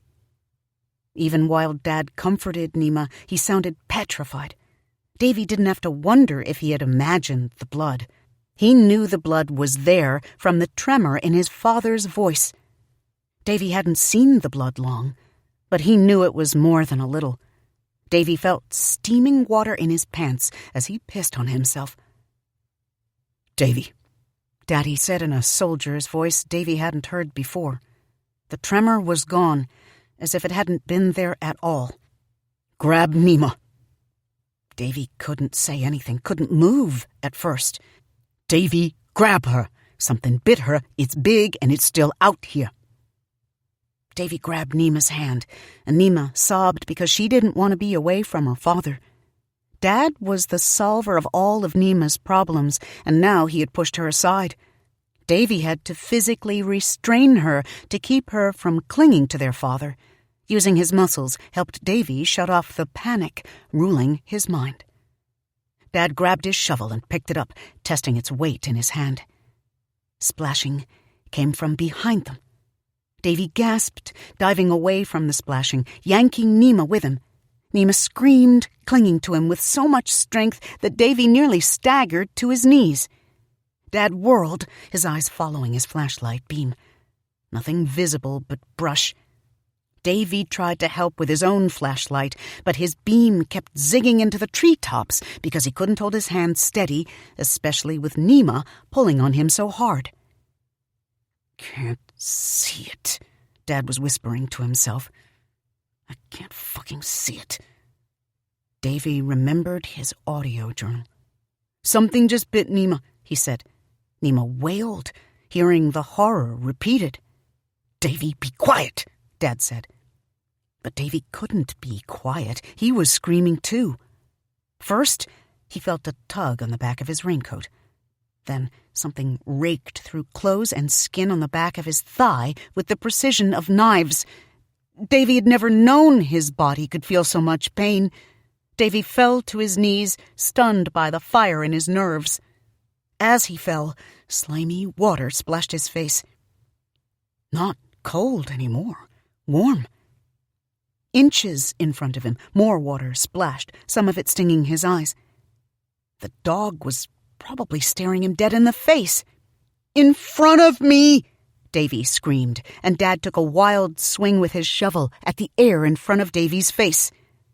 Dad only threw himself off balance, but Dad's second swing hit something. There was a ping sound, a watery thud, and the sound of an animal's yelp. Dad stabbed the shovel down like a stake, and a shriek flew from the nothing under Dad's shovel. A beast. Invisible. "Is it dead?" Nima said. Dad jabbed his shovel into the land around him, and water splashed. "I hear that," Dad said, amazed. "Jesus, I hear it." "Why can't we see it?" Nima said, wrapped so hard around Davy that he could barely breathe. He screamed out again. The pain was truly dazzling. By then, all three of them might have been crying. "Okay," Dad said, trying to find a place for it in his mind.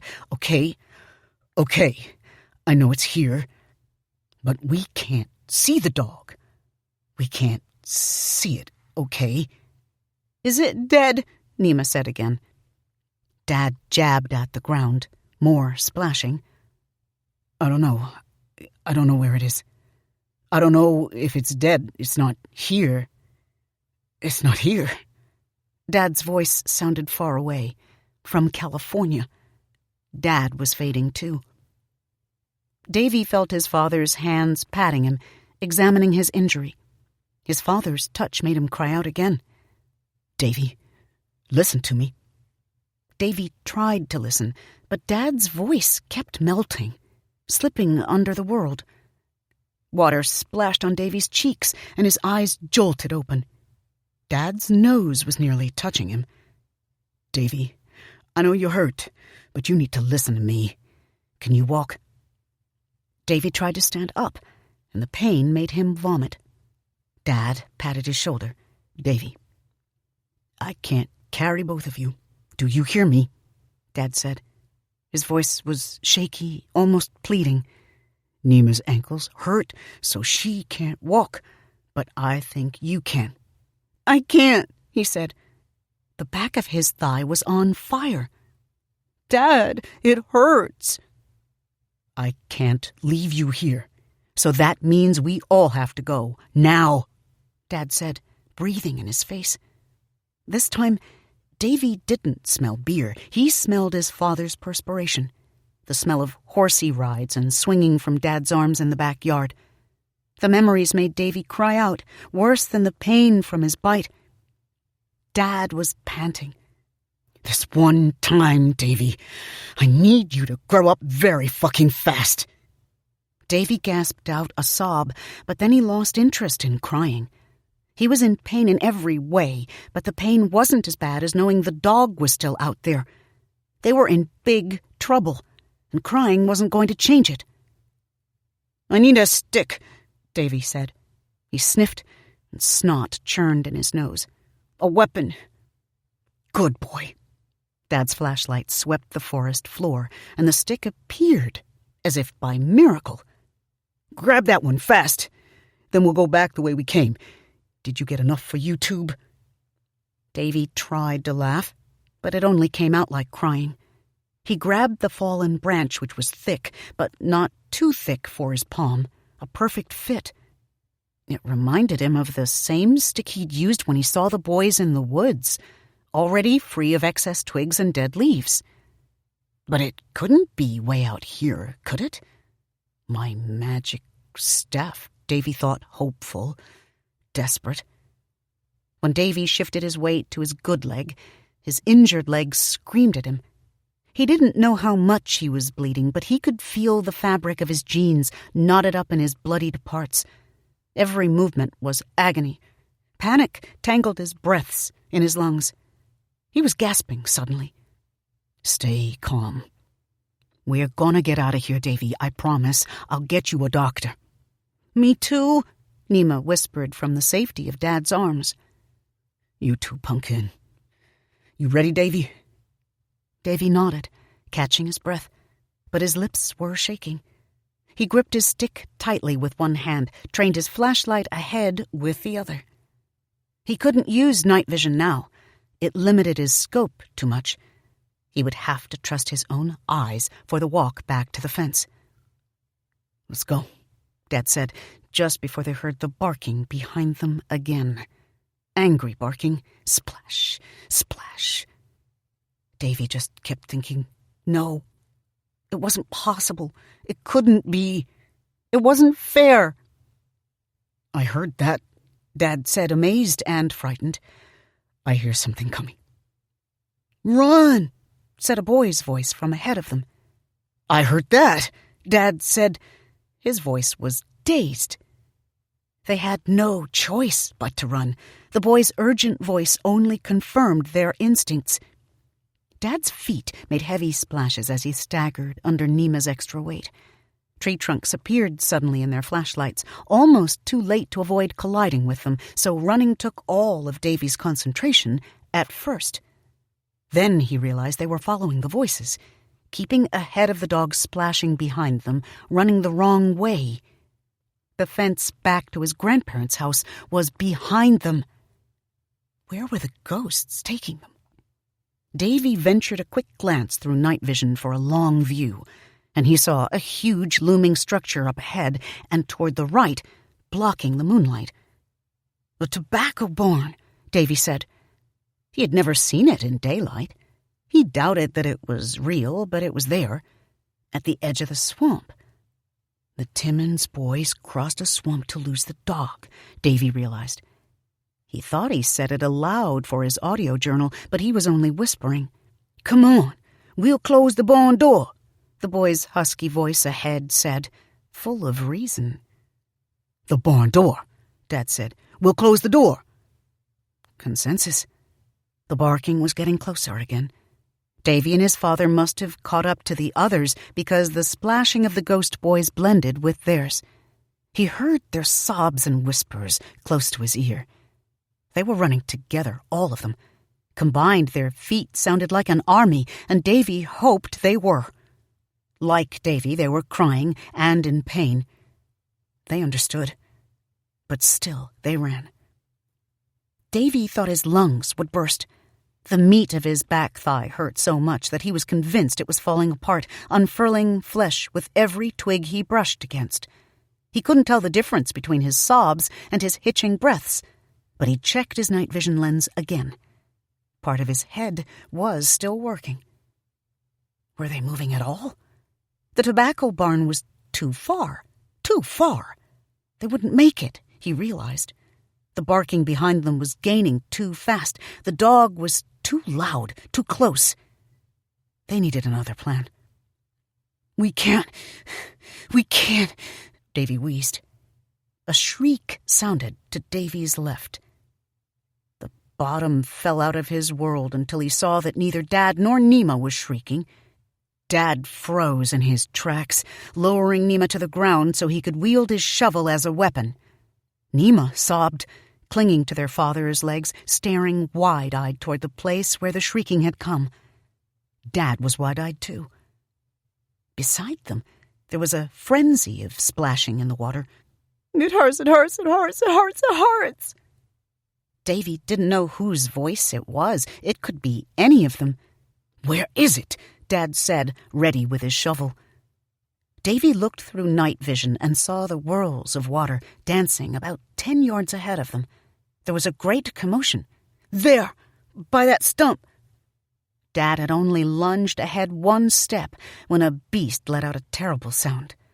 For an instant, right before he blinked, Davy thought he saw water splash as if a boulder had just been tossed inside, framing the dead dog like a chalk drawing.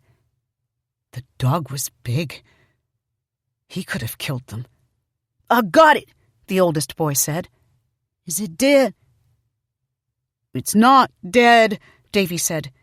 He had heard the dog felled 3 times and counting, but the dog always came back. Davy had learned that much. As soon as his legs started pumping again, he heard a splash behind him, and a sound like a shower as the dog shook off water. The barking started right away. "Run!" Davy no longer knew whose voice he heard. Dad scooped Nima up into his arms and followed Davy's lead, racing toward the barn. Nima clung to Daddy so she wouldn't hit her head on tree branches, but Dad still had to run slowly with Nima in his arms, too slow. The dog would catch them again. The dog always caught them. "Run!" the voice said ahead. Then, even worse, an urgent scream. "Stop!" But Davy couldn't stop his legs in time. Suddenly there was no ground beneath Davy's feet. His feet plunged downward to nothingness, like stepping off of a sandbar at the beach. He was drowning in soft earth, mud. Even before Davy fully realized he had fallen into some kind of hole, and a large one, since the earth was yawning around him, he began scrabbling to try to pull himself out. His slide was slow, taking its time kind of terror, and Davy screamed, grasping for a twig or a rock, anything to hold him above ground. "Be still," Dad said.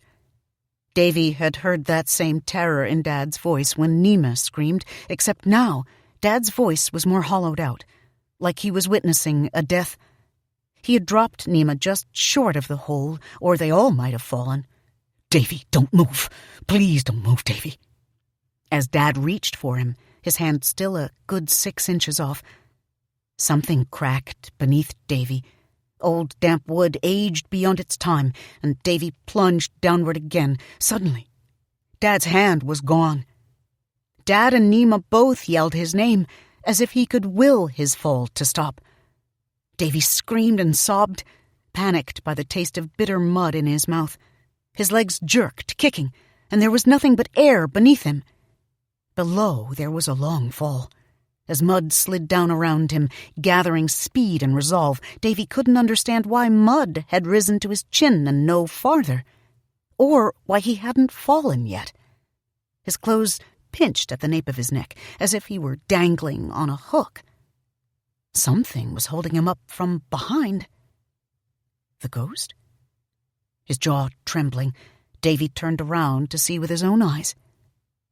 A stubborn tree branch had snagged his raincoat, he saw from the corner of his eye. Grandma's raincoat had saved him from falling. "I said be still," Dad said, grabbing his arm. "It's like a well or something. There's a long drop down, Davy." Davy's last brave act that night was to train his night vision down to the hole below his dangling feet. He thought he saw the flare from the whites of a small boy's eyes.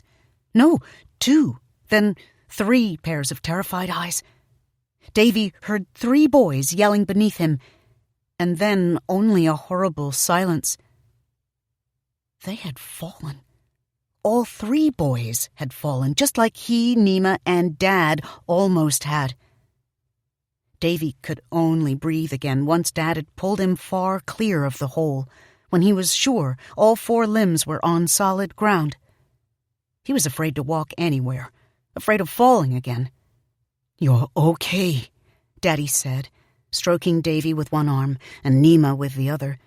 Davy could hear his father's heart thundering in his chest. "You're okay. It's all okay." "Is it gone?" Nima said. Davy wondered if she was talking about the dog or the hole or both. No barking, but it could be hiding, waiting. "I don't know," Dad said. "We're going to the barn. Where is it, Davy?" "What if it's not real?" Davy said. "It's real enough." They were only 40 yards away from the barn, but it was a long 40 yards. Davy realized he didn't hear splashing when he walked anymore. The barn was on dry land. By the time they got to the barn door, Davy's body was drenched in perspiration. He felt like he was swimming in his clothes, but he helped Dad pry the barn door loose from its mooring, and they slammed the heavy door shut. Dad used his shovel to lock it in place, since there was no other way to secure it. By then, Davy was lying on the barn floor, his face pressed against the scratchy wood. The barn smelled of sweet tobacco leaves, a smell that burned his throat. "The dogs chased them to the swamp," Davy said. "They killed the dog, but they fell in a hole." Dad barely heard him, too consumed with comforting Nima. As much as Davy craved comfort himself, he didn't mind. He would have died to keep Nima safe. He still might. "Maybe a storm cellar," his father panted. "Maybe a well. Probably no way out." Maybe they had fallen and broken their necks right away, or been buried alive. Maybe they had died waiting for someone to find them, and all the while the town was going to hell because they were gone. Davy could only cry about the whole sad mess. The Timmins brothers never made it to the barn. They fell when the barn was just within sight. It wasn't fair, after what they'd been through. It wasn't fair.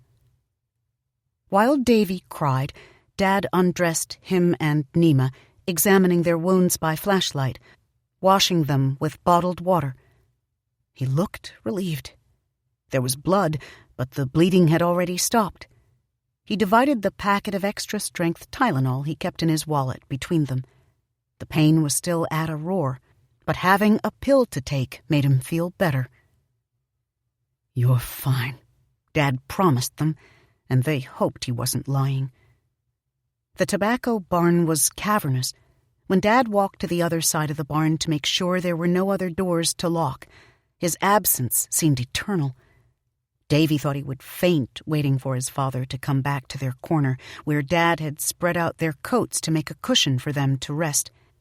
If Davy hadn't been stroking Nima's hair and telling her everything was fine just like Dad, he might have started crying again. But his father did come back, and he brought good news. "We're locked tight as a drum," he said. "I checked every corner. Nothing's getting in." And that was that. By silent agreement, they knew they weren't going to open the door until morning. Ghosts don't like the light. They ate cheese and crackers and drank bottled water. They talked about favorite characters from television, movies, and books to keep from thinking about their world. That was when Davy heard it from the slats in the wooden wall, a foot from his ear.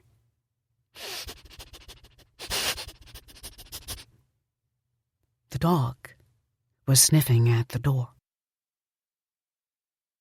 A loud bark woke Davy, a roaring in his ear. Daylight blinded him when he opened his eyes.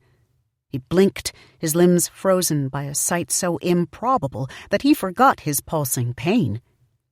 The towering tobacco barn around him was no more than a shell, most of the wall planks stripped away, its rooftop lost among the pines, its floor overgrown with generations of underbrush. A German shepherd's face lunged toward Davy, pink tongue caressing sharp teeth. "He's followed us to daytime," Davy thought. That thought whitened out anything else that tried to come into his mind, until he couldn't remember where he was or who. Nima's scream pulled Davy out of his trance. Davy let out his own yell, pinwheeling his arms as his only weapon against the dog. "Calm down, Davy." "Son, it's all right. Whoa there, whoa." "Nima, it's Grandma. It's all right." "Can't you see, Sheriff? They're scared of the dogs." Once the police tracking dogs were well out of sight, the world came back to Davy in slow bits and pieces. But it took a while. Davy's next fully formed memory was sitting on a yellow police blanket slurping apple juice from a juice box, the best apple juice he'd ever tasted. Nima, slurping her own juice box across from him, was sharing the exact same feeling as she gazed at him. Both of them almost smiled. That was the first hint Davy felt, that maybe they were all right. Maybe.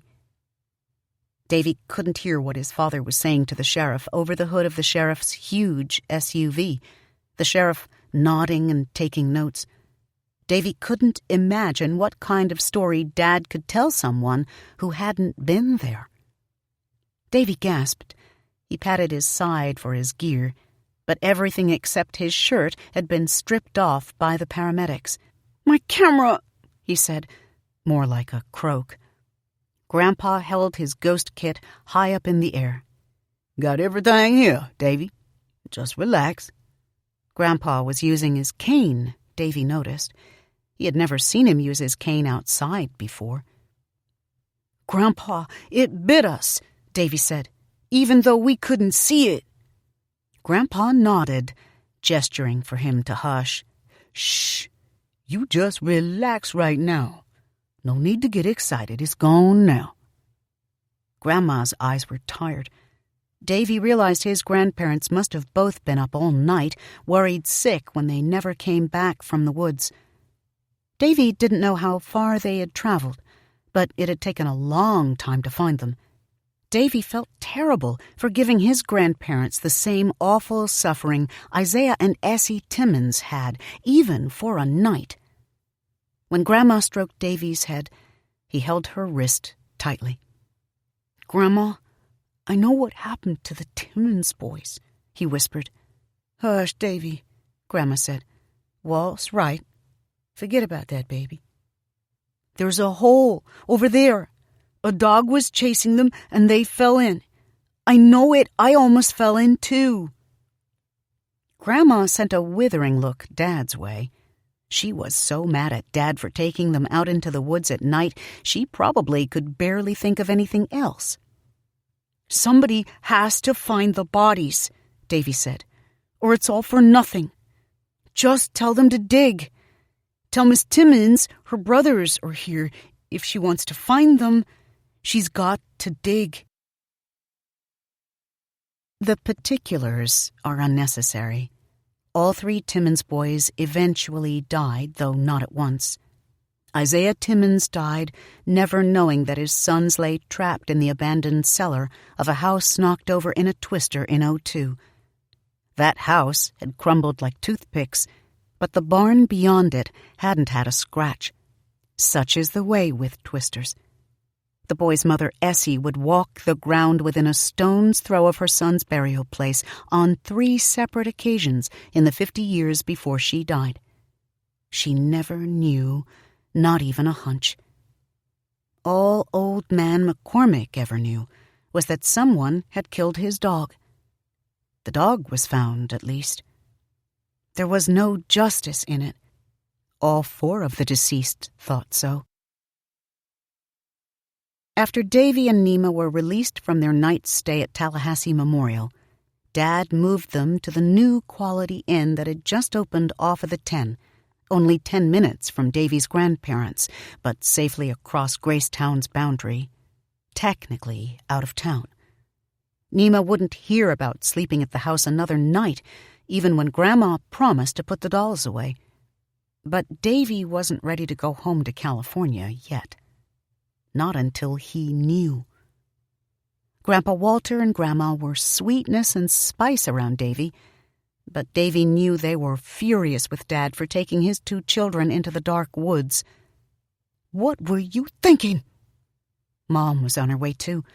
Dad had tried to sound happy when he told Davy she was coming, but the dread on Dad's face had been hard to ignore.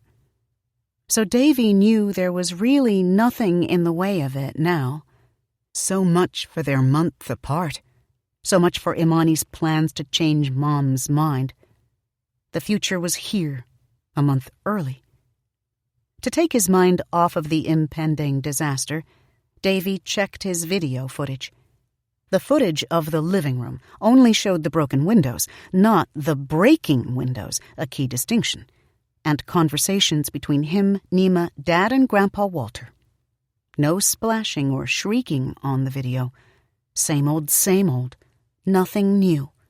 Even the shadow of the Timmons boy in the kitchen doorway wasn't as distinct as it had been the first time, and the first time it had been pretty sucky. The footage got better in the woods, but Davy had to stop the tape when he heard Nema scream. Out of nowhere, he suddenly heard all of it, barking, Voices, water, not as loud as it had been, but undeniably there. True ghost phenomena when he was ready to show it. He just wasn't sure when. Maybe soon, maybe not, maybe tomorrow, maybe never. Davy found that it was hard to know anything anymore. Dad quietly let himself into the hotel room and motioned Davy over. Grandma had dozed off in the hotel room's recliner, and Nima was curled up sleeping at the foot of the bed, where she'd been watching the Disney Channel at a low volume. Hopping with his crutch, Davy followed Dad into the hotel room's bathroom. The bright lights made Dad look older. So, they're digging, Dad said, out of the blue. Right now? Started this morning. Mom and Dad didn't think I should say anything, but I thought you deserved to know, Davy. Dad said it as if it was something to think about. I have to go, Davy said. Dad's face flinched, a tic that almost closed his right eye.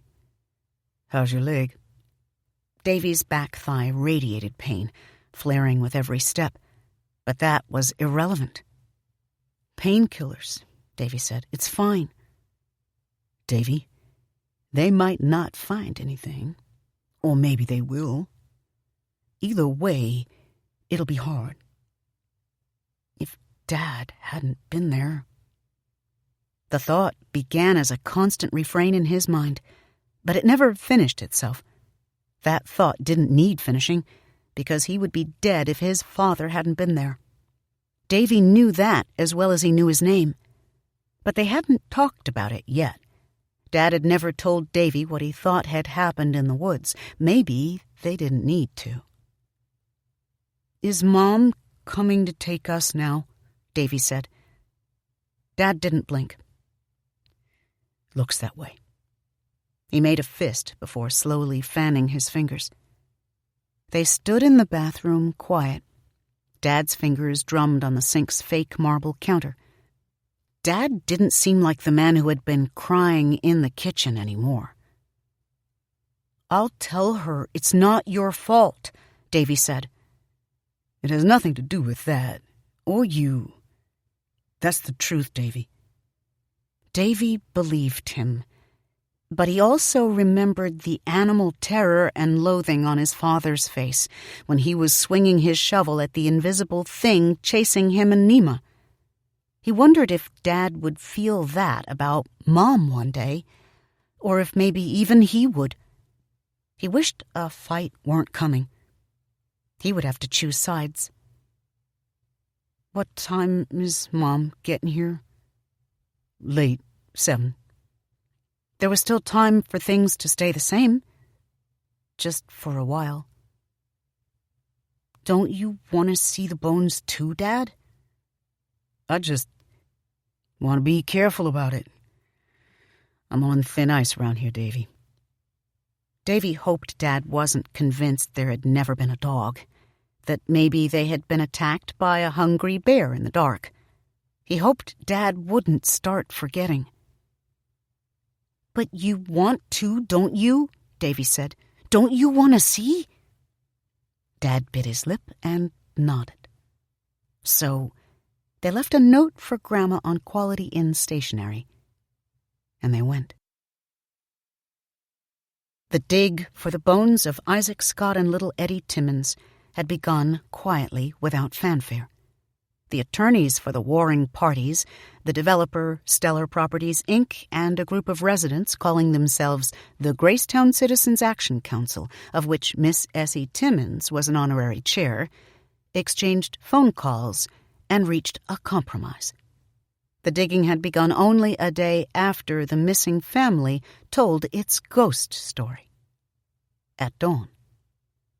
Despite the instability at the surface, much of the old abandoned cellar had filled with debris and soil over time, so it wasn't as easy as finding a ready tunnel. The dig took time. As the day wore on, a bulldozer and small scooper wound their way down the newly worn path to the abandoned tobacco barn developers would have razed the week before, if town politics hadn't hung them up. They would have found the hole themselves the hard way, so it was best it was found before someone got killed. The company's CEO, who'd approved the dig personally, thought it was a win-win. His company could demonstrate goodwill to the superstitious, rustic locals and symbolically lay the whole issue of corpses to rest. "You see," he could say, "this proves it for once and for all. No more bodies here." It wasn't exactly the ideal slogan for a housing development, but it was an improvement over their current PR standing.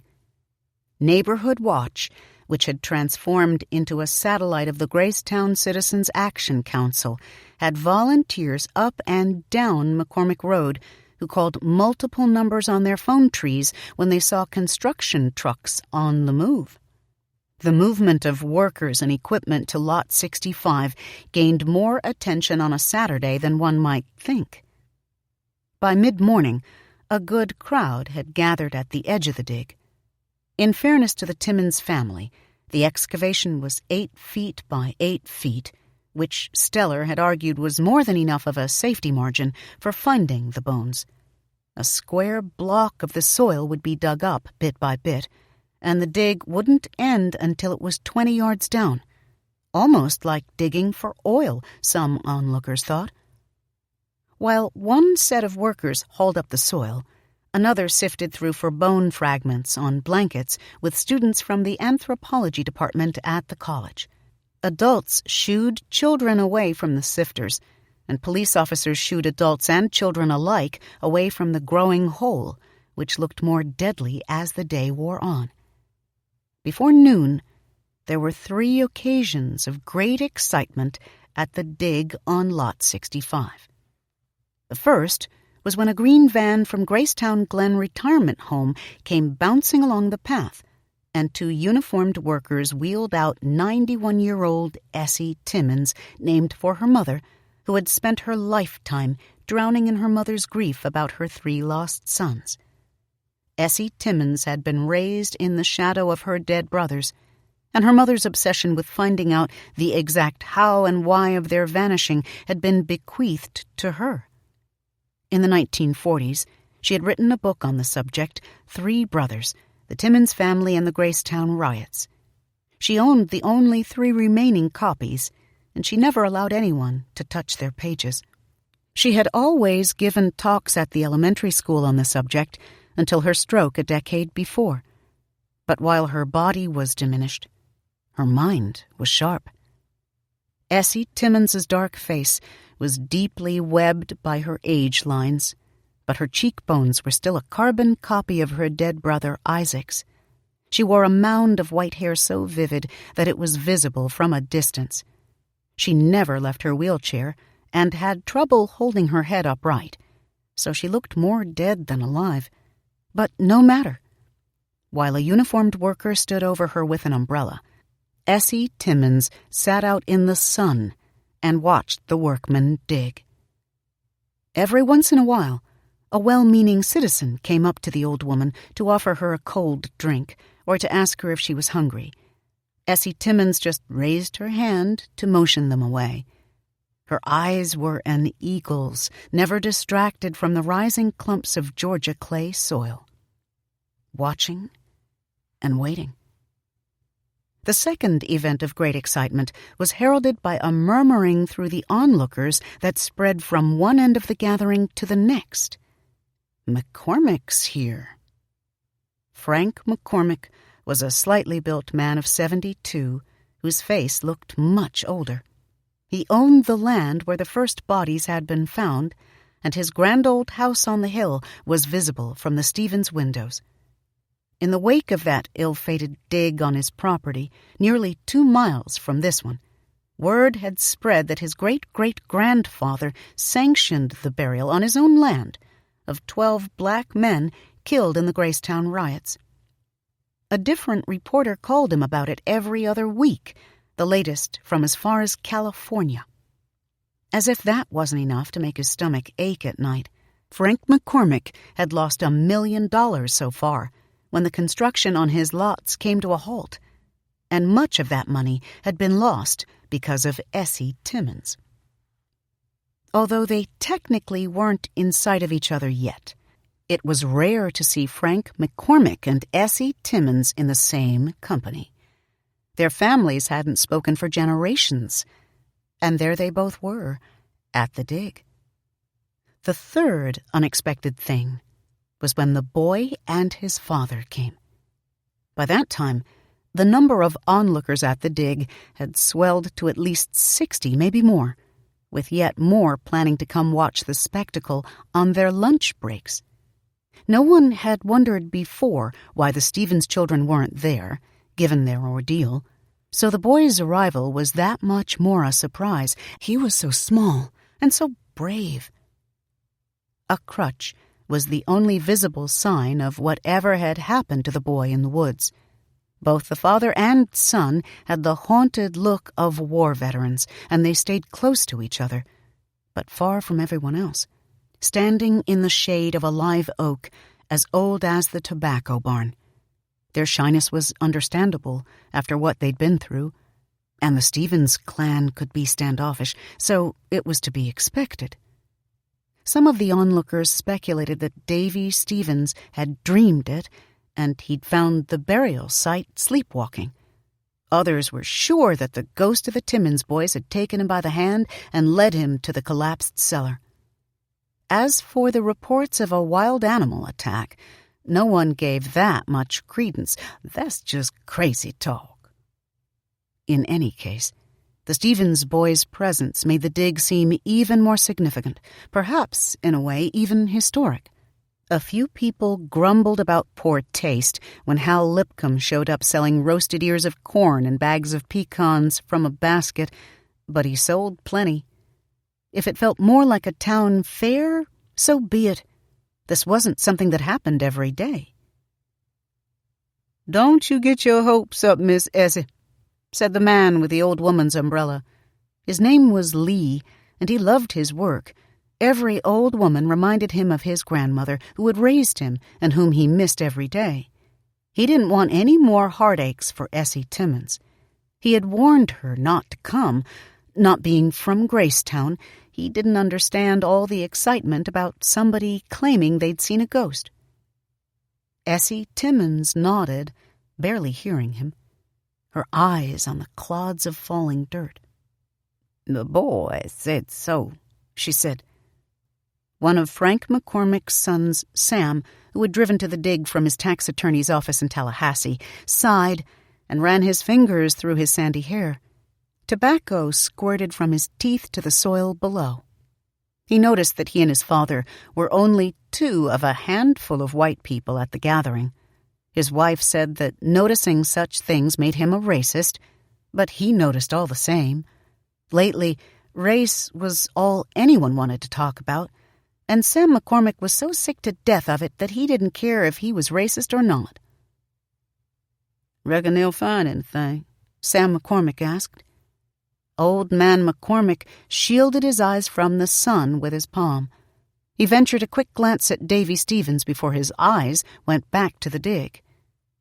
"He's the right age," he said. "For seeing him."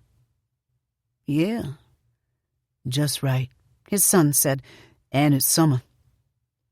Essie Timmins, far across the plot, whispered to her attendant, "He saw them. They're down there. He says they fell."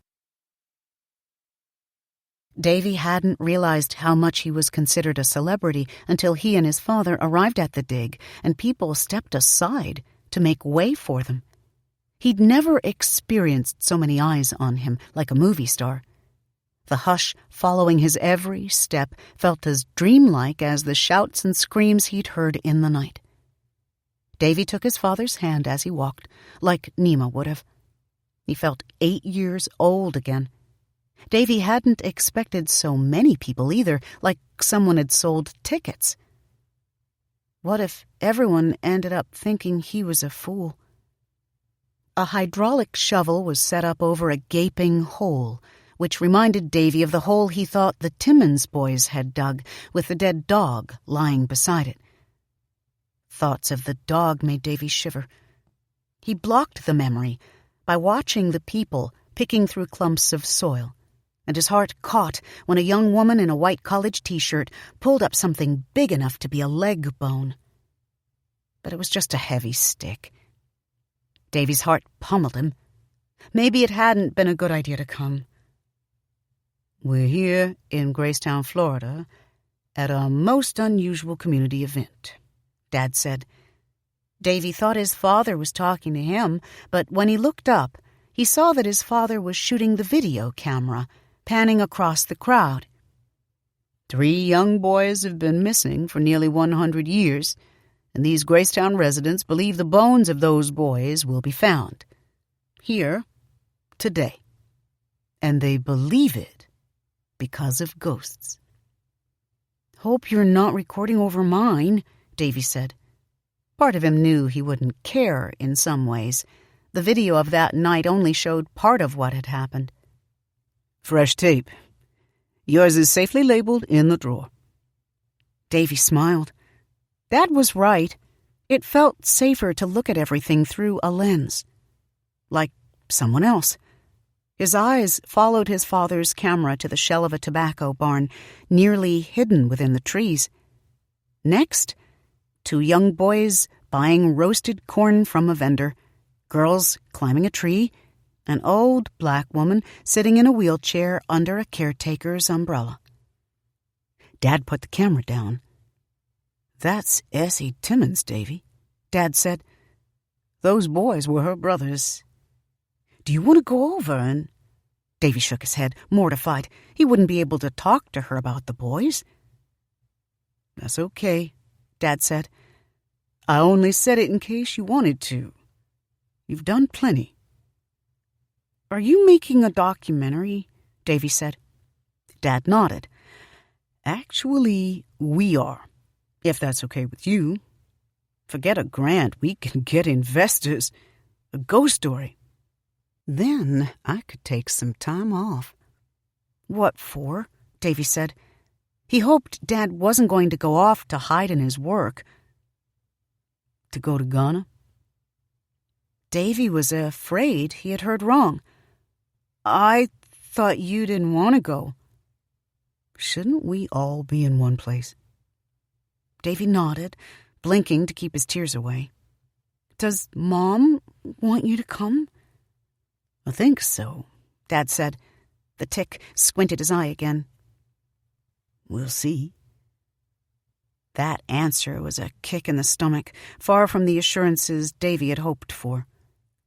But that was growing up, Davy figured. Gloves off? The bites are real. The truth would have to do. A workman wearing a red helmet popped up above ground to wave his flashlight frantically. "Hold up," he said. His voice tremored with excitement. "Look at this!" By then, in the middle of lunchtime, the crowd numbered more than 100. The woods went silent as the machinery stopped. Miss Essie Timmons sat up straighter in her wheelchair than she had in years. Old Man McCormick began reciting the Lord's Prayer. Both of them were begging God for relief. A faraway dog was barking, mostly yapping, but Davy and his father were probably the only 2 who noticed the sound. The barking raked across Davy's memories, sharp as teeth. Davy closed his eyes, feeling a lightheadedness he knew might make him faint. "That's not him. He's not real. He won't come out in daylight."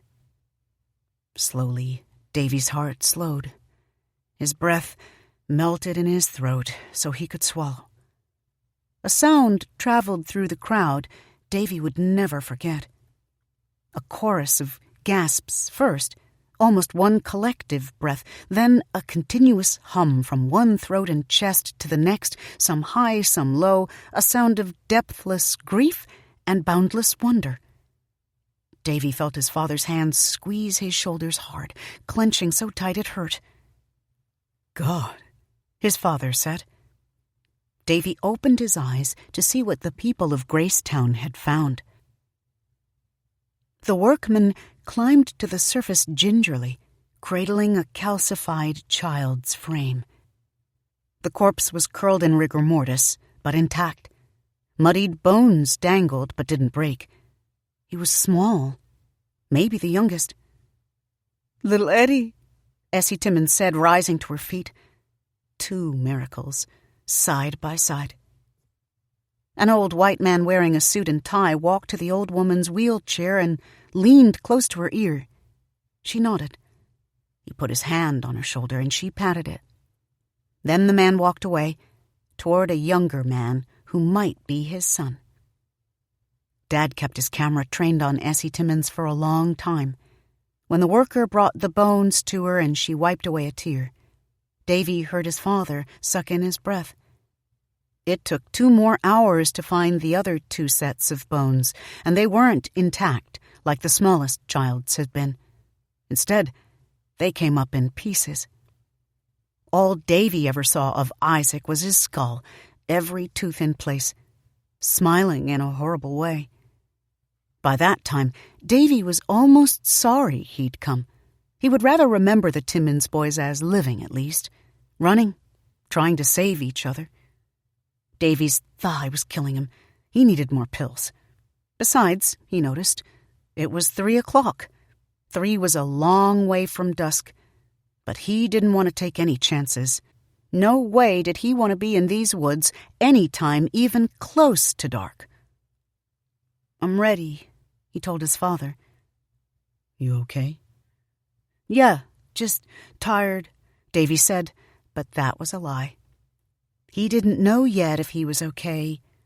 That would depend on whether Nima would ever again sleep through the night without screaming and crying, or if either of them would ever pet a dog. Being okay depended on Dad or Mom, or maybe all of them. When he and his father started walking toward Dad's rental car parked at the edge of the Orange, Georgia clay road, everyone stopped what they were saying and doing, even the workers. Someone started clapping, and soon everyone was, a few of them hooting. Their applause rose into treetops that had been filled with screams so soon before.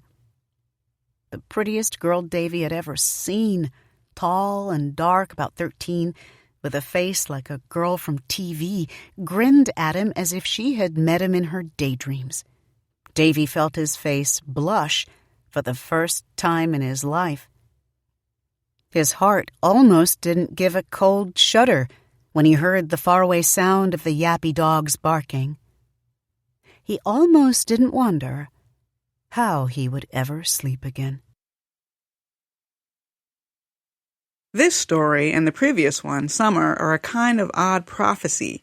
In 2013, I received a call from the Florida Attorney General's office informing me that my late mother, Patricia Stevens Dew, had an uncle, Robert Stevens, who probably was among dozens of children buried on the grounds of the Dozier School for Boys, a reform school in Marianna, Florida, where boys were tortured and killed for generations. I had never heard of the Dozier School, buried children, or Robert Stevens, my great-uncle who died there in 1937 at 15. But months later, my father, husband, son, and I would go to the excavation site in the woods in Marianna, where University of South Florida researchers sifted through soil in search of bones, just like I had written in Ghost Summer 5 years earlier. Even my 9-year-old son, Jason, wore gloves and helped search the excavated soil. Jason was just the right age to help out, after all. The eeriness of the coincidence makes me think it isn't a coincidence in the slightest. The story was first published in The Ancestors, edited by Brandon Massey. It received a Kindred Award from the Carl Brandon Society. The knowing. But the hardest, the worst, was yet to come. Free Jim's Mine. May 1838. Dahlonega, Georgia. He out yet? Lottie's husband, William, breathed behind her, invisible in the dark. Lottie's heart sped, a thumping beneath her breastbone that stirred the child in her belly. "Don't know," Lottie said. "Hush." She stared from her hiding place behind the arrowwood shrubs, heavy belly low to the soil. They had slipped past the soldiers at Fort Dahlonega, and now they were 20 yards west of the mine's gate, which stood open wide as miners escaped the cavern's mouth for the night. Shadowy figures ambled toward them, unaware.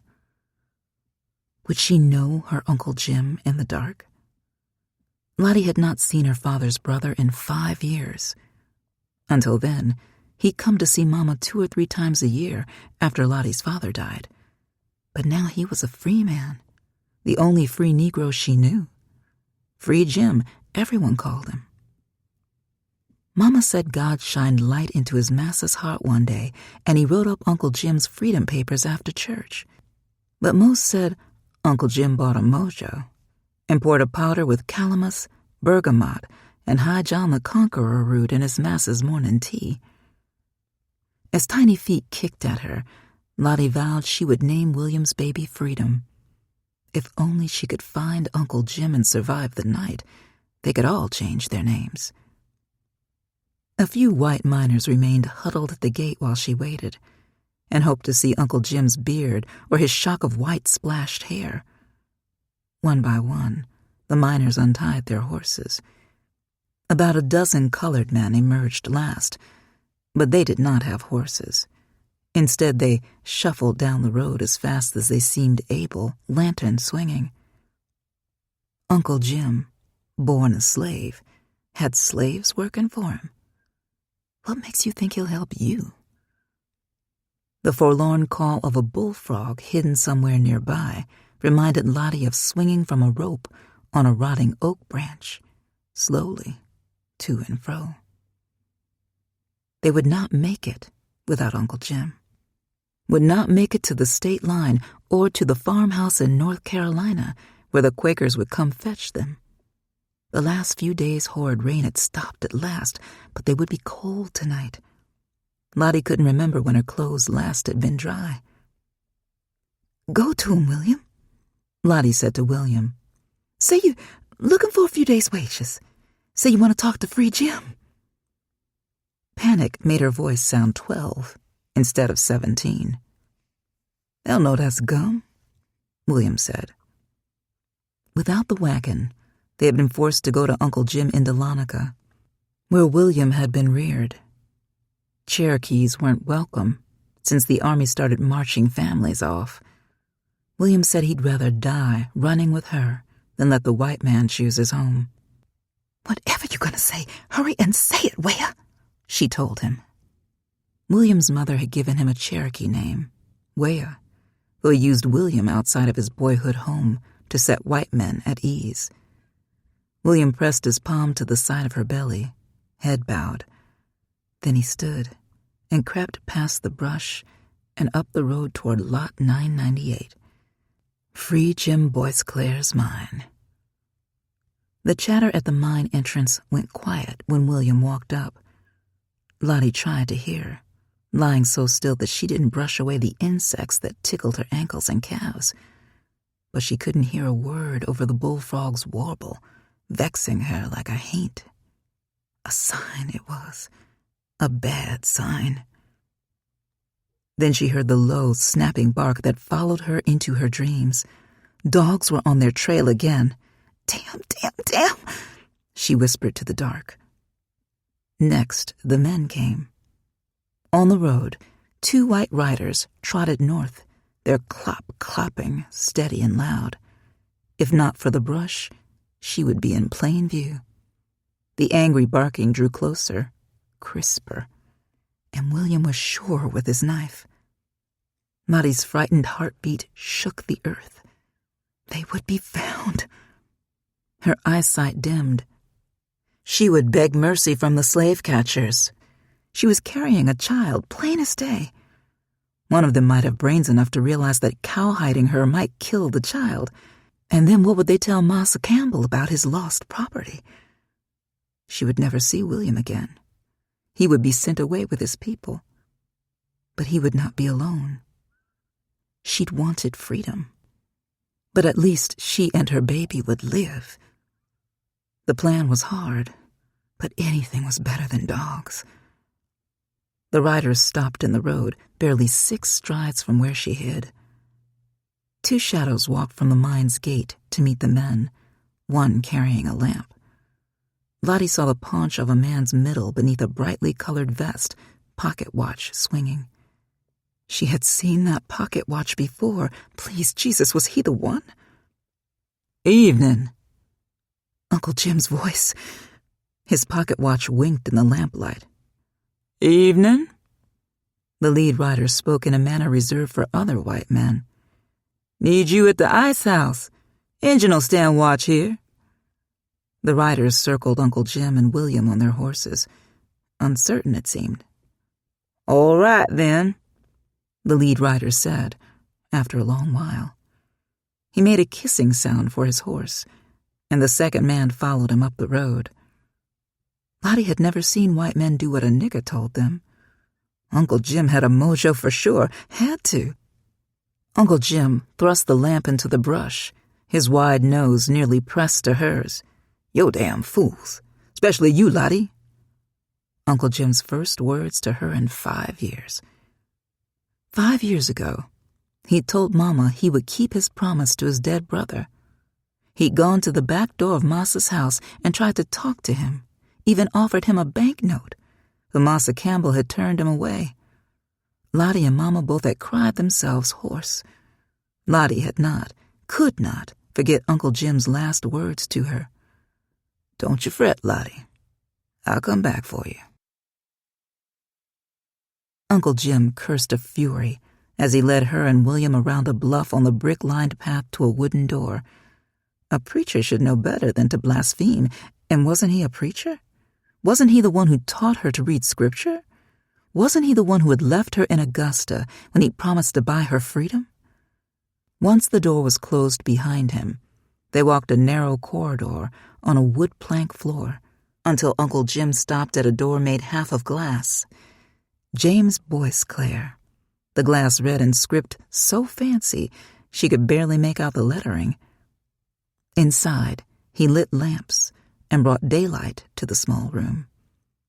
The desk, buried in papers, bookshelves stuffed with books. Lottie hadn't realized she was shivering until Uncle Jim laid a warm blanket across her shoulders and her trembling stopped. "Look at you," Uncle Jim said. He'd fussed away his anger. Now he only sounded sad. "You thought you'd get to the state line?" "Got this far," Lottie said. Uncle Jim's eyes lashed fire at William. "What are you going to do for her and her baby? You! She has kin in Augusta." "Ain't his fault," Lottie said. "I wanted to come. Had to. I couldn't wait no more." Massa Campbell had refused to let her take William as her husband. When her belly showed, he told her he would drown her half-breed baby if she gave him trouble. Drown her baby. William had been telling her she should run all along. He knew the roads and the woods. The first day she'd seen William, he'd sat perched in his driver's berth with the promise of faraway places. "I saw a runaway notice in town," Uncle Jim said, fingers twisting his beard. "Someone will piece it together. Those men you saw were not stupid men." "We saw those crackers do what you told them," Lottie said. "Jumped right quick." "Those," Uncle Jim said, "are white men who would turn in a stray Cherokee and his nigger runaway for a whole lot less than Campbell's reward. For shillings." Outside, the rain started its cruel pounding. Uncle Jim went silent when William took a step to him. She hoped Uncle Jim would not lay hands on him. Her husband would show his knife. "Jim Boyce Clare's a big man," William said. "The mercantile, eating house, ice house, and his gold mine. Jim Boyce Clare's got his name, Lottie. No time to fool with you. My uncle was a big man, too. Had a dozen slaves. Now where is he?" "I know you," Uncle Jim said. "Injun Willie, the driver. You've hauled for me. My men were wondering why you're not on your way to Ross's Landing with the rest, or Tennessee. Where you gonna hide in Dahlonega?" "It's Talaniga, not Dahlonega," William said. "You steal the word and destroy it." "I ain't stole a damn thing," Uncle Jim said. "Stealing from our grandfather's mountain is nothing? Stealing land is nothing?" Their words sounded like blows. It was all going terribly wrong. "William, please," Lottie said. "You're big enough to move the mountain," William said. "To take the gold. We ask a small thing from a big man." When William glanced her way, Lottie begged him with her eyes, "Stop vexing him." "We just need a roof for the night," Lottie said. "We move on at daylight. William had a wagon, but we had to leave it 'cause of the paddy rollers and all the soldiers on the road. We'll walk if we gotta, but if anybody could ride us up closer to North Carolina." "Then why don't I snap my fingers and make pigs fly?" Uncle Jim said. "Didn't you hear me? I can't be seen with, 'We could sleep in the mud.'" Lottie wondered who'd said it, but it was her own tiny voice. From Uncle Jim's face, she might have said they should light themselves afire. Uncle Jim shook his head. "It ain't fit, Lottie." "Fit?" Lottie said. "Why'd I care about that? You think I'd rather be drugged through the woods by dogs? Me and my baby?" When she said baby, Uncle Jim cast his eyes to the floor. William brushed his fingertip across the colorful book spines on Uncle Jim's shelf. "You afraid we're gonna steal your gold, big man?" "Get away from there and mind your business," Uncle Jim said. William reached up to a higher shelf, which was empty except for a small sack of burlap bound with twine. William took the sack and weighed it in his hand. "Don't touch that," Uncle Jim said. He tripped over his rug, rushing to William, knocking books to the floor as he snatched the sack away. He hid it beneath his shirt, his whole body shaking. "That's not for anyone but me to touch." Lottie had never laid eyes on a bag of luck before, but she was sure William had found Uncle Jim's. He kept his mojo in plain sight. He might have feathers or bones in the sack, or powders, or strands of his old master's hair. She knew people who'd bartered food or shoes to heal maladies and turn a beau's head their way, or to wish ill luck on their masters, but she had never imagined such a mighty mojo. With so much power, could the creature who'd sold it to Uncle Jim be called human? "What'd that cost you, Uncle Jim?" Lottie whispered. Uncle Jim looked at her with tears, bottom lip quavering. "I can't help you, Lottie," he said. "It's not I don't want to, girl. I can't. Every time I do, when I try, it goes wrong. You hear me? I'm free. Just me. I can't share it with nobody else, even you. Especially you, girl. Don't you see?" "You turning us away?" Lottie said. "To the dogs and patrollers?" "Might be better," Uncle Jim said. "You hear? Might be better in staying with me." Lottie had seen survivors of dogs with rent limbs, missing eyes, and ruined faces. She didn't want to believe dogs could be better than anything, even death. But the mind's stink seeped beneath the closed door. Sour water, full of rot. "Told you wouldn't help us," William said. He'd been wiping his hands on the seat of his pants since Uncle Jim took the bag of luck, as if his palms were sticky from its touch. Lottie raised herself to her feet so fast that she felt dizzied.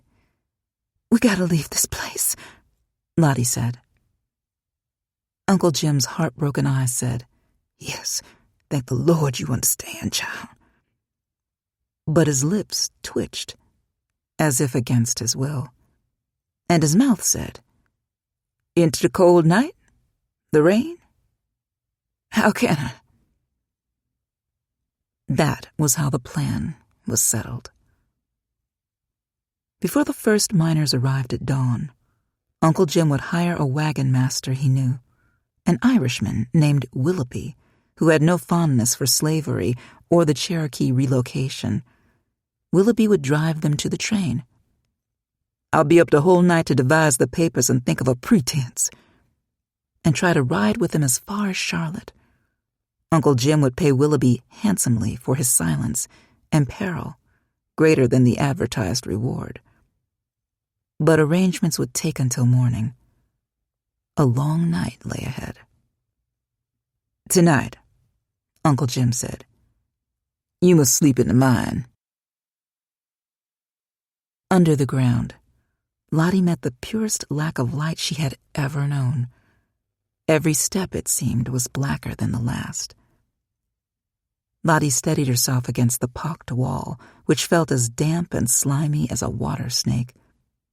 William stayed close to her, offering his hand, but instinct made her hold his arm instead. William wiped his unclean palms still, as if they itched from the bag of luck. Uncle Jim's lamp was a poor defense, a flickering, sickly light. "With the storms, the whole mine was flooded," Uncle Jim said. "Where we're going, water's still as high as your ankles.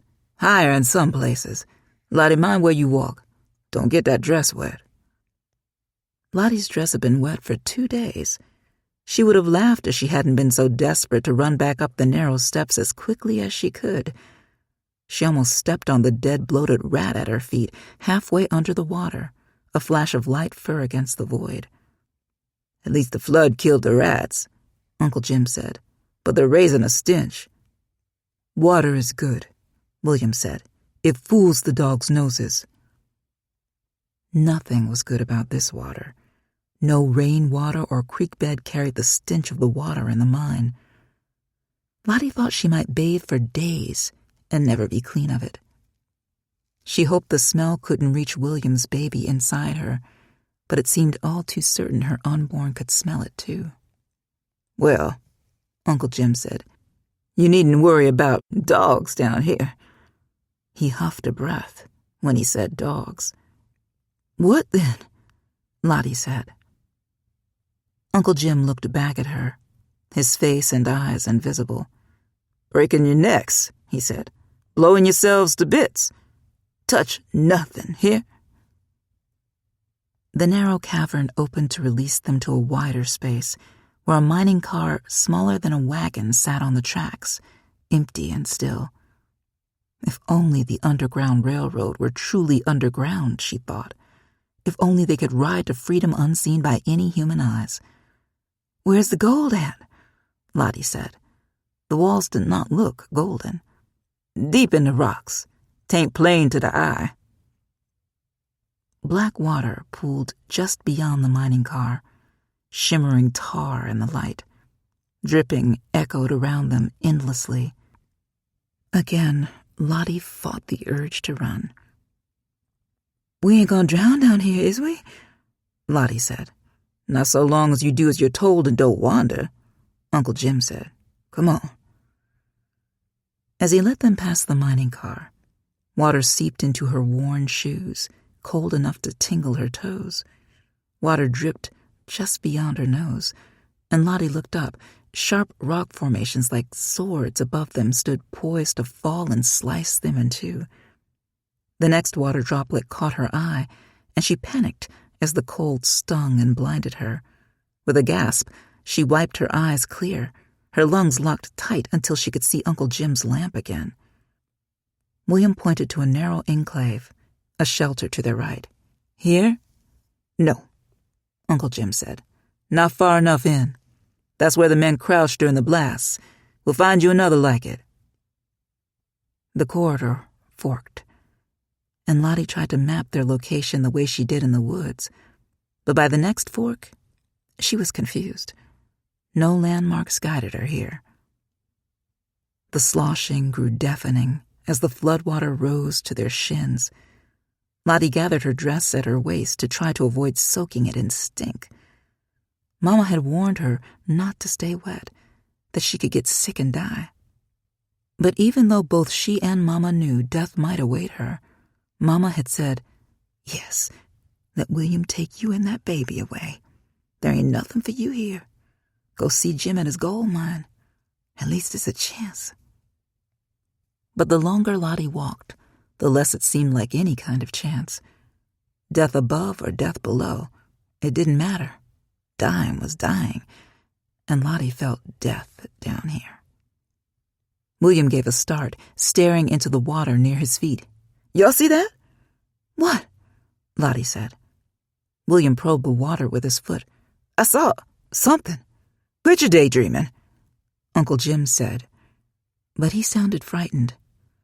He still had the bag of luck snugly beneath his shirt, holding it tight. The water was higher now, at her knees. The damp fabric she carried was a heavy load. Her shins hurt from walking downhill, and the baby's bulk nearly toppled her with each step. "What that bag do, Uncle Jim?" Lottie said. She raised her voice to be heard over their steady waiting. "How you get it? Can I get one too?" Uncle Jim faced her. The lamplight aged his face, made his eyes appear to burrow into his skin. His transformation startled her. "Stop that talk." "You say when you try to help, it always go wrong," Lottie said. "How it go wrong?" "You got to sell your heart for freedom, Lottie," Uncle Jim said. "Just like me." "We're not like you," William said. "Sure you are, Red Man. I've been watching them round up your people. Soldiers come knocking at the door, don't give nobody time to gather clothes. Everything you had is gone. They take the children in one wagon, the parents in the other, just to make sure nobody runs. You think they dreamed that up special for you? The ones who run, well, they don't listen to their hearts, do they? Their hearts are cold as ice." Lottie blinked away tears. She tried not to think of Mama getting lashed because Massa Campbell would never believe she didn't know where her daughter had run to. Tried not to think about how Mama would never see her first grandchild. And that was just the best of what might come. Lottie's shaking started again, her knees knocking like clapping hands. In a few steep footsteps, the water reached above her thighs, dark slime in her most unwanted places. "How it gonna go wrong for us, Uncle Jim?" Lottie said. When Uncle Jim was silent for a time, she gave up on having an answer. And when he spoke, she wished he hadn't. "It always goes wrong, girl," Uncle Jim said. "Don't get it in your heads you'll both make it up to North Carolina. And then what? Philadelphia? You're fools if you think this ends well. You never should have come. Think of the last words you want to say to each other, and be sure to say 'em quick. You won't both survive the night." They had to stoop to enter the boxy blast enclave. In the far back corner, the water didn't creep as high. A narrow, uneven ledge was raised enough for them to sit out of the stinking muck. Lottie hoped the water would drop by morning. Uncle Jim had said it might, if the rain let up. She couldn't tell if it was raining outside, but it was surely raining inside.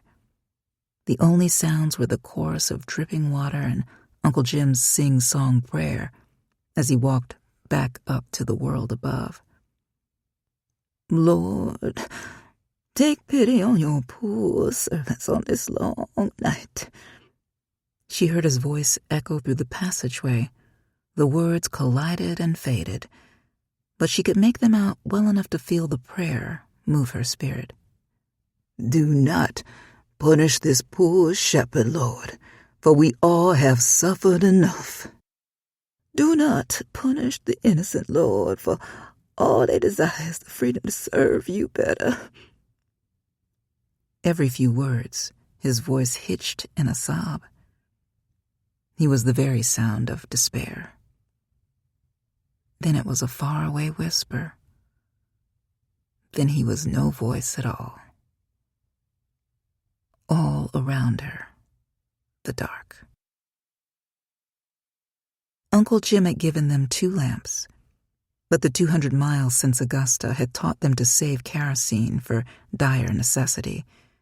They had checked their matchsticks before blowing out the lamps, and while Lottie's had gotten wet in her pouch somehow, William had kept his dry. Lottie had fewer possessions now than ever.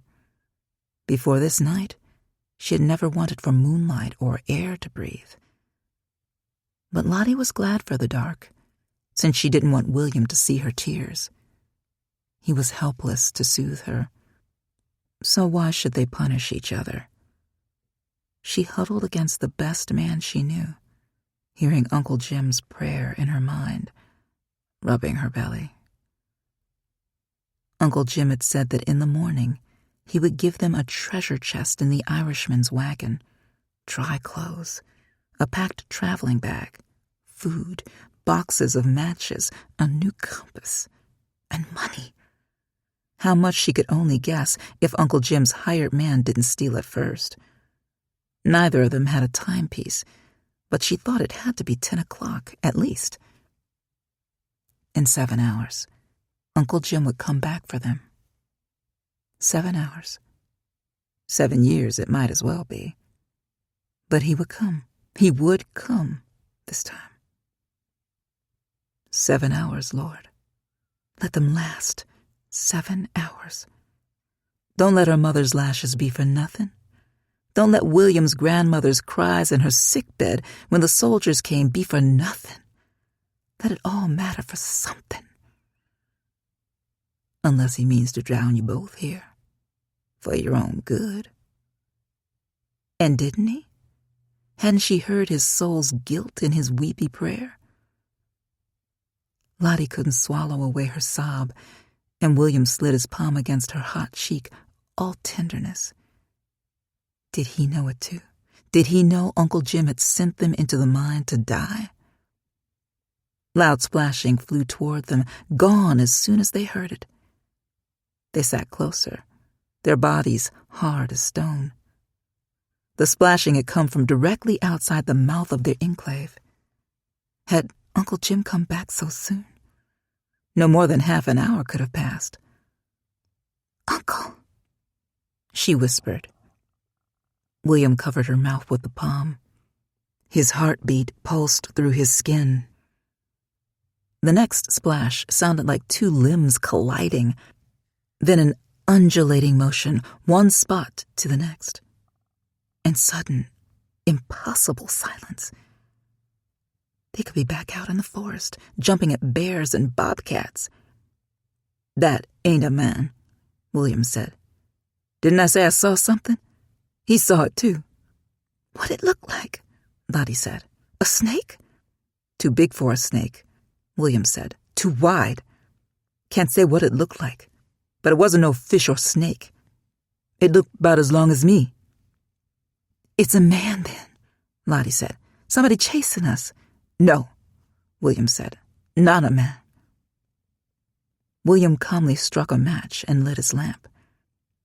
In the brightness, colored circles danced across Lottie's eyes. Her vision snapped to focus when she heard the splash again. The creature was beyond the poor reach of their lamp, but she could hear its size, the front end slapping the water first, then the back. Like William said, as long as a man, but maybe wider. Beyond reason, she expected a bloodhound to come flying from the water, teeth gnashing. William sucked in a long breath. "You see it?" Lottie said. William shook his head, waving his lamp slowly back and forth across the water. Lottie's heart tried to pound free of her. "Maybe it's a gator."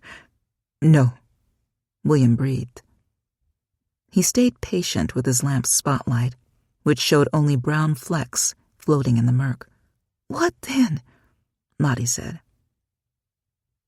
"As a boy," he said quietly, "I heard stories about Walassi, a giant frog. My mother told me. Her mother told her. Her mother's mother. Through time. To the beginning. Ain't no damn frog that big," Lottie's mind tried to tell her, but she remembered the bullfrog's call she'd heard outside. An omen, after all. William pointed left. "Look there," he said, calm beyond reason.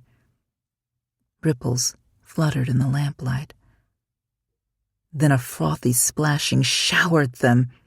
Lottie screamed, but did not close her eyes. She wanted to see the thing. A silhouette sharpened in the water, like giant fingers stretching, or a black claw. Her hands flew to cover her eyes, but she forced her fingers open to peek through. The creature churned the water, tossing its massive body. A shiny, bulging black eye as large as her open palm broke the water's plane, nestled by brown-green skin. Lottie screamed. The creature flipped, its eye gone. Was this its belly? Pale beneath the water, smooth as glass, too big to be anything she could name. The mine's thin air seared her lungs. "Did you see it?" William's grin made him look fevered. His eyes seemed as wild and wide as the water creature's. "The frog?" "It can't be," she tried to say, arguing with her eyes, but her mouth would not move. Lottie was whimpering, a childish sound she hadn't made since the day Massa Campbell turned Uncle Jim away. She sat as far back as she could from the water, her arms locked around her knees. Her bones trembled as she rocked. William whipped off his tattered shirt. His readied knife gleamed. "Leave it be," she said. "Any child knows about Walesi, but no one has seen him, and now here he is." William's excitement unsettled Lottie. "Walesi tries to kill everyone in the village, but a warrior slays him." Lottie felt a fear deeper than the mine's darkness. Maybe Uncle Jim's mojo had confused his mind. Had that come of touching it? Wea. She called him by his mother's name, hoping he would hear her. William clasped her upper arm and squeezed. His face wore an eerie grin. "When the warrior kills Walesi, it turns to little frogs, harmless. They scatter. The village is saved." "All your people is gone far away," Lottie said. "You ain't got no village. Ain't nothing you can do." "What else should I do, dear Lottie?" he said. "Should I run and hide like a boy?" He laid his head across her belly, and she breathed him up and down. Lottie tried to summon words to bring sense to him, but she had no strength to speak. Then he slipped from her, holding tight to his knife. He dove into the black water. Lottie screamed, "Wea!" Endless silence, except for the dripping water. Every evil Lottie could dream felt certain. The creature was pulling strips of her husband's flesh with its teeth, far worse than any dog. And it would come to take her next. It would tear the baby from her and scatter its limbs. Uncle Jim had bargained his freedom with a curse. He had sacrificed them. The world spun, the mind's darkness fighting to take her thoughts, too. She felt dizzy enough to faint, but she could not. Lottie kept her mind awake by counting off in her head as she waited for William to pop up from the water. 11, 12, 13, 14. William could hold his breath a long time. He swam like a fish in the pond near the road where he drove past Massa Campbell's farm once a month, showing off for her. 35, 36, 37, 38. Lottie stood as close to the water's lapping edge as she dared, using William's lamp to try to see. She tried calling both of his names. After a time, fingers shaking, she lit the second lamp too. His absence only grew brighter. The water lay still and silent. 91, 92, 93. No, Lottie whispered. No. At 500, She stopped counting. She felt too breathless to sob. Even tears shunned her misery. How could she have let William go? Why hadn't she let him drag her down with him? How dare he go to freedom without her? Time passed, uncounted. Lottie only realized she had slept when the water woke her with a start. Just beyond her haven, something was moving. A steady gliding from one side to the next, back and forth. But even bleary-eyed, confused and sick with sorrow, Lottie knew the sound was not from William. No man could glide so quickly or make such a sound. Her lanterns made no impression on the water's void, showing her nothing. "Get on away from me!" she shrieked at the dark, as if monsters heeded commands. The water's splashing told her that the creature still lurked, watching her, preparing to make her and her baby its next meal. "You give me my husband back!" She tried to shout again, but her throat's tatters produced only a whisper, more frightened than angry. How had she forgotten her knife? She prized the ivory-handled penknife William had given her as a wedding gift of sorts when they decided they would run. Their time in the woods had dulled the blade from too much hacking and cutting, but she still had it. The knife was all that remained of William now. Lottie grasped her knife and held it out like a sword toward the churning water. Like her, the blade was weak and small, but she wielded it as if they both had greater power. "You hear me?" she said, and this time her voice was stronger too. The thing in the water did hear. It swam closer to her, splashing water over the ledge in its huge wake. Lottie had not believed she could feel greater terror, but the advancing creature awakened such a childlike fear in her that she wanted to cover her eyes. But she did not. Arm outstretched with her knife, she watched and waited.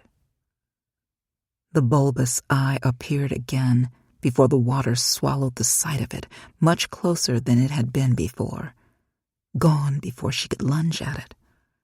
Then came a wet slapping on the stone as the creature hoisted itself nearer to her with shiny green-brown skin. It was not a claw, nor a human hand, but a large and sinister blending of the two that fanned across the ledge as if to reach for her. Lottie had no time to scream. She stabbed at the closest digit and hacked at it, feeling euphoria when a piece of the creature fell separate from the rest. The creature howled, muffled under the water, and the limb retreated to escape her, snatched away. Lottie kicked the cursed tendril away from her, back into the black pool. Her laughter was not true laughter, just a desperate, gasping cackle, but the sound of it filled the cave. Then Lottie collapsed into sobs that joined the chorus of falling water droplets from above. Trip, trip, trip, trip. A plan came to Lottie. With a plan, she stole shallow breaths. Her sobbing eased. She would stay away from the water. Trip, trip. She would teach their child his father's Cherokee name. Trip, trip. She would teach their child that Wea's family had lived in peace along the Etowah River before soldiers took them away. Trip, trip. She would feed their child the corn and hickory nuts Wea loved so much, alongside Mama's corn cakes. Trip, trip.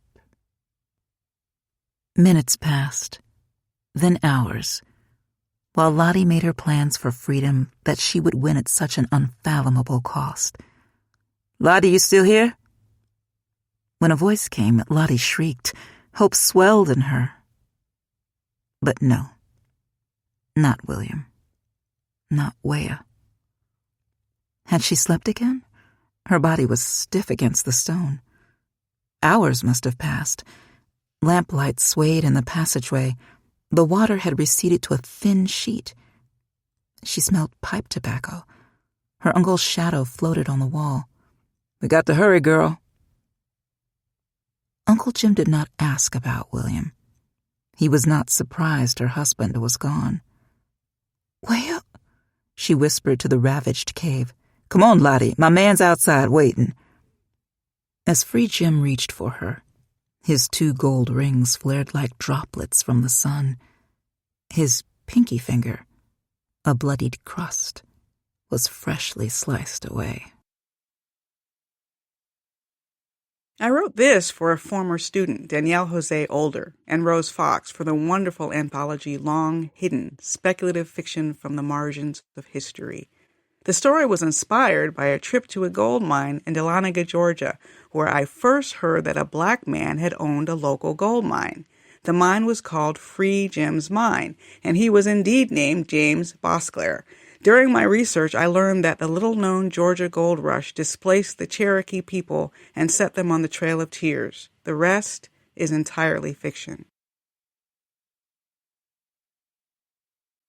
The knowing. Our teacher said one day that knowledge is power, and I had to raise my hand even though I don't like to. I like to sit and be quiet and watch people and wait for lunchtime. But I had to ask him if he was sure about that, or if maybe knowledge isn't just a curse. He asked me what I meant by that, and I said, "Hey, that's what my mama always says. Knowing is her curse," she whispers, touching my forehead at night softly with her long fingers, like spiders' legs. Sometimes I wake up in the middle of the night, and she's there whispering and rocking me. But I didn't tell my teacher that part. I could tell from the way my teacher looked at me sideways and went on with his lesson that he thought I was trying to be a smartass. People always think you're something you don't want to be. Mama says that, too. I like this school in Chicago all right because my math teacher is real pretty, with long legs and a smile that means what it says. But me and Mama won't be here long. I know that already. I was in 6 different schools last year. It's always the same. One day I walk into wherever we're staying, and she looks up at me through her cigarette smoke and says, "Throw your things in a bag." That must mean the rent hasn't been paid, or somebody got on her nerves, or maybe she's just plain sick of being wherever we are. I don't say anything because I know if she stays unhappy too long, she'll start throwing things and screaming at the walls, and the police might come and put me in foster care like that time in Atlanta. I was gone 6 months, staying with these white people who were taking care of 6 other boys. Mama almost lost me that time.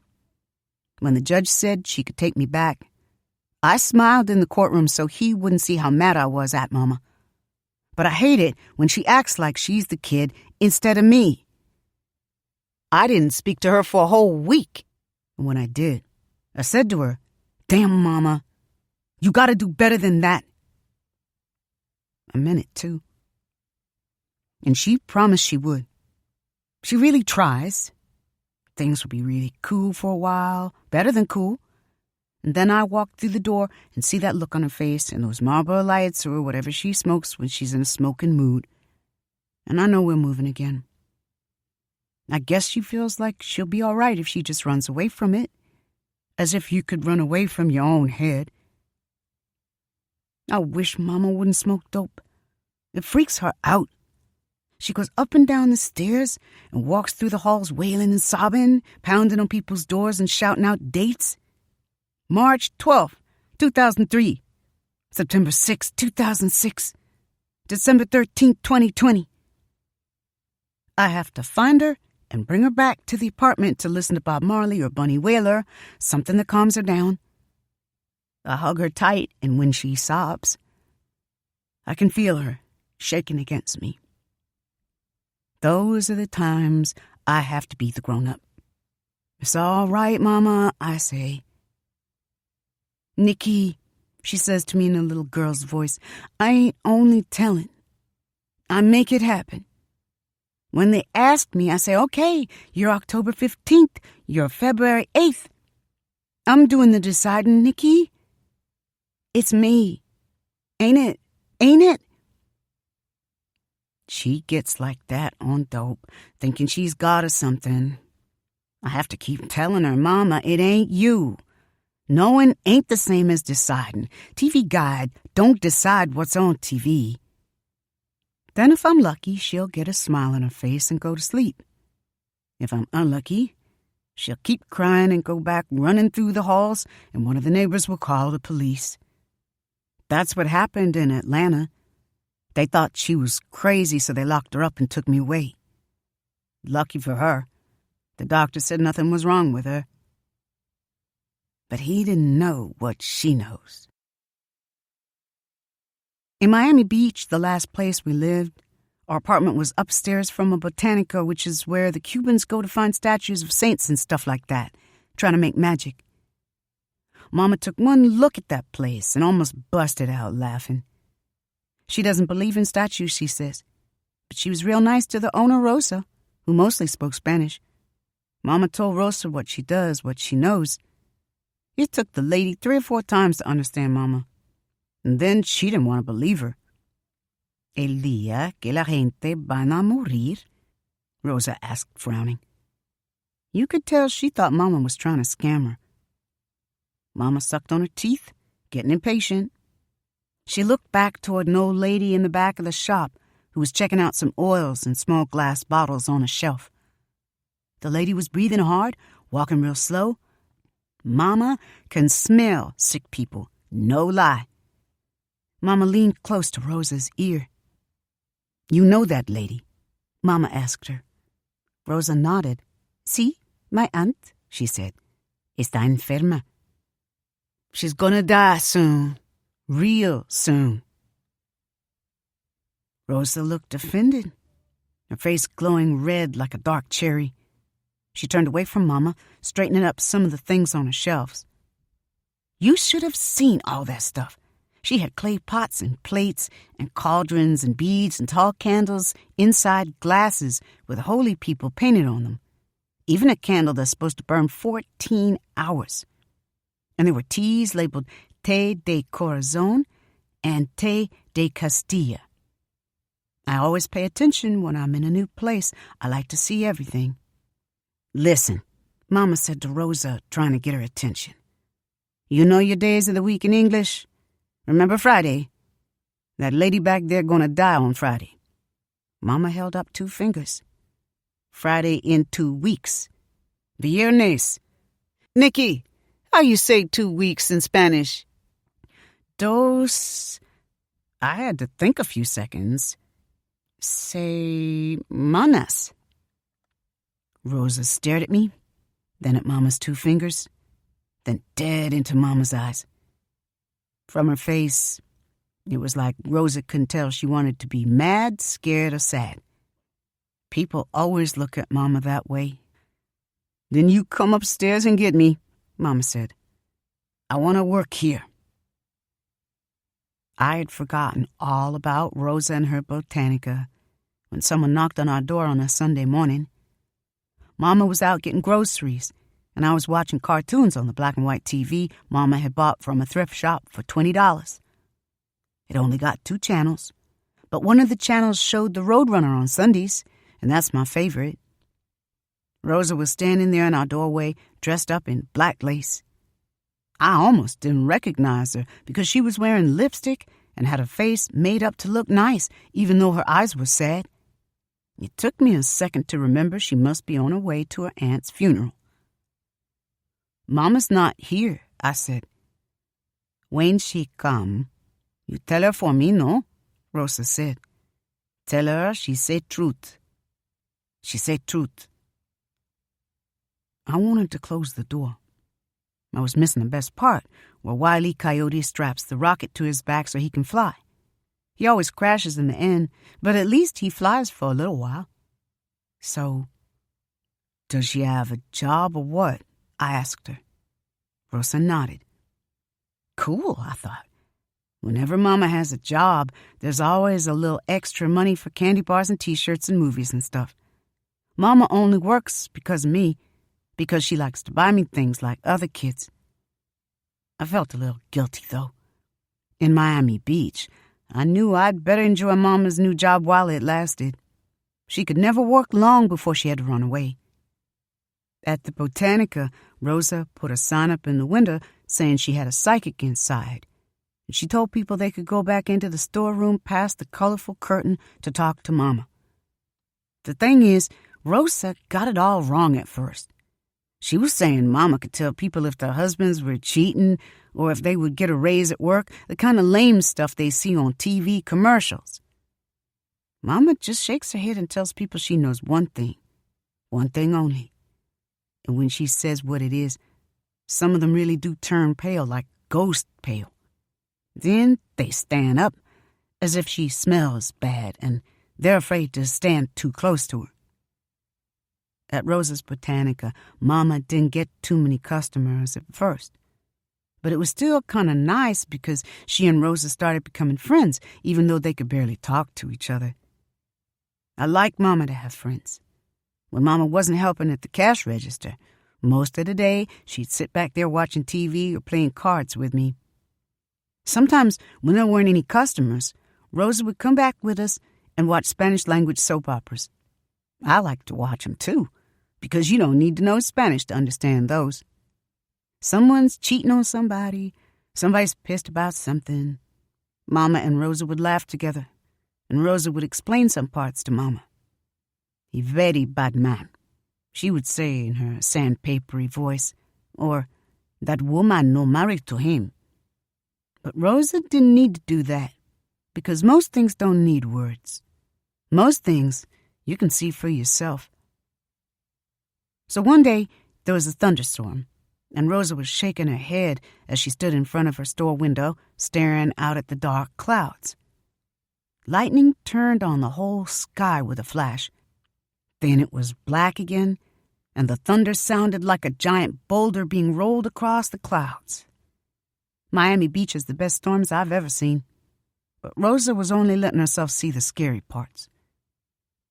"I get killed to driving that," Rosa said. Mama grinned. "No, you won't. Not today." Mama's grin was so big, Rosa looked at her real close. I could see Rosa's face change, the corners of her lips lying flat. "Ain't nothing to worry about. You got a long ways." "You want to know?" Mama said. "No," Rosa said through tight lips. All of a sudden, she didn't sound like Mama's friend anymore. She sounded like her boss lady. She waved her hands in Mama's face. "No, no." Mama shrugged, trying to pretend she wasn't hurt. She was just trying to be nice. But that's how it is, because nobody wants the only thing Mama knows how to give away. It took a week at the Botanica before even one customer decided to hear what Mama had to say. I liked that lady. She was brown-skinned and young, and she touched me on my shoulder when she passed me in the doorway instead of looking right past me like most people do. Maybe if I'd been older, I would have wanted to ask her out on a date. Or she could have been my sister, maybe. "Are you the psychic?" she asked Mama. She had some kind of island accent, who knows what. Everyone in Miami was like us, from somewhere else. Mama wasn't in a "how can I help you today" kind of mood. "You want a psychic? Then you need to call one of them stupid-ass telephone services and waste your money to hear what you want. I only got one thing to tell." Then Mama told her what her specialty was. But the woman didn't run away, and she didn't look scared. She just made her eyes narrow and stared at my mother like she couldn't quite see her. "Are you telling the truth?" "I ain't got time for lies," Mama said. "Then I want to know. How much?" The price is usually $20 for people Mama likes. $100 for people she doesn't. She asked this woman for 20 exact change. You always have to pay first. That's the rule. Then Mama makes you sit across from her at the card table. She takes an index card from her pile, and she scribbles a date in pencil just like that. She doesn't have to close her eyes or hold your hand or whisper to Jesus. There's nothing like that at all. Now, Mama said, holding the card up so the woman couldn't see what she'd written, I'm going to tell you from experience, this ain't the best time to look at this, not right now. Some folks like to go where there's lots of light or nice music or where you got somebody you love. This ain't nothing to share with strangers. That means me too. Save it for when you're ready. But when Mama gave her the card, the woman held it in her palms like a shiny seashell and stared down, not even blinking. I saw her shoulders rise up, and she let out a breath that sounded like a whimper. I wished she'd listen to Mama, because it makes me feel bad when people cry. But this woman, when she stood up to leave, she was smiling. A smile as long as a mile. This time, when she walked past me, she pressed her palm against my cheek. She made me smile, too. When she was gone, Mama clapped her hands twice and laughed. Look at that! That girl is something else. Mama is always so happy when she doesn't make people afraid. She's gonna be an old-timer, huh? I said. Mama shook her head. No, child. 10 years almost to the day. May 4th, she said, her face bright like it hadn't been in a long time. I didn't get it at first. The woman was so young, like in her 20s.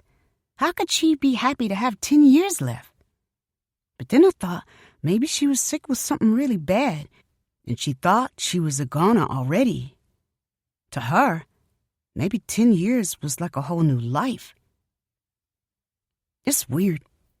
I've seen grown men with gray hair and deep lines in their faces drop to their knees and cry after Mama told them they had 25 years, no lie. Maybe they thought they had forever, and Mama's telling them the day, the month, and year just made it real. And then there are people like this lady, so young and pretty, with no time left at all, and they walk out smiling like it's Christmas. Those people are my favorite kind. Mama says she wasn't born knowing. She says she just woke up one morning when she was 16, looked at her family at the breakfast table, and knew. She knew her father was going to drop dead of a heart attack in January in 3 years after giving a Sunday sermon. She knew her mother was going to live to be 90 just like her great-aunt. She knew her brother Joe was going to get killed in an army accident in 1987. And her sister was going to get shot to death by her boyfriend in 1999.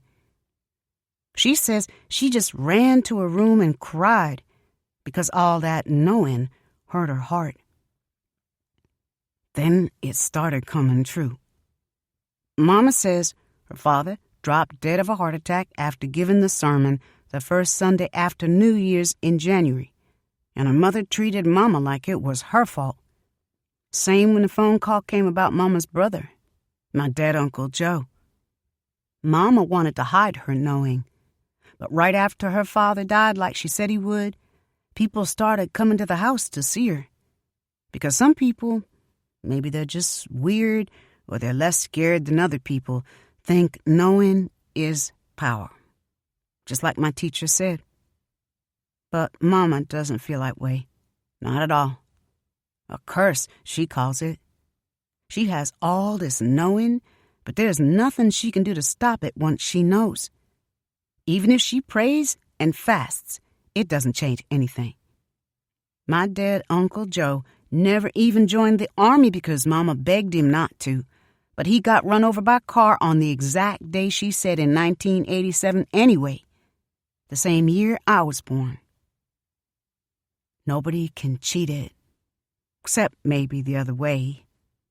Mama knew a boy in high school who got her to tell him how old he would be on the day it would happen, and she said he would be 72. Then he decided to act stupid and jump off the top bleacher at the football stadium like he was Superman, and he broke his neck. Mama saw it happen, and he was dead on the spot when he was only 18. That was the only time Mama was wrong. Mama told me she had to think about that a long, long time. That was when she left home for good, and she spent more than a year thinking about how she got the date wrong for that one boy. Then she decided on an answer. Maybe it'll happen faster if you make it happen on purpose, but it never happens later. The day is the day, and that's all there is to it. That's what Mama says. Mama never had a boyfriend or anything, not the kind of boyfriend who gives you flowers on your birthday or takes you to the movies. She never even knew my daddy's name. Some people might not tell their children something like that, but Mama will say all kinds of things. She tells me she was an ugly child coming up, always sassing back and running around where she wasn't supposed to be, sticking her nose in grown folks' business, and the knowing came as her punishment. God don't like ugly, she always tells me. She says that to scare me into acting right so I won't get punished the way she did. But that doesn't scare me. I wouldn't mind knowing the way she knows. I'd find a way to get rich from it instead of letting it drive me crazy like Mama does. Grandmama is 68 now. She still lives in the same house in Macon all alone. And most of the time, she won't return Mama's calls, not since Auntie Ree got shot by her boyfriend. Everyone tried to warn Auntie Ree because her boyfriend used to beat her up. But then again, it wouldn't have made a difference anyway, just like with my dead Uncle Joe. Mama saw how it would all happen. I always call Grandmama Collect once a month, no matter where we are. She picks up the phone if she hears my voice on her answering machine, but she won't talk to Mama except by accident. The way I see it, Grandmama's husband is dead, and 2 of her children are gone too. So I think she's only mad because Mama told her she still has so long to wait. The day we had to move from Miami Beach, I just aced a math test, no lie. I had the second highest score in the class. Answers come to me easy if I think hard enough. And on the way home from school, I was looking at the palm trees through the school bus window, thinking it would be snowing if we were still living in Detroit like we did last winter. And when I walked through the door, Mama was sitting there on the sofa with a Marlboro light. Damn. "We're moving on," she said. "Pack a bag." Her face was damp, and there were little wads of toilet paper all over the floor, like if there had been a parade. She'd been crying all day while I was in school again. "You ain't working today?" I asked her, hoping it wasn't what I thought. I like new places, but I didn't want to leave that time. Not already. "I've been fired, so we're moving." "Rosa fired you, Mama? How come?" Mama's face turned hard, and she dragged on her cigarette, sucking it like reefer smoke. "We had a fight," Mama said. She blew the smoke out while she talked. She didn't have no right to say what she said about how I need help to take care of you right. I need to call Big Brothers or some mess. How I can't give you things like you need. You ain't none of her goddamn business. The funny thing is, I always wondered what it would be like to be in Big Brothers. To have some dude who wears a suit to his job every day come play ball with me on weekends. It's not the same as a daddy, but it's better than nothing. But it's too bad for Rosa that she said that, because Mama gets pissed when people say she can't take care of me, especially after Atlanta. And she always has the last word in a fight. Once she gets mad, there's no keeping her quiet. "So you told her?" "Just go throw your things in a bag, Nikki." I don't want to leave here, Mama. Dang! I whined. I sounded like a baby, but I didn't care. Tell her you lied. You're sorry. Tell her you just made it up. I could see her hand holding the cigarette was shaking. Whenever Mama smokes a cigarette, she always seems like she's about to drop it. New tears were running down her face. I don't know why I said that to Rosa. That wasn't right. Maybe she didn't mean nothing by it, but she made me so mad talking about you. I sat next to her on the couch and reached for her hand. She wouldn't squeeze back. Tell her it didn't mean nothing. We don't have to move just because of that. That ain't nothing. No, Nikki, Mama whispered. Telling to hurt somebody is the worst thing a person can do. Even the devil couldn't do nothing worse. I'd seen Mama acting crazy for sure, running around in her underclothes, screaming at anybody who could hear. But I'd never seen her quiet. That scared me more than it would have if she'd been throwing pots and pans on the floor. She sounded different. I got mad all of a sudden. Shoot, Mama! Forget Rosa! Who does she think she is, trying to say you can't take care of me? Nobody asked her. Mama laughed a little and stared at the floor. You are taking care of me, Mama. Better than anybody. Sure am, Mama said, still not looking up at me. I got to until May 12th, 2005, I said, squeezing her hand again. And Mama just closed her eyes. Until right then, when I heard myself say it, the date had seemed so far away. I'd always known I would be 15 that year, but I'd never stopped to think it was only 3 years away. It wasn't so far off anymore. We left Miami Beach, which is too bad, because it's so alive there. There are so many people who sing and dance and laugh and act like every day is the only one left. I wish we could have stayed there. Even in November, it's already freezing in Chicago, and people are dressing warm, walking fast, waiting for spring to come. In a cold place, there's no such thing as today, just tomorrow. Will it snow tomorrow? Will it be sunny tomorrow? But Mama said she couldn't face Rosa, so we jumped on a bus and stopped riding when we got bored. This time we stopped in Chicago. But there's never really anywhere to go. I guess Mama felt so bad about what she said to Rosa because it reminded her of all the times before when she lost her temper and said what she doesn't mean to say. I don't think she can help it. I was only 6 when she did it to me, even though I don't remember what I did that made her so mad in the first place. I was little, but I never forgot what she said. I'll be through with your foolishness on May 12th, 2005, because that's your day, Nikki, you hear? I told a friend once, a kid named Khalil I just started hanging out with at my school in Atlanta, after he told me about something bad that had happened to his family in the country where they came from.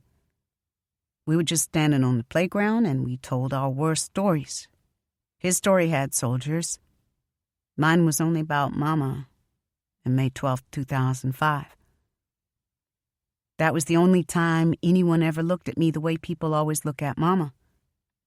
But the thing I like most about kids is that even though they get scared like anybody else, they can forget they're scared pretty fast.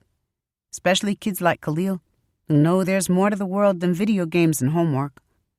I guess that made us alike. He hardly waited any time at all before he said, "Does that bother you?" Just like that. I'd never thought about that before. We were both 10 then, so 15 was 5 years off, half my whole life. And by that time, I'd be in high school, nearly a man, a whole different person. I told him I didn't think it bothered me. When you grow up around someone like Mama and you hear about it all the time, you know everybody has a turn, and you just try to find something interesting every day to make you glad it hasn't happened yet. That's why I didn't mind it in Miami Beach when the TV only got 2 channels. See, I don't need more than 2 channels, as long as there's something I can watch. I'll watch the evening news and soap operas in English or Spanish, or even golf, if Tiger Woods is playing. Hell, I don't even mind when we don't have a TV, which we usually don't. I read comic books and books from the library and take walks and watch people. Khalil said he wouldn't go to school if he were me. But I don't mind. There's always something interesting somewhere, even at school. Like the way my math teacher smiles when you can see her whole heart in it. I don't think anyone in my class has noticed that except me. You're really brave, Nikki, Khalil told me in Atlanta. I don't feel brave, but I do think about it sometimes. I wonder how it'll go down, if it will hurt when it happens, or if I'll be crossing the street and a car will come around a corner all of a sudden, like with my dead Uncle Joe. Or maybe I'll see someone getting robbed, and I'll get shot like Auntie Ree when I try to stop the bad guy, and someone will say I was a hero. That would be best. I wonder if it'll happen even if I stay in bed that day and never leave my room, or if I'll just get struck by lightning while I'm staring out of my window at the greatest storm I've ever seen. I never get sick, so I don't think it'll be that. I think it'll be something else, but I'm not sure what. Even Mama says she doesn't know. This was originally published in Gumbo, a celebration of African American writing, co-edited by the dear late Elin Harris and Marita Golden to benefit the Hurston Wright Foundation, whose mission is to discover, mentor, and honor Black writers. This story speaks to the fear of mortality that underlies much of my work. Nikki's mature perspective on his own brief life gives me strength.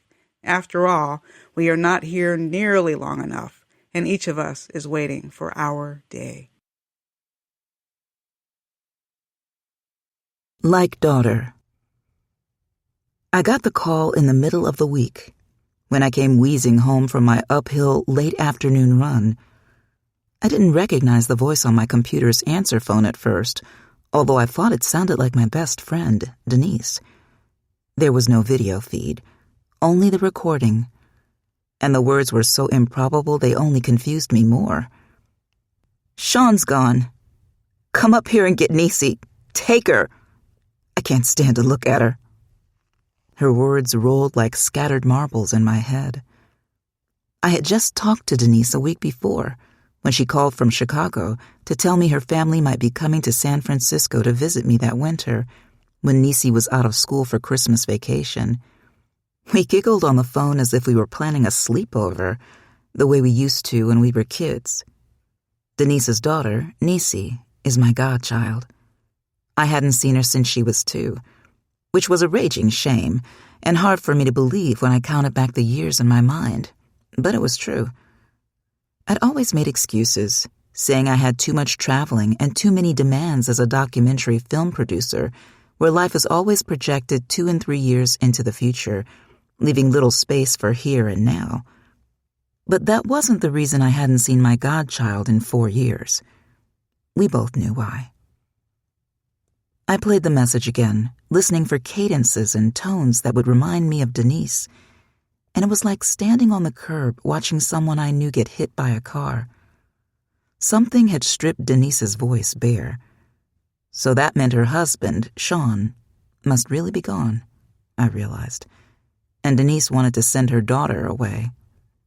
"I can't stand to look at her," the voice on the message was saying again.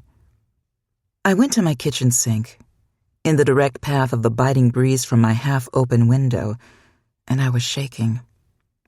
My mind had frozen shut, sealing my thoughts out of reach. I turned on the faucet and listened to the water pummel my aluminum basin. Then I captured some of the lukewarm stream in my palms to splash my face. As the water dripped from my chin, I cupped my hands again and drank, and I could taste the traces of salty perspiration I'd rubbed from my skin, tasting myself. My anger and sadness were tugging on my stomach. I stood at that window and cursed as if what I was feeling had a shape and was standing in the room with me. I think I'd started to believe I might have been wrong about the whole thing. That was another reason I kept some distance from Denise. I hadn't wanted to be there to poke holes in what she was trying to do, to cast doubts with the slightest glance. That's something only a mother or a lifelong friend can do, and I might as well have been both to Denise, despite our identical ages. I thought maybe if I only left her alone, she could build everything she wanted inside that Victorian brownstone in Lincoln Park, the husband, the child, all of it. Her life could trot on happily ever after, just the way she'd planned. But that's a lie, too. I'd always known I was right. I had been dreading that call all along, since the beginning. And once it finally came, I wondered what the hell had taken so long. You know how Denise's voice really sounded on my answering machine that day?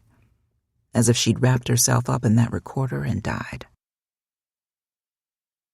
Paige, promise me you'll look out for Niecy, here? Mama used to tell me. I couldn't have known then what a burden that would be, having to watch over someone. But I took my role seriously. Mama said Niecy needed me, so I was going to be her guardian. Just a tiny little bit. I couldn't completely be a kid after that. Mama never said exactly why my new best friend at Mae Jemison Elementary School needed guarding, but she didn't have to. I had my own eyes. Even when Niecy didn't say anything, I noticed the bruises on her forearms and calves, and even on Niecy's mother's neck once, which was the real shocker. I recognized the sweet, sharp smell on Niecy's mother's breath when I walked to Niecy's house after school. Her mother smiled at me so sweetly, just like that white lady Mrs. Brady on reruns of The Brady Bunch my mother made me watch, because she used to watch it when she was my age, and she thought it was more appropriate than the trash on the children's channels when I was a kid. That smile wasn't a real smile. It was a smile to hide behind. I knew things Mama didn't know, in fact. When Niecy and I were 9, we already had secrets that made us feel much older, and not in the way that most kids want to feel older, but in the uninvited way that only made us want to sit by ourselves in the playground watching the other children play, since we were no longer quite in touch with our spirit of running and jumping. The biggest secret, the worst, was about Niecy's Uncle Lonnie, who was 22, and what he had forced Niecy to do with him all summer during the times her parents weren't home. Niecy finally had to see a doctor because the itching got so bad. She'd been bleeding from itching between her legs, she'd confided to me. This secret filled me with such horror that I later developed a dread of my own period because I associated the blood with Niecy's itching. Even though the doctor asked Niecy all sorts of questions about how she could have such a condition, which had a name Niecy never uttered out loud, Niecy's mother never asked at all. So yes, I understood why Niecy needed looking after. No one else was doing it. What I didn't understand, as a child, was how Niecy could say she hated her father for hitting her and her mother, but then she'd be so sad during the months when he left, always wondering when he would decide to come home, and how Niecy could be so much smarter than I was, the best reader, speller, and multiplier in the entire 4th grade, and still managed to get so many Fs because she just wouldn't sit still and do her homework. And the thing that puzzled me most of all was why, as cute as Niecy was, she seemed to be ashamed to show her face to anyone unless she was going to bed with a boy, which was the only time she ever seemed to think she was beautiful. She had to go to the doctor to get abortion pills 3 times before she graduated from high school. Maybe it was the secret sharing, the telling, that kept our friendship so solid, so fervent. Besides, Despite everything, there were times I thought Niecy was the only girl my age who had any sense, who enjoyed reciting poems and acting out scenes as much as I did. Niecy never did join the drama club like I did, claiming she was too shy, but we spent hours writing and performing plays of our own behind my closed bedroom door, exercises we treated with so much imagination and studiousness that no one would ever guess we were our only audience. "I wish I had a house like yours," Niecy used to say, trying on my clothes while she stood admiring herself in my closet mirror, my twin. By fall, the clothes would be hers, because in the summer, Mama always packed my clothes for Niecy in a bundle. "For my other little girl," she'd say. And beforehand, Niecy would constantly warn me, "Don't you mess up that dress," or "Be careful before you rip that," because she already felt proprietary.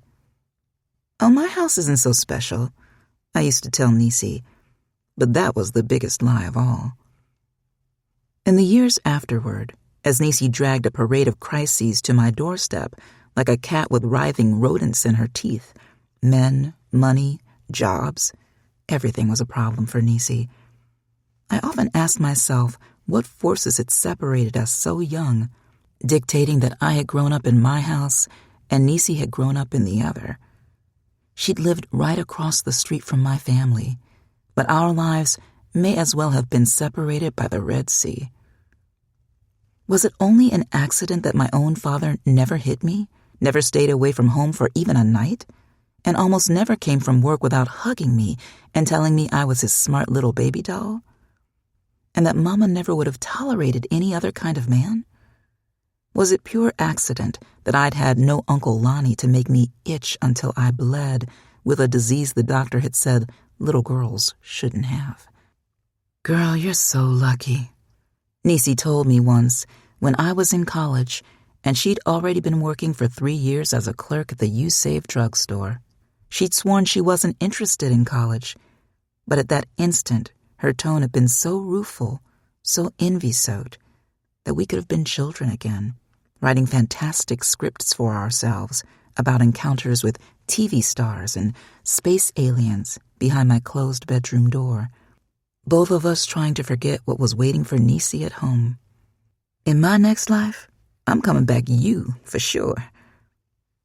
If only Niecy had been my real-life sister, not just a pretend one, I always thought. If only things had been different for her from the time she was born. I called Denise a half hour after I got her message. She sounded a little better, but not much. Whether it was because she'd gathered some composure or swallowed a shot or two of liquor, this time her voice was the one I'd always known, hanging low, always threatening to melt into a defeated laugh. She kept her face screen black, refusing to let me see her. "It's all a mess. This place looks like it was robbed," she said. "He took everything. His suits, his music, his favorite books. You know those Russian writers, Dostoevsky and Nabokov, or whatever the fuck. Only reason I know he was ever here is because of the hairs in the bathroom sink. He shaved first. He stood in there looking at his sorry face in the mirror after he'd loaded it all up and he..." For the first time her voice cracked. "He left me. And her. He left." I couldn't say anything against Sean. What did she expect? The poor man had tried. But from the time they met, it had all been as arranged as a royal Chinese marriage. How could anyone live in that house and breathe under the weight of Denise's expectations? Since I couldn't invent any condolences, I didn't say anything. "You need to take Niecy." Denise filled the silence. Hearing her say it so coldly, my words roiled beneath my tongue, constricting my throat. I could barely sound civil. "The first time you told me about doing this, I said to think about what it would mean, that it couldn't be undone. Didn't I, Niecy?" "Don't call me Niecy." Her words were icy, bitter. "Don't you know better?" "What happens now? She's your daughter, and she's only 6. Think of just come get her. If not, I don't know what I'll do." Then she hung up on me, leaving my melodramatic imagination to wonder what she'd meant by that remark, if she was just feeling desperate or if she was holding a butcher knife or a gun in her hand when she said it. Maybe that was why she'd blacked herself out, I thought. I was crying like a 6-year-old myself while my cab sped toward the airport. I saw the driver's wondering eyes gaze at me occasionally in his rearview mirror, and I couldn't tell if he was sympathetic or just annoyed. I booked myself on an 8:40 flight with a seat in first class on one of the S-grade planes that could get me there in 40 minutes. Airbuses, I call them. At least in first class, I'd have time for a glass or two of wine. I convinced the woman at the ticket counter to give me the coach price because, for the first time in all my years of flying, I lied and said I was going to a funeral. My sister's, I told her, tears still smarting on my face. If you could even call that a lie. 3 more months, just 90 days, and it never would have happened. If Denise had waited only a few months, if she'd thought it through the way I'd begged her when she first laid out the details of her plan, the procedure would not have been legal. The Supreme Court's decision came down before little Niecy was even born, after only a couple hundred volunteers paid the astronomical fee to take part in the Copycat Babies program. To this day, I still have no idea where Denise got the money. She never told me, and I got tired of asking. But she got it somehow, somewhere along with 230 others. There were a few outright nutcases, of course, lobbying to try to use DNA samples to bring back Thomas Jefferson and Martin Luther King. I never thought that would prove anything, except that those men were only human and could be as unremarkable as the rest of us. But mostly, the applicants were just families with something left undone, I suppose. Even though I never agreed with Denise's reasons, at least I had some idea of what she hoped to accomplish. The others, I wasn't sure. Was it pure vanity? Novelty? Nostalgia? I still don't understand. In the end, I'm not sure how many copycat babies were born. I read somewhere that some of the mothers honored the Supreme Court's ban and were persuaded to abort. Of course, they might have been coerced or paid off by one of the extremist groups, terrified of a crop of so-called soulless children. But none of that would have swayed Denise anyway. For all I know, little Niecy might have been the very last one born. It was 3 months too late. But I was moved by the understated eloquence of a high court's decision when it was announced on the News and Justice satellite. Granted, what some might call a soul is merely an individual's biological imprint, every bit as accidental as it is unique. In the course of accident, we are all born once, and we die but once. And no matter how ambiguous the relationship between science and chance, humankind cannot assign itself to the task of recreating souls. I'm not even sure I believe in souls, not really, but I wished I'd had those words for Denise when it still mattered. She actually had the whole thing charted out. We were having lunch at a Loop pizzeria the day Denise told me what she wanted to do. She spread out a group of elaborate charts. One was marked home, one father, one school, all in her too neat artist script. The whole time she showed me, her hands were shaking as if they were trying to fly away from her. I'd never seen anyone shake like that until then, watching Denise's fingers bounce like rubber with so much excitement and fervor. The shaking scared me more than her plans and charts. "Niecy, please wait," I told her. "If I wait, I might change my mind," Denise said, as if this were a logical argument for going forward rather than just the opposite. She still hadn't learned that doubt was a signal to stop and think, not to plow ahead with her eyes covered, bracing for a crash. But that was just Denise. That's just the way she is. Maybe that's who she is. Denise's living room was so pristine when I arrived, it was hard to believe it had witnessed a trauma. I noticed the empty shelves on the music rack and the spaces where 2 picture frames had been removed from their hooks on the wall, but the wooden floors gleamed, the walls were scrubbed white, and I could smell fresh lilac that might be artificial or real, couldn't tell which. Denise's house reminded me of the sitting room of the bed and breakfast I stayed in overnight during my last trip to London, simultaneously welcoming and wholly artificial. A perfect movie set, hurriedly dusted and freshened as soon as visitors were gone. Denise looked like a vagrant in her own home. As soon as I got there, I knew why she hadn't wanted me to see her on the phone.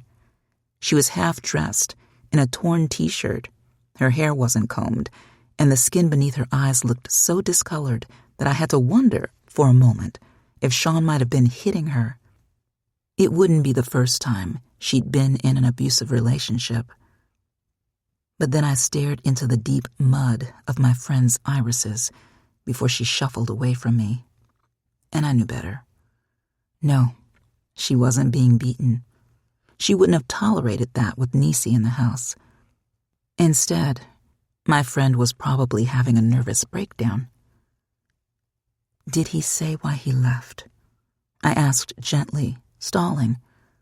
I didn't see little Nisi anywhere, and I didn't want to ask about her yet. I wished I didn't have to see her at all. Answering with a grunt rather than spoken words, Denise flung her arm toward the polished rosewood dining room table. There I saw a single piece of paper laid in the center, a typewritten note, as sterile as everything else. In the shining wood, I could also see my own reflection standing over it. "Haven't you read it?" I asked her. "Nisi's in the back," Denise said, as if in response. "Shh, just a second. Let's at least read what the man said." My heart had just somersaulted, and then I knew how much I didn't want to be there at all. I didn't want to think about that child. I picked a random point midway through the note and began reading aloud in the tone I might have used for a eulogy. "You squeeze so hard, it chokes me. You're looking for more than a father for her, more than a home. It isn't natural between you and her." "Stop it," Denise hissed. She sank down to the sofa, tunneling beneath a blanket and pulling it up to her chin. I sighed. I could have written that note myself. Poor Sean. I walked to the sofa and sat beside my friend. My hand felt leaden as I rested it on the blanket where I believed Denise's shoulder must be. "So you two fought about it?" "You never told me that," I said. "There's a lot I didn't tell you," Denise said, and I felt her shivering beneath the blanket. "He didn't understand. Never. I thought he'd come around. I thought—" "You could change him?" "Shut up," Denise said, sounding more weary than angry. Yes, I felt weary too.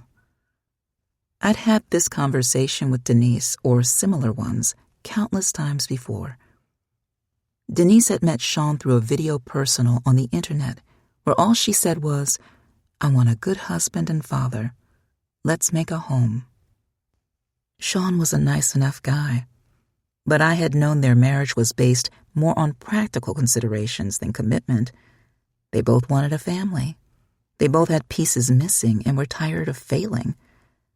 Neither of them had learned after 2 divorces that people can't be applied to wounds like gauze. And of course, then there was little Nisi. What was the poor guy supposed to do? "She's in her room. I already packed her things. Please take her, Paige. Take her." Denise was whimpering by now. I brushed a dead-looking clump of hair from Denise's face. Denise's eyes, those unseeing eyes, would be impossible to reach. But I tried anyway, in hopes of saving all of us. This is crazy. Take her where? What am I going to do with a kid? You promised. Okay, Mama, I will. What? You promised. At the church, at the christening. You're her godmother. If anything happened to me, you said you would. I thought of the beautiful baby girl, a goddess dressed in white, her soft black curls crowned with lace, gurgling, happy and agreeable, despite the tedium of the long ceremony. Holding her child, Denise had been glowing in a way she had not at her wedding, as if she'd just discovered her entire reason for living. Tears found my eyes for the first time since I'd arrived. Denise, what's this going to mean to her? I don't know. I don't care, Denise said, her voice shattered until she sounded like a mute struggling to form words. Look at me. I can't stand to be near her. I vomit every time I look at her. It's all ruined. Everything. Oh, God. She nearly sobbed, but there was only silence from her open mouth. I can't. Not again. No more. Take her, Paige. I saw movement in my peripheral vision, and I glanced toward the hallway in time to see a shadow disappear from the wall. My God, I realized. The kid must have been standing where she could hear every hurtful word. I knew I had to get Niecy out of the house, at least for now. Denise was right. She was not fit, at this moment, to be a mother. Anything was better than leaving Niecy here, even getting her to a hotel, maybe just for a day or two. I couldn't take care of both of them now. I had to choose the child. Niecy? The bedroom door was open only a crack, and I pressed my palm against it to nudge it open. Sweetheart, are you in here? What struck me first were the books. Shelves filled with the colorful spines of children's books reached the ceiling of the crowded room, so high that even an adult would need a stepladder. Every other space was occupied by so many toys, costumed dolls, clowns, stuffed animals, that I thought of the time my parents took me to FAO Schwartz when I was a kid, the way every square foot was filled with a different kind of magic. The bed was piled high with dresses. There must have been dozens of them, many of them formal, old-fashioned tea dresses. They were the kind of dresses mothers hated to wear when they were young and yet loved to adorn their little girls with, made of stiff, uncomfortable fabrics and bright, precious colors. Somewhere beneath that heaping pile of clothes, I saw a suitcase yawning open, struggling uselessly to swallow them all. Niecy? The closet. I heard a sound from the closet, a child's wet sniffle. Niecy, why are you in the closet? Did your daddy beat you again? She was there. Inside a closet, stripped of everything, except a few wire hangers, swinging lazily from the rack above her head. I couldn't help it. My face fell slack when I saw her. I felt as if my veins had been drained of blood, flushed with ice water instead. Over the years, I'd talked to little Niecy on the telephone at least once a month, whenever I called Denise. I was her godmother, after all. Niecy was old enough now that she usually answered the phone, and she chatted obligingly about school and her piano, acting, and computer lessons before saying, "Want to talk to Mommy?" And the child always sounded so prim, so full of private school self-assuredness, free of any traces of Denise's hushed, halting, the word really was fearful, way of speaking. It wasn't so strange on the phone, with the image so blurry on the face screen, not at all. But being here, seeing her in person, was something else. Was parted into two neat, shiny pigtails that coiled around the back of her neck. Her nose had a tiny bulb at the end, and her molasses-brown eyes were set apart, just like I remembered them. If the girl had been grinning instead of crying right now, she would look exactly as she'd looked in the photograph someone had taken of us at my 6th birthday party, the one where Mama hired a clown to do magic tricks and pull cards out of thin air, and we both believed the magic was real. Denise was in the closet. She was 6 years old again, reborn. I'd known what to expect the whole time, but I couldn't have been prepared for how it would feel to see her again. I hadn't known how the years would melt from my mind like vapors, how it would fill my stomach with stones to end up staring at my childhood's biggest heartache, eye to eye. Somehow I found a voice in my dry, burning throat. "Hey, sweetie, it's Aunt Paige from California." "What's wrong with my mommy?" A brave whisper. "She's just very upset right now, Niecy." Saying the name, my veins thrilled again. "Where'd Daddy go?" I knelt so that I could literally stare her in the eye, and I was reminded of how 25 years ago, Niecy's eyelids always puffed when she cried, narrowing her eyes into slits. China girl, I used to tease her to try to make her laugh. Here was my China girl. I clasped the child's tiny, damp hands. The mere act of touching her caused the skin on my arms to harden into goose flesh. "I'm not sure where your daddy is, sweetie. He'll come back." "Hey, Niecy, don't cry. He'll come back." Staring into Niecy's anguish, for the first time, I understood everything.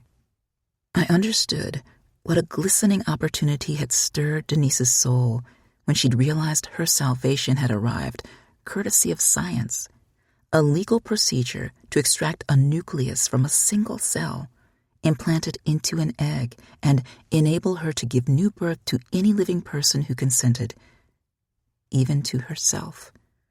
She could take an inventory of everything that had gone wrong, systematically fix it all, and see what would blossom this time, see what might have been. And now, gazing into Niecy's eyes, the same eyes, except younger, not worn to sludge like the Niecy quivering under a blanket in the living room, I understood why Denise was possibly insane by now.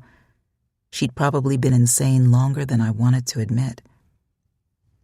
"Listen," I said, "your mom told me to take you to get some pizza, and then she wants us to go to my hotel for a couple of days until she feels better."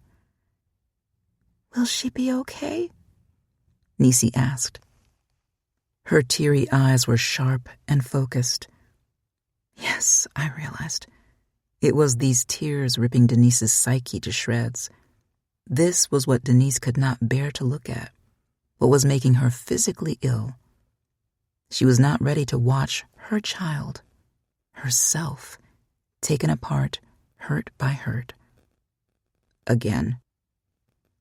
Niecy was dressed in a lemon-colored party dress as if it were her birthday or Easter Sunday.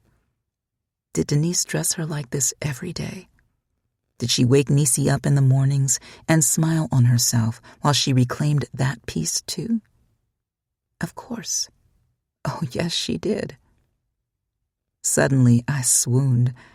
I felt myself sway with a near-religious euphoria, my spirit filling up with something I couldn't name. I only kept my balance by clinging to the puffed shoulders of the child's taffeta dress, as if I'd made a clumsy attempt to hug her. "Niecy, it's all right this time," I heard myself tell her in a breathless whisper. "I promise I'll watch out for you, just like I said. It's all right now, Niecy, okay? I promise." I clasped my best friend's hand, rubbing her small knuckles back and forth beneath my chin like a salve. With my hand squeezing her thumb, I could feel the lively, pulsing throbbing of Niecy's other heart.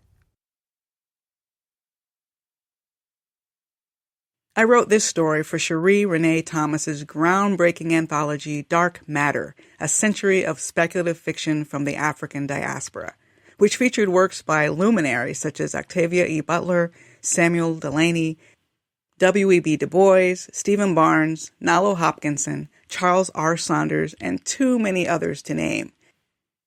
This anthology was a watershed in helping to define Black speculative fiction, now commonly known as Afrofuturism.